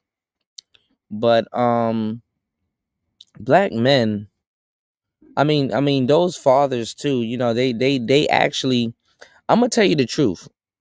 And War Master, I want to get your thoughts on this, because and everybody in the chat, because we kind of opened up this conversation, but we never really talked about it. A lot of women that have dads that do have the Madonna whore complex actually teach their daughters how to be feminists and these like unrealistic standards. So don't be surprised if you date a young lady that has a father in her life, but she still has these like unrealistic standards. You know what I'm saying? A lot of fathers give their daughters gambits to scare certain men they don't want their daughters dealing with away. The problem is though, is that if you grow up in the West, what happens is you have to be open. See, if you go to Japan and other different places in the world, when you're walking around, you can just find a vending machine, and the vending machine will have liquor in it. Okay? And what I'm getting at and what I'm telling you guys is that, like, in other cultures, kids have the choice, which makes them not, you know what I'm saying, rebel and want to do certain things, because guess what? It's available. Even if at 16, let's say you finessed a vending machine and got your hands on some beer and stuff like that, and you and your homies smoke cigarettes and drink beers and stuff like that. Well, guess what? You probably won't be doing it at 20. You probably got it out your system. In America, we like to play this game of keep away. So most of the kids, when they rebel, they do things behind their parents' back, which makes kind of what they're doing a little bit more significant to them. You understand what I'm saying? I'm dropping so much gems on today's show. It's ridiculous. Y'all hit the like button and support the show, man. 27 people in here. We can get at least 3 contributors, man. Let's get it, man. Let's get at least 3 contributors to reach our goal. All right. Now, listen to what I'm telling y'all. All right. America breeds sneaky children. It's just how it is in the West. Okay. So let's get it. Around the house, not even seeing her, not hearing her. Right, New. Guess what happens? She grows up seeking acknowledgement from other men. And sometimes the acknowledgement itself turns into a drug. So she needs acknowledgement from that man, from that man, from this man, from that man. And it never stops. And now she's like an acknowledgement junkie. She needs acknowledgement. Niggas was never on the internet talking like this. What changed? What happened? Why niggas on the internet talking like this? Over and over again. And for you to say this woman is wrong when she experienced her life and you're telling her what she went through, what she experienced, what she seen wasn't true, that has to be the most dismissive shit that I've ever seen. But when you literally tell a woman that what you went through didn't happen and you are ungrateful for how you felt, is crazy. But I'm gonna stop right here. Okay, audience, y'all just heard Mr. Let Go response to my video. We played that fully through. That was about 7.5 minutes. Thank y'all for, staying in here and watching. We got about 500 people currently live right now, combined with Facebook and so these shows are popular, y'all. These shows are popular. And with all due respect to both of these brothers, none of them have been in the trenches talking to any black man here.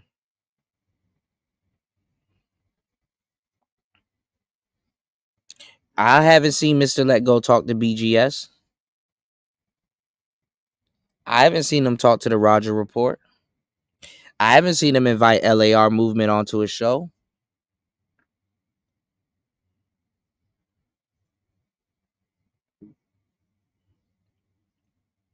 None of these people even acknowledge that there's a black manosphere How the feds acknowledge the Black Manosphere list, but the people running throughout the space stealing the content hasn't?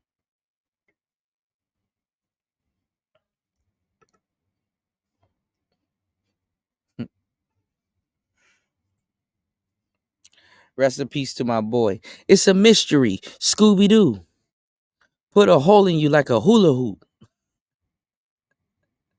Well, what'd he say? Y'all don't know who I'm talking about. Anyway, let's get to it. Let's go. YouTube. So if you're on Facebook, I am going to cut the live stream on Facebook within about 10 minutes. And Right, then yeah. I want you to go over to YouTube and to continue to watch this live debate. Because sometimes certain conversations can be a little too touchy for Facebook. But let me get right on into it. So I wrote down exactly what your position was, Mr. Let Go, and I'm just going to repeat it. I wrote it down verbatim of what you said your position was. If I have it wrong in any sense, just correct me and let me know, and I'll go ahead and change it. But I want the audience to know and you to understand as well that I have your position clear in my head. So your position is that the girl wasn't acknowledged by her father at all through her entire childhood. So because of that, she was traumatized. That's what led her to the stripper pole, seeking further acknowledgement from other men. That's your position on the video, correct? Possibly, because of course we don't. Well, I don't know, but yeah, that was an assumption, of course, because I don't know the girl. Because of course I'm just watching content. So yes, that's fair. Yep, fair enough. Okay, so I got that right. Okay, so one, I want to go ahead and start my rebuttal, and then I'll get into my position. But my rebuttal to this is, rest in peace to my boy Jimmy Wapo, man. I 100% disagree with your entire presupposition. I think that your entire presupposition is very one-sided. It isn't a full perspective, and I'll explain why. And then I'll get into a few other points here. So one of the things of why I disagree with let's just say what your presupposition is. Your presupposition is exactly what was stated. You're stating that the woman... He said, it's a mystery, Scooby-Doo.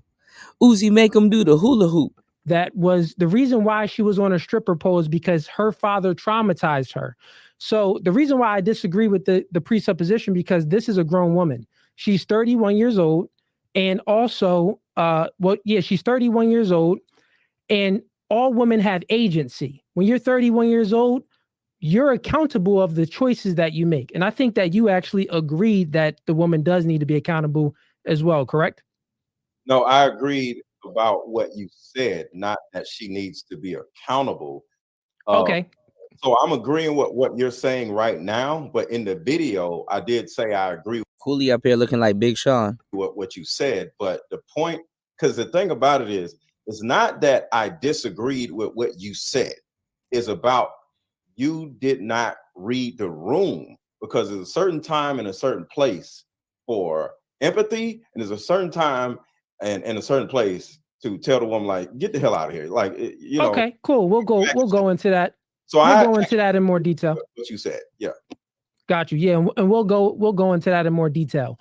So let me just finish up. So the full reason why I disagree with your presupposition is because your presupposition takes the place that there aren't any gender roles, right? So you're putting all the blame on the father. In this video, the woman clearly stated that her father was working a lot, working and worked enough to allow the mom the ability to stay at home. Most parents can't do that at all.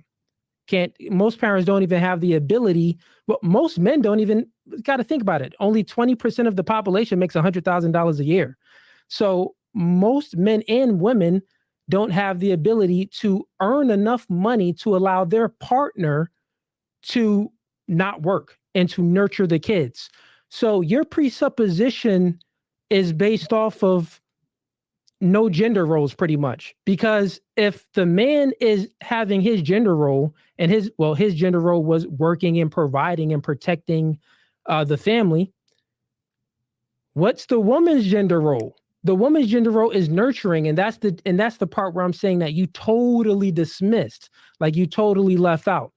So I'll get into some other points that I've written down here because you talked for about 7 minutes, Okay, and we'll get to there that were. part. Can I respond to that one point, or you want to keep going? I'll keep going, and then I'll just keep it in mind, and then I'll Yeah, because it's a few things that you said that I want to give a response to. okay. It was a lot of things. I just want to make sure to respond to the general thing. Go ahead. And let me know. I might be bugging. Have y'all seen any of them in these red pill spaces? How is this the blue pill versus the red pill, y'all?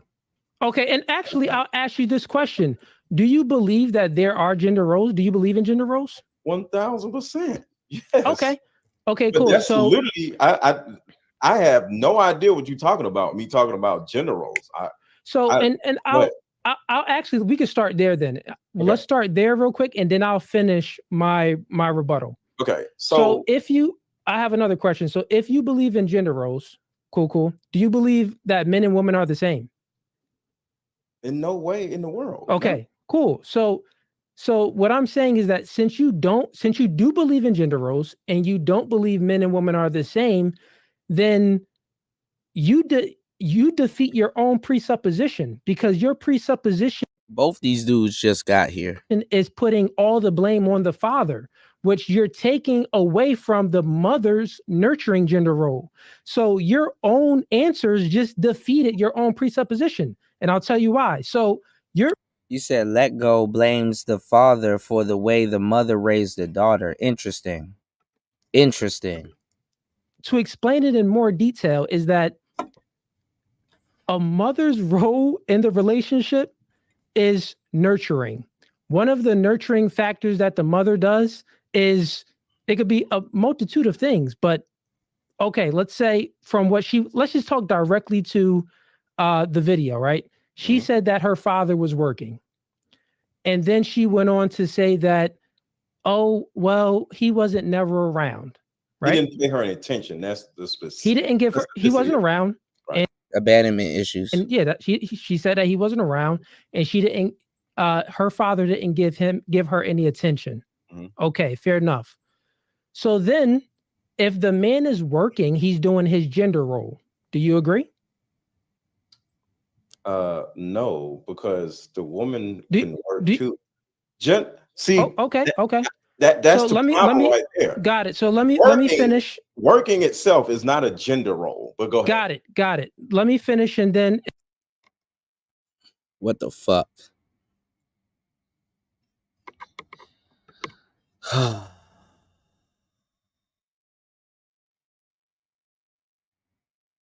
If Jesus can't save these hoes, why are you trying? What make you think you greater than Jesus? This man said working is not a gender role.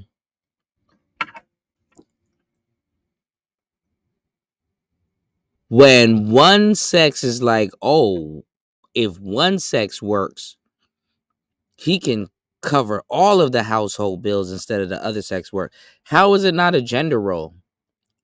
Working is originally not a man's gender role? You're a victim. Here we go, CSI. Working has been a man's gender role from the beginning of time. If anybody has to work in the household, who's the main one working? God damn it! You can't make this shit up. Oh God. This is what happens when our talking points get bastardized, y'all. Because I want to just clear some things. Shout outs to my bro American Negro in the building. What's going on, player? Up before I get into it, because I think we have a huge disagreement right here. Because when I get into the other stuff, it's gonna be like, we're gonna fully like see past one another. So here's what I'm saying. I'll try to make it extremely clear. My position is that gender roles are necessary. Gender roles is what leads society, I would say, the best way it should be. Who was it that said, I think it was Tony. Who was it that said Mr. Let Ho? Mr. Let Ho. Led. A masculine man Mr. Let Ho protecting and providing. And if he has the capability to do that at a high level, I can't play with y'all no more. Mr. Let Ho. Then he would allow the woman to not have to work. Right? So then, okay, if the man is out there working and bringing the bread home, the mother's role is then to nurture. Bro, Mr. Let Ho is extremely is extremely effective. Most man said, I wonder if he meant that since women can work, it's not a gender role because both sexes can make the paper. I don't know. Let's see if he says that. Nurture the kids, right? So my point in this entire in the entire video was that I said one thing very clear in the video. I said that she doesn't know how to accept a father's love. The reason why she doesn't know how to accept the father's love is because her mother instilled her worldview of the father into the daughter. I'll repeat. The mother instilled the mother's worldview of the father into the daughter, which then it turned the daughter away from the father. Instead of the mother being nurturing and instilling positive traits of the father, she instilled negative traits of the father. Let me let y'all know what's going to be the problem with this whole debate from now. Too much dudes are talking. And when you have too much dudes talking, guess what happens? Someone's using too much logic to the point it's not even a realistic conversation no more. She also explained, this is just backstory. It wasn't in the video, but I'll just say, because this was a podcast, it was a 1.5 minute clip. But she did explain that the mother and the father had issues in a relationship, right? And human beings, all psychologists knows this. Human beings, we all have emotions. Now you're bringing something else in that I didn't hear. So don't bring something else in that I didn't hear, because if it's more context, you got to understand I didn't hear the context. All I heard is father goes to work, and when he comes home, he does not pay attention to her when he's home. That's all I know about. Okay, fair enough. And I'm not bringing that in. What I'm saying right now is an example. So all psychologists knows this fact. Human beings, we all are emotional creatures, men and women. A man shows aggression one way, and a woman shows aggression one way. A man typically shows aggression in a physical. What? Okay, I'll repeat. Can I get into what I was? Because you started. Okay, I'll repeat. Yeah, this is high IQ level conversation right here. I'll repeat though, so you can just understand. That has nothing to do with what we're talking about, though. It does, and I'll explain. So men and women are emotional, right? So if a man and a woman is in a relationship and they have kids, they are both going to show emotions to the kids sometimes. Okay, so what I'm saying that men show aggression and women show aggression. Men tend to show their aggression in a physical standpoint. Women, yeah, they can show their aggression in a physical standpoint, but they normally show their aggression with innuendo, gossip, and character destruction.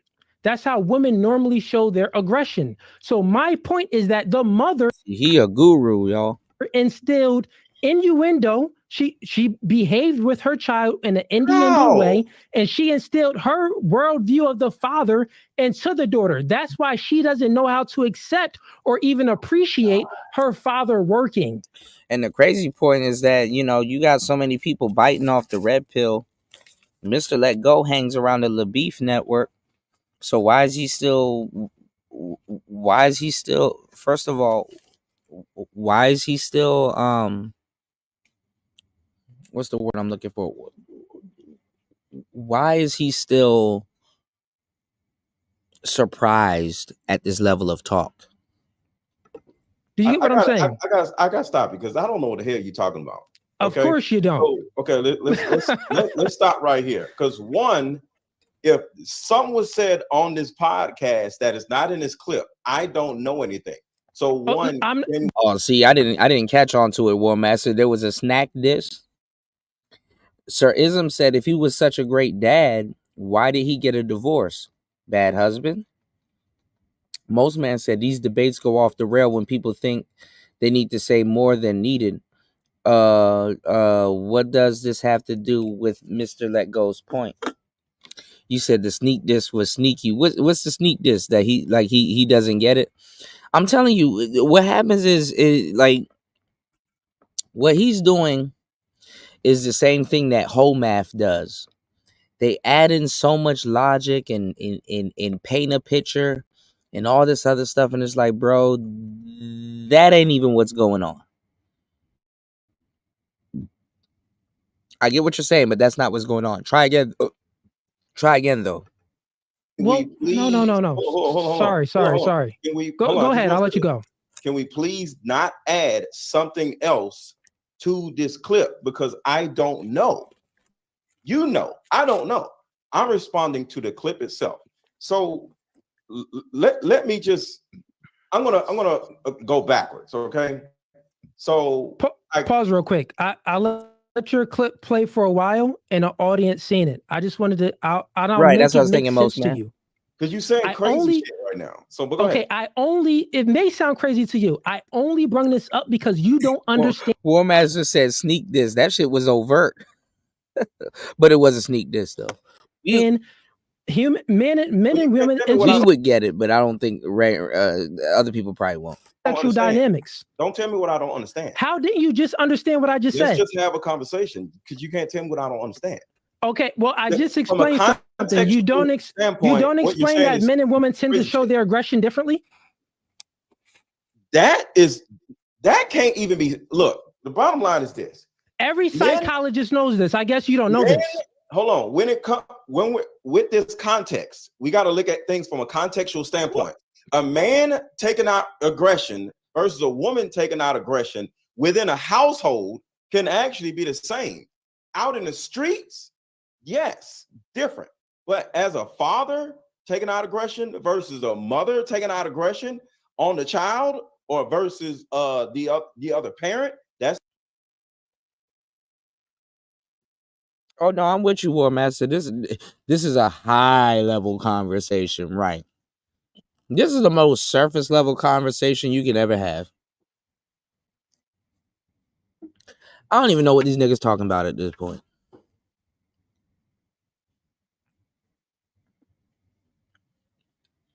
Let me tell you why the red pill is so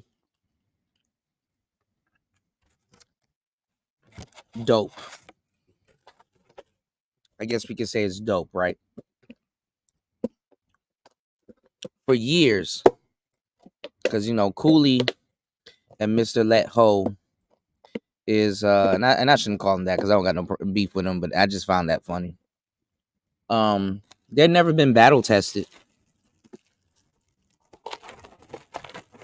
So y'all new dudes coming here. Y'all want to know why the red pill is so magnetic and all this other amazing shit? Was because we argue with people that got degrees. Not even argue, but if you talk to the right person, a red pill cat easily, just off the street, a red pill cat at this point, even in 2018, can keep up with somebody that got a PhD. They get, because they're talking about the real world, they can keep up with dudes from all different walks of life. So it's kind of funny watching the red pill go mainstream, and all these little weird dudes are just coming in here and they're like, let me bring my expertise in here. And it's like you can just literally just use red pill logic. And you'll be amazed. You'll be amazed how red pill logic trumps all of these so-called educated guys and women too. Because it's built off of the real world. And not even that, you should be able to keep up with a conversation.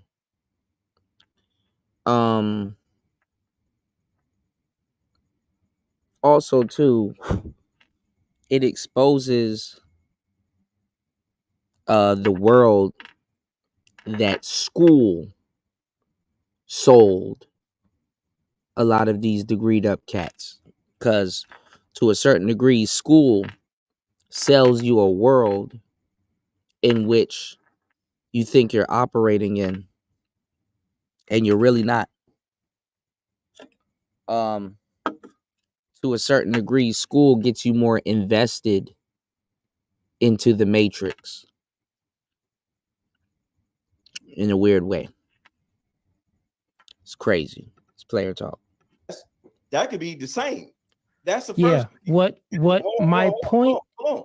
The thing about this is we got to look at this in the context of a mother, father, daughter, not out in the streets. Because now I would agree with you, but we're talking about in the house. And then you said a woman starts to, and let me know if I'm saying it wrong, starts to put out innuendo that would cause the child to go against the father. What the hell does that got to do with the clip? You just making, that's the part I'm saying you're just making up.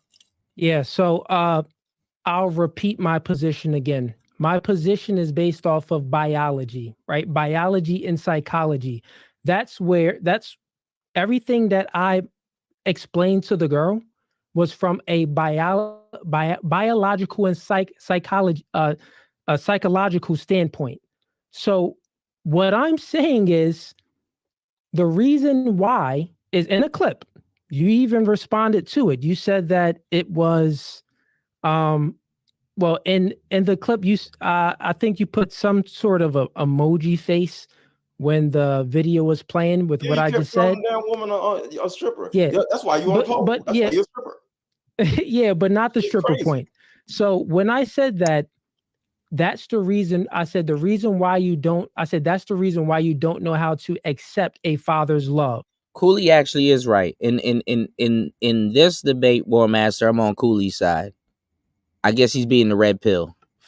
So what I just explained was why women and girls tend to not know how to accept a father's love. They can't even see it. You get what I'm saying?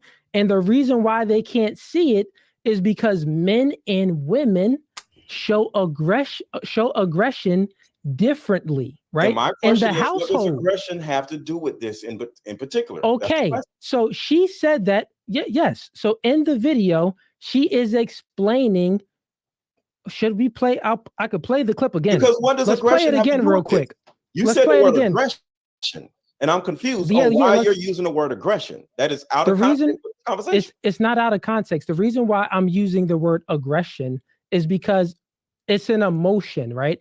And my standpoint is that the woman, the mother, instilled her views of the father into the daughter. How? So the mother Do you view know of the this, and father how? was negative. How?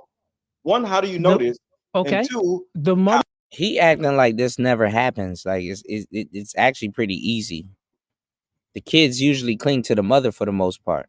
Even though you got some kids that do like the dad, the kids usually cling to the mother for the most part. So they're gonna take what the mother says, hook, line, and sinker.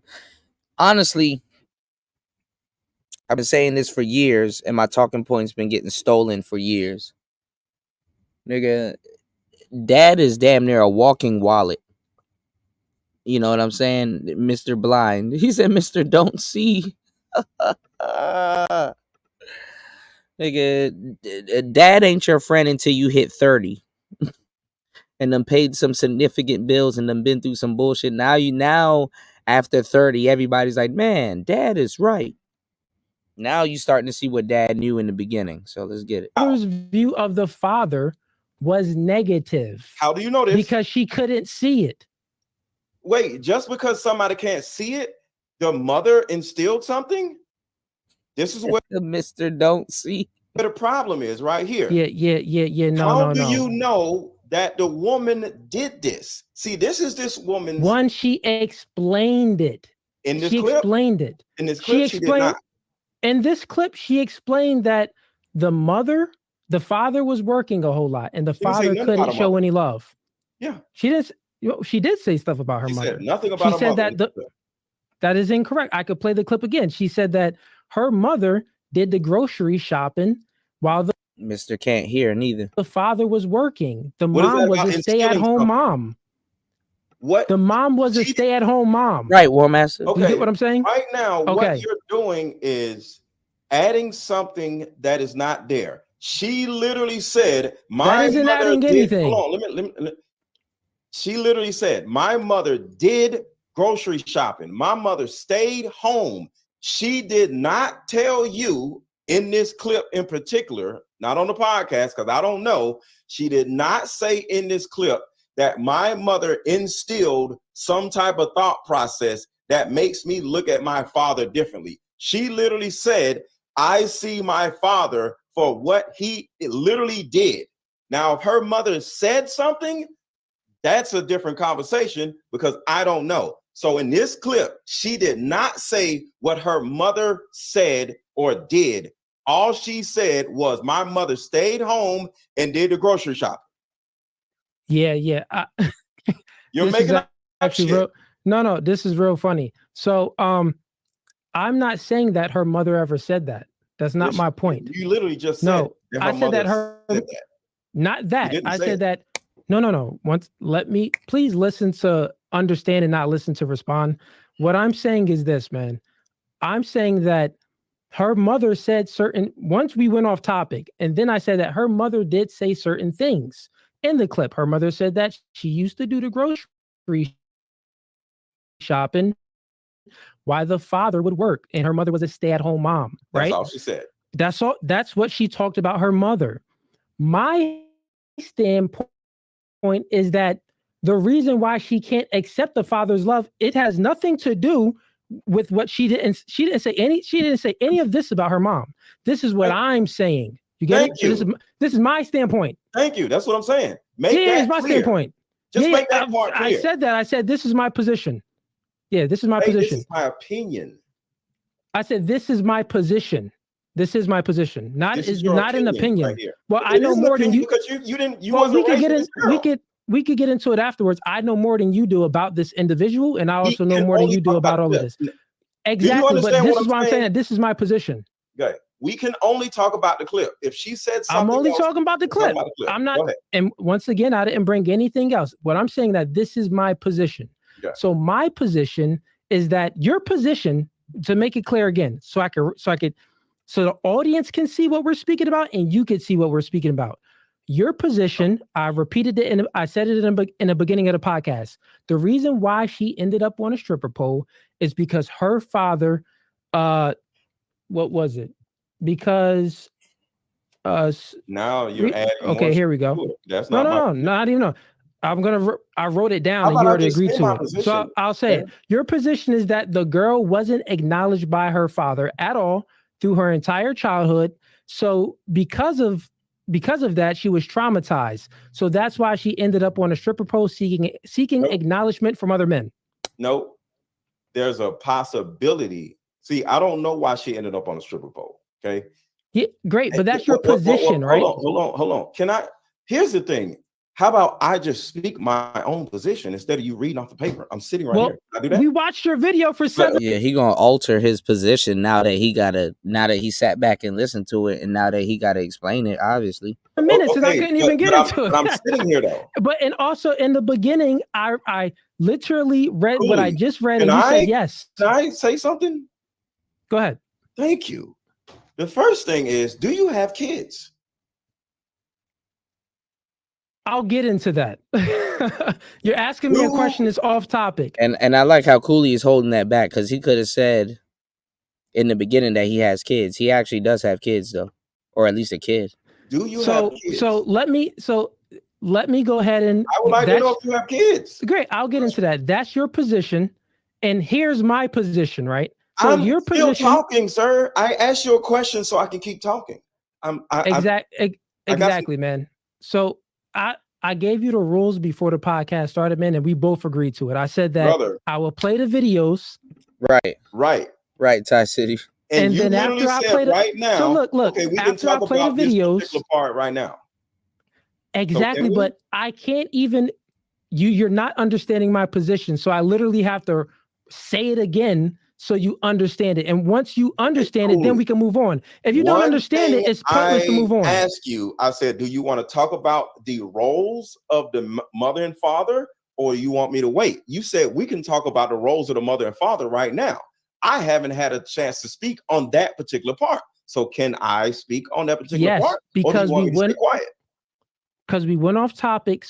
We went off topic. It was some confusion. So I wanted to let you know of my position. It's a right? simple question. Do you want to talk about the roles of the mother and father, or do you want me to let you finish your soliloquy? Yes or no? Which one? Which one? Okay, let's do this. I'm going to state my position, right? I already stated your position. I'm going to state my position. Let me and state then, my position. You state your position. How about this? How about this? Great. Let's do it your way. You want to state your position? Go ahead and state it now. Right after that, then I'm going to go ahead and state mine, and then I'm going to get into my rebuttal. One other question. Did you want to discuss the responsibility of the man, the gender roles? Yes or no? Yeah, we'll get into that after my Later? rebuttal. Yeah, Okay, after my okay. rebuttal, we'll get into it. Yeah. Okay. All right. So Go ahead, state your position. my overall position in this situation is more you than her. All right. That's why I wanted to speak. My position isn't about her. My position is about you. You won, like I said, I agreed with what you said, but you did not read the room due to the thought process or the assumption that you don't have kids. Because if you have kids, I don't know what type of father you are, because that the way you think is nuts. All right. But I don't know yet, because you refuse to answer the question. So we'll And wait that's an ad hominem attack, calling know. someone nuts. Okay, We went over the can I rules in the finish? beginning. We said Can I it would be finish? no personal attacks. I could make a lot of personal attacks. I'm I'm not not gonna do it. But if attacking you, sir. I'm you attacking said what nuts, you said. no. What you said was nuts. That That's isn't not what an you attack said. on you, sir. And he was attacking. He said, "What type of father you are? Like, what the fuck are you? What do you mean?" Okay, fair enough. I'm just letting you know, what I chill said out was with nuts. any ad Right, hominem Pablo. attacks, because you No. don't want it to go that way. Okay, Cooley. If I said what you said was nuts, that is not insulting to you as a person. You can say If what I you're said. if you are attacking the argument, that's totally fine. That's what I'm saying. Fair enough. What Go you ahead. said was nuts. I'm attacking Fair the enough. Go ahead. argument. Don't get emotional, bro. So, You said you are nuts, but I mean, we can rewind the tape back. But go ahead. well, if I said you are nuts, my apologies. Your way of thinking is nuts. That's what I said. But we can keep Fair going. enough. Okay, so the thing That's a about direct it is, attack. not reading the room is my actual issue, not what she said and not what she went through. All right. So you called this woman ungrateful, which was nuts. You see that? You said something which was nuts. You as a person isn't nuts. You said you don't know how to accept the father's love, which is Oh no, Ty City. These are the new people grifting into the space, bro. These are the people that other people are looking at and be like, man, this person red pill. This the red pill. nuts also.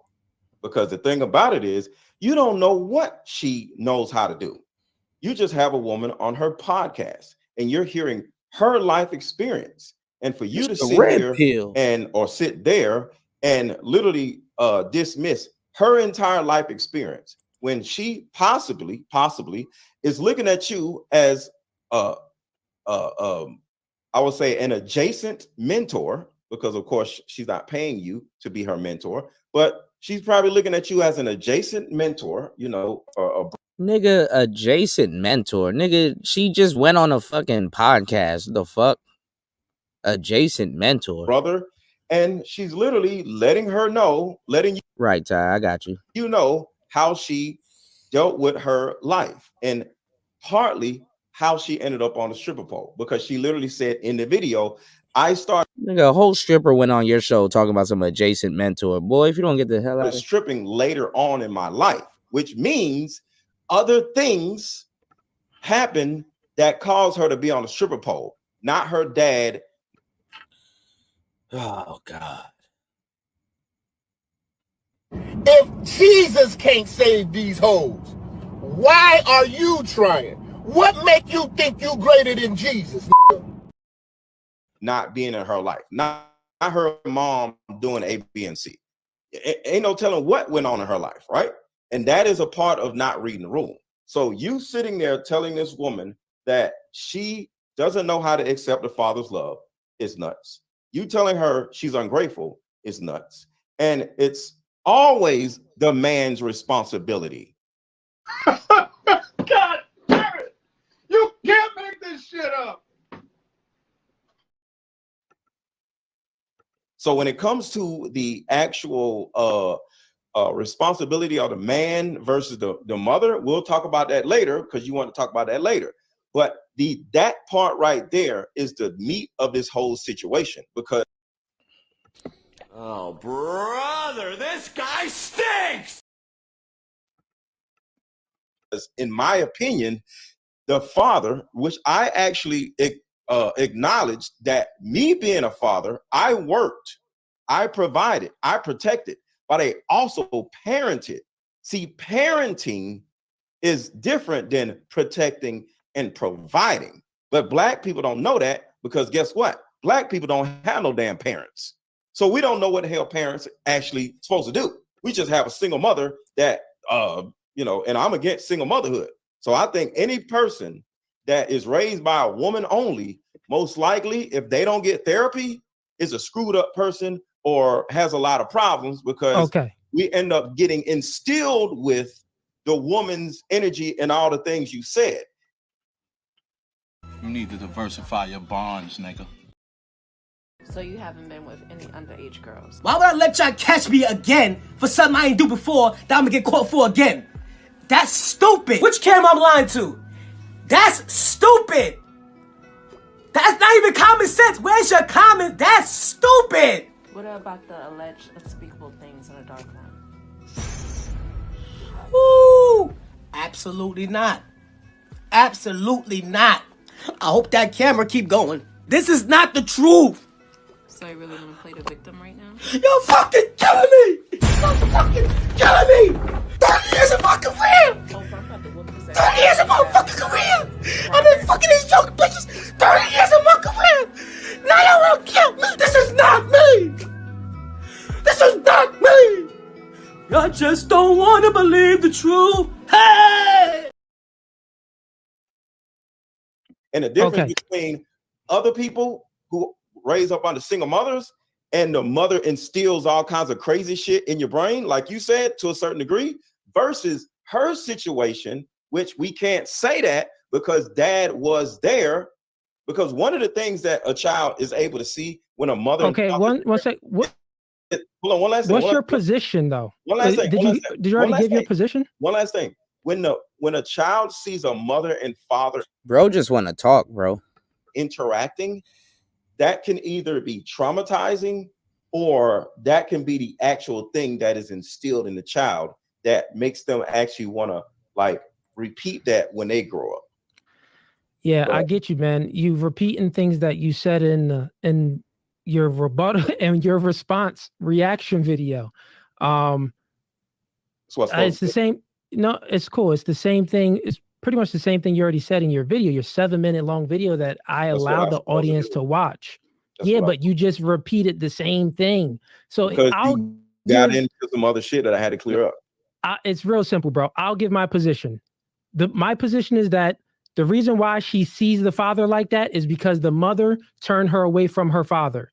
So that's why she's seeing the father that way. That's my position. Your position is that the reason why she sees the father that way is because the father traumatized her. Yes. That's your position. Okay, cool. Great. So you're putting all the blame on the father. So this is what I'm saying. So please, and you're putting all the blame on the mother. No. Stop. Please. Journey, what are you? A bitch. Oh yeah? What are... bitch. Oh, are you a witch? Please listen to understand. Your presupposition does not agree with gender roles. If your presupposition agreed with gender roles, then you know that the mother has a role too. The mother has a role of nurturing. If a father is out there working and grinding and doing things and doing it at a high degree that only a few % of people can do in America to allow the woman to work from home, then obviously the mother should be instilling good traits into the daughter so the daughter can view the father righteously. But the daughter isn't viewing the father righteously. The daughter is viewing the father negatively. She couldn't say any positive thing about the father. When she mentioned the father working all the time, she said, oh yeah, he was working and he never was home. Yes, he was working. The reason why you see it that way, because you're ungrateful. He was working and you can't even see the good things he was doing. He was doing all the things that other people don't even have the ability to do. There are kids starving in the world. I said this in the clip. My God! Most people in the world. Most people. I know you ain't go there. Okay, man, you cutting me off. You spoke. I didn't cut you off. You spoke. I didn't cut you off. I'm speaking now. You cut me off. This is why I disagree with your entire presupposition, because it's a contradictory to gender roles. So either you have gender roles or you believe that everything is the father's role. That's what I'm saying. Your mind frame is based off of, well, it doesn't matter what the mom does. It doesn't matter what the daughter does. It's all on the father. That isn't how gender roles work. There are roles and genders. That's why they're called roles. The man has a role and the woman has a role. So I'll repeat. Now, this is when I'm going to get into everything and I'm going to debunk everything you said. Here we go. I even took notes on all of this. So the first thing, you talked for 7 minutes in a reaction video. So I took notes on the 1,000 things you said. So here we go. First thing, you said that, one, I have kids. There you go. I have 2 kids. So you thought I wasn't a father. And guess what? I have full custody. I'm the ultimate father. Guess how many fathers don't even see their kids? I raised my kids. I have a daughter. She's 11 years old. You get what I'm saying? So you thought that, oh, this guy, he's a young guy and he doesn't have any guidance in this world. I knew he was sitting on that for a good minute. I was telling y'all he was sitting on that. Try to make bro look stupid. You know, he could have said that like an hour ago, but he was sitting on that. And I'm going to show him my worldview, which I told you, your worldview is very small. It doesn't even think. You totally dismiss that a woman has the capability to instill bad traits into the kids.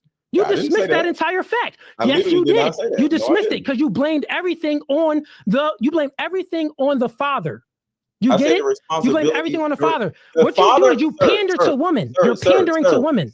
You're pandering to women the entire time. Can I speak? Because you got this whole paper. Can I say something before you open up your little book? You went for 7 minutes. Can I say I'm a guest on your show? Can I be a guest on your show listen, and say one thing before you get in your little book? I timed it. I only spoke for a minute and a half. Bro, I just want to say one thing. But I only spoke for a minute and a half. Can I say one thing? I only spoke for a minute and a half, and I let you get 7 minutes. Go ahead, please. I gotta yield again. That's what a conversation is about, sir. That's one person talks, another person talks. What the dog? I would have to argue with Mr. Let Go because he would get on my nerves, bro. What are you gonna say, bro? But I gave you the rules, bro. You're not adhering to the rules, bro. I just want to say this one thing. One, I want to congratulate you for being the custodial parent of your children. All right. 2, I didn't know, but that was an assumption. So it's even though. Obviously, because you run around the internet assuming shit. Obviously.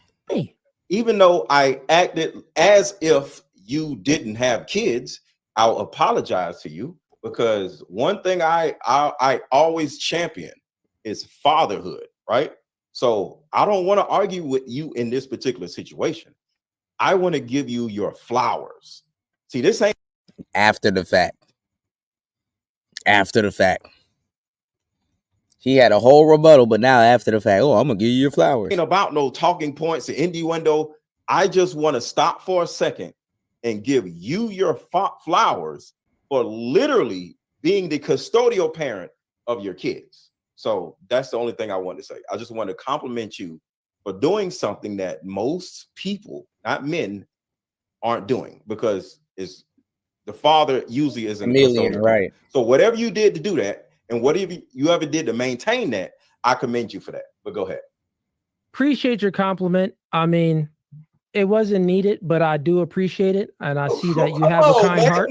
No, I'm saying that I see that you have a kind heart, and you want to give a compliment. Yeah, I know. I see that you have a kind heart. You want to give a compliment. Stop for a second and see that there are 2 men up here now that are fathers, and now we're on the same playing field because the thing about it is You taking care of your children is the most important part. Yeah, he's doing that to disarm him, right, Pablo? I got into that, and right, War Master. This is stupid. Part of this whole conversation. Yeah. So let me get on to my so I can finish. Man. I knew Cooley was sitting on that. I'm like, wait until he tells this nigga that he's you know, he has a kid. And appreciate the because he said it on the last podcast that he had a kid. So this is a minute ago. Compliment, buddy. So it's a few things you said, and I disagree with once again your entire presupposition, and your presupposition is based off putting all the accountability on the father and not putting no accountability on the mother, which totally. This is just another case of black man protecting white lady. When protecting white lady goes wrong. Refutes you when you said that you believe in gender roles, because if it's gender roles, then accountability has to be distributed. Equally. It doesn't have to be. This nigga is protecting a white lady with a pink extension in her hair and some flat boobs. Distributed equally, but it does have to be distributed. So, do you know what innuendo means? Yes. What does it mean? I just want to know because you said it, but I don't. Can you just keep with you did the same thing with me. Stay on top. He don't know what it means. With the paper. Oh. Remember I asked you maybe you don't know I asked you if you had kids and you was like, we'll talk about that later. So, okay, cool. Perfectly fine. So let's just get on to the topic. Okay, cool. So you suggested that a working father should be going to PTA meetings. Then you also said that the kids should be having PTA meetings. You did say that. I said I went to PTA meetings. First of all, I don't use the word should because that's what women actually do. Men should do this. I actually talk in real life. And you were going to PTA meetings. Fair enough. You were going. I'll grant you that. You said that you were going to PTA meetings and you were doing certain things with your kids and stuff like that. Which is cool. My position on that is I'm not saying that men shouldn't be doing certain things with their kids. I'm not saying that a man, if he's a breadwinner and making enough money to allow the woman to be a stay-at-home mom, I'm not saying that he shouldn't just be acknowledging the kids and he shouldn't be going to their appointments and stuff like that. I'm not saying that. My point is I'm saying that that isn't his role. If he wants to do that, then he can do that. Okay, cool. You want to do some extra stuff? Go ahead and we could call it extra, or let's just say the kind, tender things, the fatherly things to do with the kids. Fatherly right? things to do. Key word, right? Fatherly things to do. Yeah. I go to my daughter, games and cheerleading games and stuff like that all the time, even though I work and my woman doesn't work at all. But hold on. From a conversational standpoint. What I'm saying is I agree with what you said. I'm giving an agreement here. Now you kind of like understand. Just having a quick conversation. Now you see what I'm saying when it comes to the gender roles and the side where you said a father is supposed to be the protector and the provider. According to what you're saying, there's a lot of responsibility past the protecting and providing. There is to PTA meetings for me and going to your kid's school practice for you. That's all I'm saying. My point, correct. My point, I'm saying for the father, that's not mandatory. The mandatory role of the father is protecting and providing. That's what I'm saying. The other stuff is extra things to do. Okay. So I'm not saying that's where we disagree. Okay. Okay, cool. We could say we disagree on that. So I started off there. I wanted to say that that's a point that you made that I agree with. And in the video, I didn't say that at all anyway, but you made a point there in your response. So I'm just saying that I agree with your response. Okay. One of the other points was, let me see here. Let's see. Okay. So a huge point that you made was actually when you said that, where was it? Wrote it down.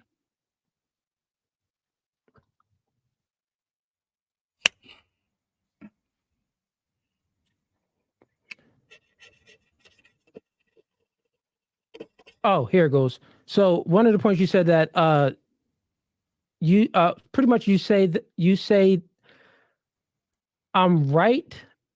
Okay, you say that I'm right in the video. No, because it was a lie. You say that I'm right in the video, but I'm wrong. And the reason and the point that you said I'm wrong about You were is not able to read the room. I wasn't Contextually, able to read the room. yeah, Got it, right? contextually wise. Yeah. But you said that I wasn't able to read the room, but you also say that I'm right. So reading the room, but I'm also can't read the room, but I'm also right. So that is like facts over feelings. No. That's my position. That's what I think. So here's my position here, right? So when you said that I'm not able to read the room, yeah, he's right in what he's saying, but he's not able to read the room. He's not able to see things. Well, I totally disagree because you wasn't here when I was recording in the studio.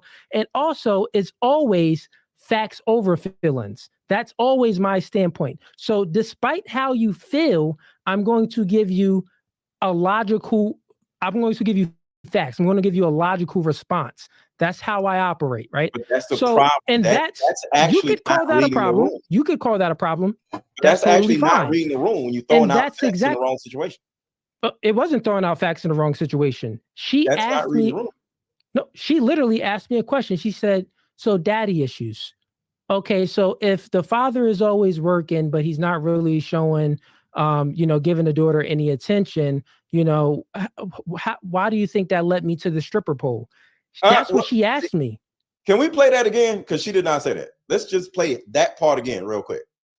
Can we play that little part again? Let's go ahead and play it right from the beginning. Not my part, but what she said. We and I don't have it in verbatim, but let's conversation go ahead yet. and play it just so we have it correctly.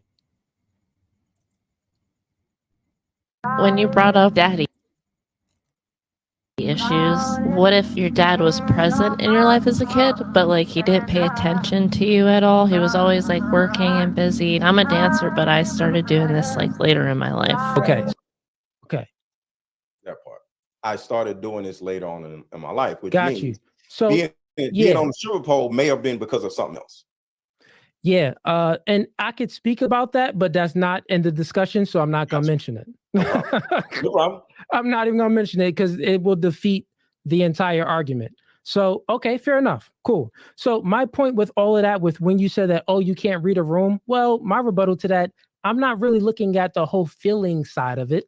I'm looking at the fact side of it. Okay, she's giving a feeling response, and I gave her a genuine perspective response. Okay, you said that your father.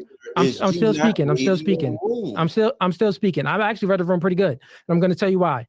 So she even said in the video, yeah, my father was, I asked her a question. I said, who was your father, working and paying a bill? She said, yes, he was working, and my mom was the one that would do the pick up the groceries. She was a stay-at-home mom. Mm-hmm. She said that she was a stay-at-home mom. So that tells me, what does that say? If the father is working to a high degree to allow the mother to be a stay-at-home mother, that means that somewhere there's the disconnect on how she is viewing her father, right? So because time out. I'm not asking a question. I'm still speaking. This is how I speak. So one, it's a disconnect on how she's viewing the father. So, okay, she could view the father. Why isn't she viewing the father and being grateful? Like, well, he was working to a very high degree that allowed my mother to stay at home. That's my point in the video, right? That she couldn't see that I'm not done Because yet. no one cares. A working man is a disposable man still. No one cares. No one's gonna say, oh, my father worked his ass off and I love him and I rewarded him when he got home. Even as his kid, don't nobody cares. You're supposed to just work and destroy yourself. Let's get it. Bro, I'm not done. I'm not done. Hold on. Can we have a conversation, sir? Yeah, but let me finish my position. This is point versus point. I would like to have a conversation okay, right now. Let me finish. Yeah, I got you. Let me finish this point, and then we'll get into what you want to get into. This is a great conversation. When I ask you a question, listen what I'll do. When I ask you a question, I'll say, Mr. Let Go. I just want to have a conversation with you right now because this is a very good conversation to have. Good point. I know it is. But Can we have This is. I'm sorry. This bores me. This bores me, y'all. No matter where you come from, you know what I'm saying, or what color your skin is, we all pretty much do the same things in life. Raise our kids, make love from time to time, and wash. Speaking of which, I learned that white people don't use washcloths. Did you know that? I'm serious. They have one bar of soap in the house. Every time I use it, somebody else's pubic hair was in it. So I use the cloth. Why you guys gotta put the raw bar of soap in your butt and all this? Maybe I need to wash my face or my feet. This bores me, y'all. I'm almost done. We will. Once I have a question, I'll say, Mr. Let Go. I got you. This is only going to take a minute. You can time me, right? Okay. My point, my point that I'm making is that the father was out there working to a high degree that the mother that allowed the mother to stay and working from home. She couldn't see the goodness that the father was doing. So the reason it's okay, a man work. Come on, bro. You're putting in rebuttals. A man working to a high degree that's allowing a woman to be a stay-at-home mom. That's good. But that's the reason Because most why I people wanna have a can't do that. conversation. Cooley, I want to Okay. respect No, your no, no. platform. That's good. That's the reason why I want to have a conversation with you instead of just do point by point. Okay. So can we have a conversation about this? I got a question God, for you. he's just saying that the bitch was ungrateful. God damn. Mr. Let Go. Is a man. Damn. You telling me you can't control your bitches? My bitches. My bitches. You saying you can't control your bitch here? My bitches. You saying you can't control your bitch here? My bitches. You saying you can't control your bitch here? My bitches. You saying you can't control your bitch here? My bitches. God damn. Working to a high degree that allows his woman to be a stay-at-home mom, not a good thing. All of this is an assumption because you keep using the word The high girl degree said and it. goodness. Okay. The girl said it. Situation can be like this. All right. A guy can be changing tires at a Firestone and they live in the hood and she doesn't work because their bills aren't that high. This nigga will listen to somebody say something and just add a whole bunch of hypotheticals on it. And it's like, okay, why are you adding these hypotheticals on it? What do you, and it goes nowhere. So that's the first thing we have to do is understand that just because the man works and the woman stays home does not instantly constitute goodness or high level. We don't know because you may know. We don't know because we're going off of this clip. So I'm just going to say the word we just for the sake of conversation. All right.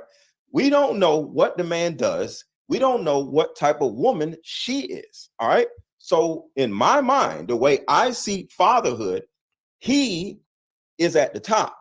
So even when he's not there, his system is instilled in the wife, and his system is instilled in the daughter, but it's his system, not her system. But sometimes a father just goes to work and does not instill a system. So now the woman is screwing up the daughter, in your opinion, and we don't know that. But the point, what I'm saying is, whether the man is there or not, his job, his responsibility, his fault, we can use the word fault if you want to, he has to instill a certain amount of systematic mindset into the daughter, the mom, the cat, the dog. Everybody in the house must operate under his leadership.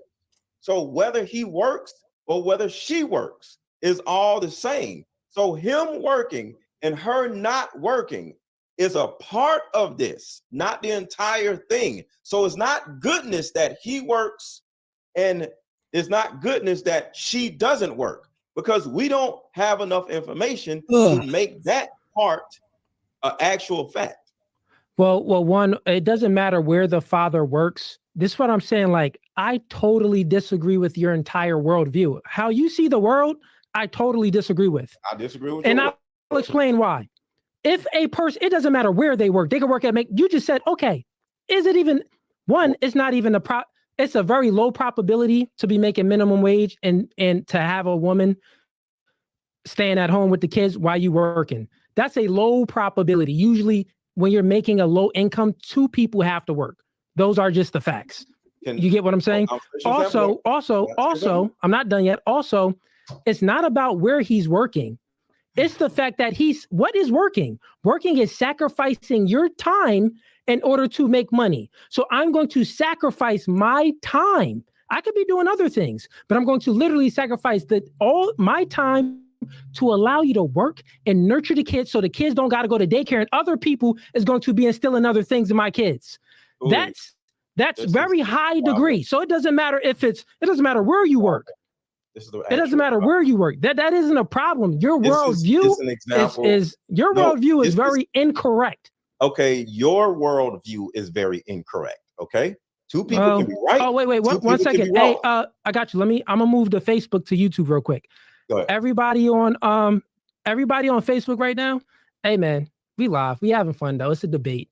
At the end of the day, Mr. Let Go, he's a good guy. We just have some disagreements on this topic that's going on here.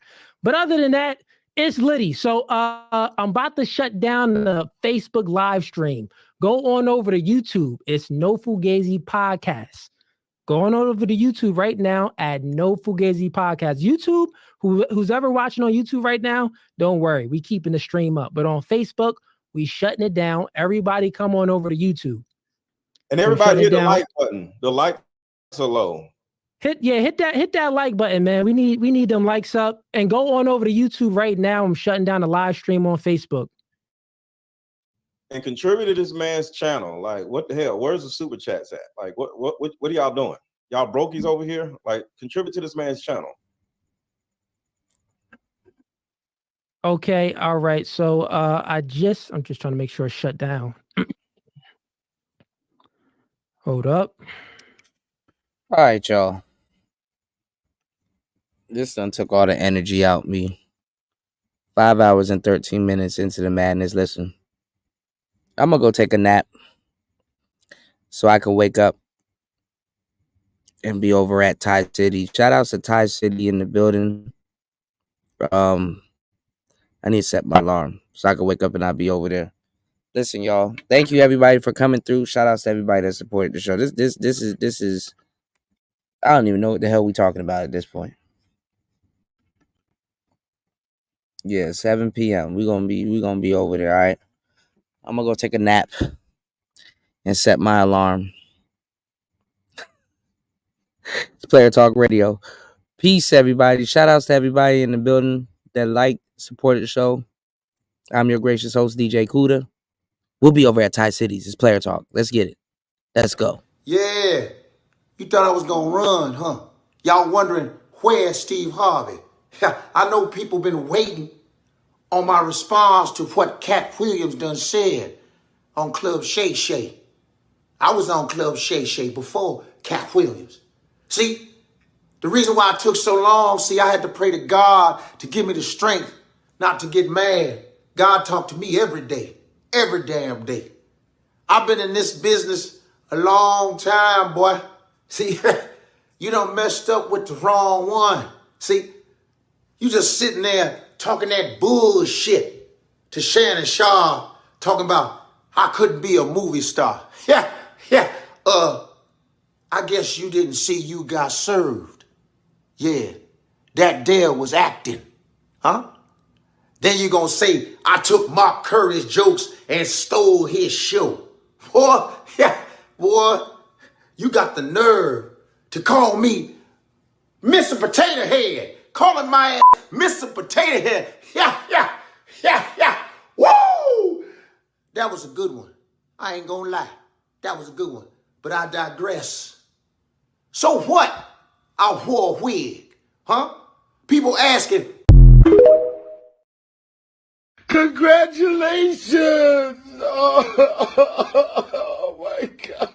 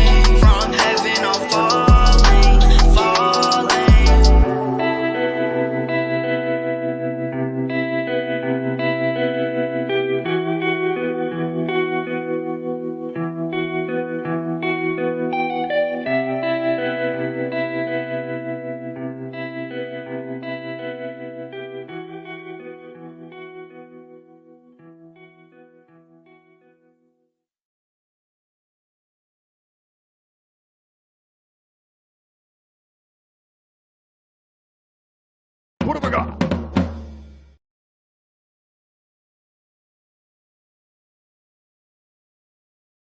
First of all, I come from a long line of tricks and hoes. Yes, what's the eyebrow thing? I come from a long line of hoes. I'm not the first one, maybe in this generation, but it go all the way back to slavery time. And before then, with the Egyptians and the Moors, a long line of selling pussy. I'm not the first one. My auntie, my mama don't like me saying her name in my interviews. Grandmama, great-grandmama, great-great-great-grandmama. So was any of them in a $40 line? $40. Fuck you, nigga. You think you hard? Wanna talk shit? Pick up the phone, bitch. This the real shit right here. Shut the fuck up, you nitwit. You talking shit upon my shit, homeboy? You just a little punk ass, bitch ass, bitch. Fuck that. Thousands of niggas is waiting for your motherfucking call, and they all talking shit up on that ass right now. Big niggas. Thick niggas. Curvaceous niggas. Affectionate niggas. Mwah, nigga. You want that true nigga shit? Let's call the line off top. 1213-373-4253. Only $4.99 a minute. These niggas is desperate. You call me fucker? Man, shut the fuck up, you tropical snake. 80s niggas. 90s niggas. Sleepy ass niggas. Nigga. Broke niggas. Baroque niggas. Parmesan niggas. Mystery niggas, revealed niggas. Fake niggas. Famous niggas. I'm alive, fool! Sensitive niggas. Yeah, motherfucker. I'll fuck you up. And once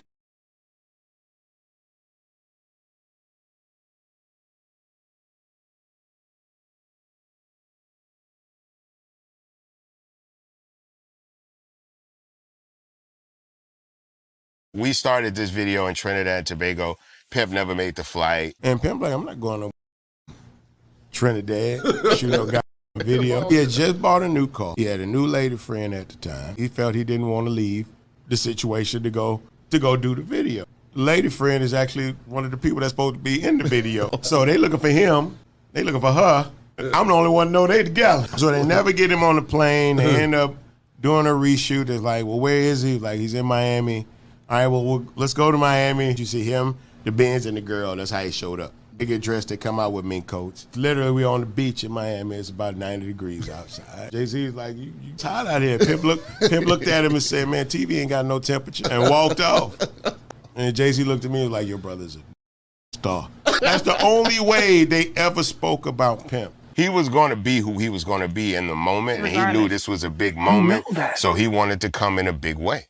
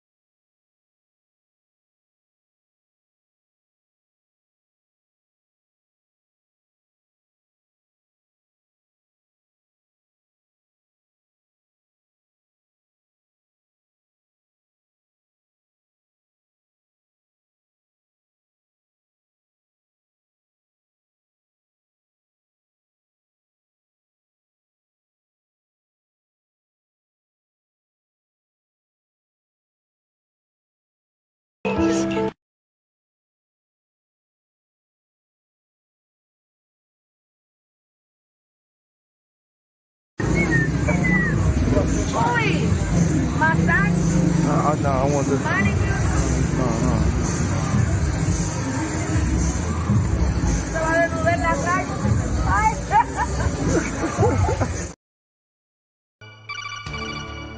Looks like that's the end of the video. You learned something new. be sure to hit that like button